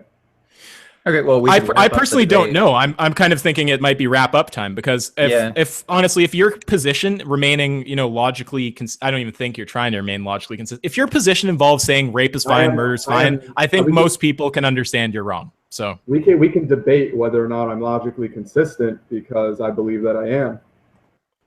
Well, it's possible to be logically consistent and hold a really evil position. I mean, Hannibal Lecter is logically consistent, but the thing is, the actual debate proposition, I mean, you've fucked up hard on it, because the ethics part, at least, is saying that veganism follows from universal human rights, which you began by immediately rejecting universal human rights. So that was not a great start. No, I didn't. I began by immediately saying that if you give animals these universal rights, then you have to give them to plants too. Okay, and that's relying on evidence that is lacking and that you're not going to be able to produce. We can repeat that over and over again, or we can move on. Well, what do you guys think? Is there anything else? Yeah, Richard, what's anything else you want to hit here? Because what about Sv3rige? Let's ask him, because he's just chilling there. Do you have anything else you want to say? I want something else, but that's that's already a different topic a little bit, about ketosis. Just a quick question. Does that interest you, Richard, or do we want to wrap up? Ketosis, yeah, sure. Just why are babies and embryos in ketosis, and why is breast milk full of cholesterol and saturated fat? Like, why is it the first food that all humans get, and why are we in ketosis? Okay, well, I don't know about the human embryos being in ketosis thing. I don't know anything about that. I'd have to research it. But as far as breast milk, like a growing infant has much different nutritional needs than a full-grown adult. So, or even like a child out of breastfeeding stage. So yeah, that's my answer to that. But you believe that cholesterol and stuff, it's bad for us. So why would nature give it to babies? Well, because they have different nutritional needs. They're growing at such a massively high rate, and their gonads don't function yet. So that would be why. And then the cholesterol is fine. Yeah, and then after they're out of the breastfeeding stage, cholesterol is bad. Okay. Awesome. Yeah, that's my response to that. Okay. And anyway, if you want to actually look at experiments on children on a ketogenic diet, like a very high fat diet, their rates of kidney stones are far, far higher than a normal population. Like 6.7% of kids on a ketogenic diet get kidney stones. So yeah, I want to see that. Yeah, sure. I think I have it handy right here. Anyways, I think we should wrap up the debate though, because closings. I did not get really a chance to explain. Okay, well, one sec, Milk Jar. One sec, Milk Jar. Richard, do you want to just do closing statements for everyone? So Milk Jar can say his delusional, insane rant, and Sv3rige can say his thing. We can say our things. Call it. Yeah, sure. Okay, why don't you guys go first? Go ahead. Go on, Milk Jar. All right, so in nature, people for example, hunter-gatherers, they like the American Indians, for example, they had no word for work. They would just go, people today, when they want to, take a break from their life and, take a vacation or something, they go hunting, they go fishing, and that's their break from life. And, they get to go on a 2-day weekend to hunt or fish. And then they go back to their boss and they work their ass off, and then they give 40% of their money to the government, and then they have all these health problems they have to worry about constantly, which primitive people never had to worry about. And, you know, they end up living, you know, a horrible life. People are not happy at all. In primitive times, you know, people, you know, they were free. They were on the land. They had, you know, a sense of identity rather than what we have now, which is like a globalist type world culture where everyone's the same. Like, you know, you go here, I'll go down the block, everyone will be wearing backwards fitted caps and their pants are hanging down their ass. And you go to Africa or Japan and you'll see the same thing. You know, no one has their own culture anymore and they're lost. They don't have, you know, family ties and like things that bring them meaning to their life. They don't have individual cultures. And it gets to the point where, like, you know, we're not human anymore. We're just cogs in a machine. And in primitive society, you know, we did have to worry about things like, you know, maybe a bear is gonna, you know, come and eat our baby while we're sleeping and things like that. But it's like this goes beyond just logic for me. It's like when I'm out in nature with, you know, away from everything, you know, when I don't see, there's no helicopter hovering above me, there's no cars going by, and I have my feet on the grass and the animals are all around me and I'm breathing fresh air, like, it's like immediate peace. And the fact that I have to go back to my normal life after that every time, it just like, it always breaks my heart. And it's like, when you know, with the stuff like tribal warfare, it's like, oh, so you want to go back to a time when a rival tribe can like kill you and rape your woman and everything. And it's like, yeah, I'd rather go back to that time where I was free up until that point where I got an axe in my head. And, you know, I had to fight and stuff, because even like fighting, you know, people are against it, but it's like, you know, animals do it. Like rams, they beat the shit out of each other. Wolves beat the shit out of each other. Like, this is just nature. Like, just people, like, just animals just being what they are. And I think it's so beautiful, even the bloody and gory parts. And it's like, people, they say like fighting's bad and all this stuff. It's like, you know, I've never attacked anyone in my life. I've never been in a fight outside of self-defense. But it's like, every time I've been in a fight, it's like the most alive I've ever felt. Like, especially if you win, it's like, there's no better feeling than like someone attacking you and they just end up a bloody pulp on the ground. Like, this is better than any feeling I could get in this society. So I'm like, it's all good to me. And that's what I want. I want like the love of like a tribal society where everyone knows each other and knows everything about each other. They know each other's families and they work together as a group, like not this individual stuff that we have now.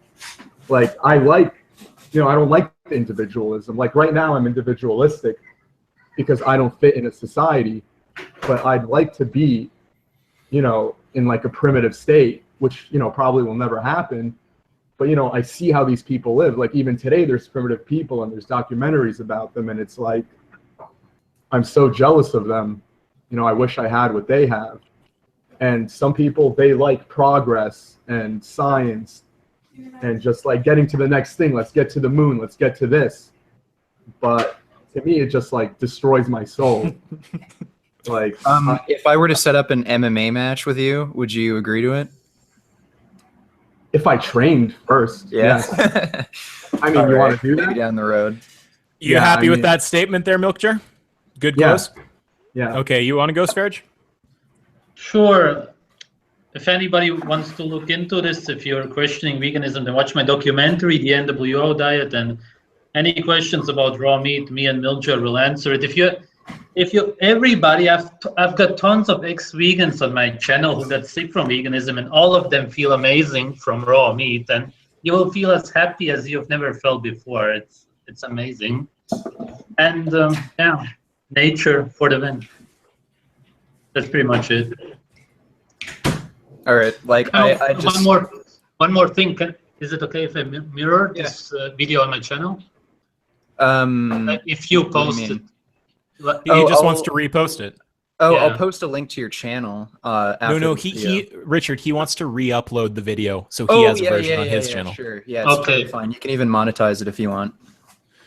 I don't monetize with that. Oh, I just want like 10 more seconds. I want to Milk jar, your close is done. You're not plugging shit. Richard, do you want to do yours? Do you want me to do mine? I don't care. Yeah, I'll go first. So basically, I think, like, again, the vegan diet is the most healthy diet available to us. Vegans have the lowest risk of chronic disease. Even though if you could argue that vegans do tend to be more deficient in certain nutrients, like you can just easily make up for that by just very easy dietary changes or targeted supplementation. Really, all the mechanistic data and population data shows like a vegan diet is ideal for health. And I don't think Sv3rige or Milk Jar was able to refute that point. And as far as ethics go, they kind of take the point of ethics not existing. Really, I guess the audience can decide about that one. Like, I wouldn't want to exist in a society where, like, I wouldn't want to live in a society where rape is okay, murder is okay, genocide is okay. Like, I think what we have now is the way forward, and we should improve upon what we have, not just totally destroy it down and abandon civilization like they want. Agree. Do you want me to do mine? Yeah. Okay, yeah. So I would just say, health-wise, I mean, I personally don't argue veganism is healthier. I'm convinced of that, but I don't have the skills to argue that health-wise. I certainly think it's equally healthy, and I think Richard made a good case that it's healthier. And I would just say, Milk Jar, you're distracting me with whatever you're holding up to the screen. I would just say, when you talked about ethics, it seemed like you guys were cherry picking pretty heavily. Like whenever we would mention some negative effect of animal products, you would just chalk it up to something else. But whenever, there's something that went in your favor, you're totally for it. And then in terms of ethics, this idea that, veganism follows from universal human rights, you certainly didn't prove anything to the contrary. The only argument you made to the contrary was relying on plant sentience, which you haven't put any evidence for. What's natural is not what's good. Veganism isn't a religion. Huge thanks to Ration Alligator for moderating. Really appreciate it. The less the mod has to talk, the better. So I think we did, okay-ish, except when I was screaming "fuck you" or whatever I was yelling. And I'm going to go over to Jack Green's channel for a after debate stream. You can come if you want, Richard. So Jack Green, if you guys want to see some more. I was just going to answer the live chat, the super chat for the next 30 minutes. Just answer all the people in the super chats questions and stuff. And Sv3rige, I linked the child ketogenic study with the kidney stones. That's the last link in the chat, so if you want to check that out. Thanks everyone for having the debate, and thanks Ration Alligator for moderating. Thanks for having me out. Okay, WeWantToLive.com for primal diet testimonial. Milk Jar. List the number 2. We want. Okay, I just muted him. Maybe you should just kick Milk Jar. He's just trying to promote his shit. Yeah, anyway, I'll link Milk Jar and Sv3rige's channel in the video description after I upload this anyway. So if he wants people to look at that weird diet thing that he's promoting, then you all can do it if you're interested. It's the side of Oceanus Wonder Planets. Well, it's good. It's good talking to you guys. You guys want to call it now? Let Richard do his Q&A. WeWantToLive.com with the number 2. All right. Okay. All right. Thanks, everybody. Well, cheers. Okay. Have a good one. WeWantToLive.com with the number 2. Can someone just boot Milk Jar? Yeah. The fact that he's doing that is incredibly obnoxious. Who would do that on someone's stream? Yeah, checked. Okay, there we go. He's gone. All right. Yeah. All righty. Do you do you want me to hang around or not? Do you care? What do you? Yeah, sure. If you want. I don't know if too much of the super chat is asking you anything in particular, but I don't really mind. Sv3rige, do you want to hang around, or are you heading out now? I'm heading. It's very late for me. I gotta sleep. Yeah, man. Have a good sleep. Bye. Don't let the sun give you any crazy ideas. All right, see you, man. Just and kidding. maybe later, Sv3rige and I can have a debate about flat Earth. I think that'd be interesting because he's a flat earther. Yeah, that'd be cool.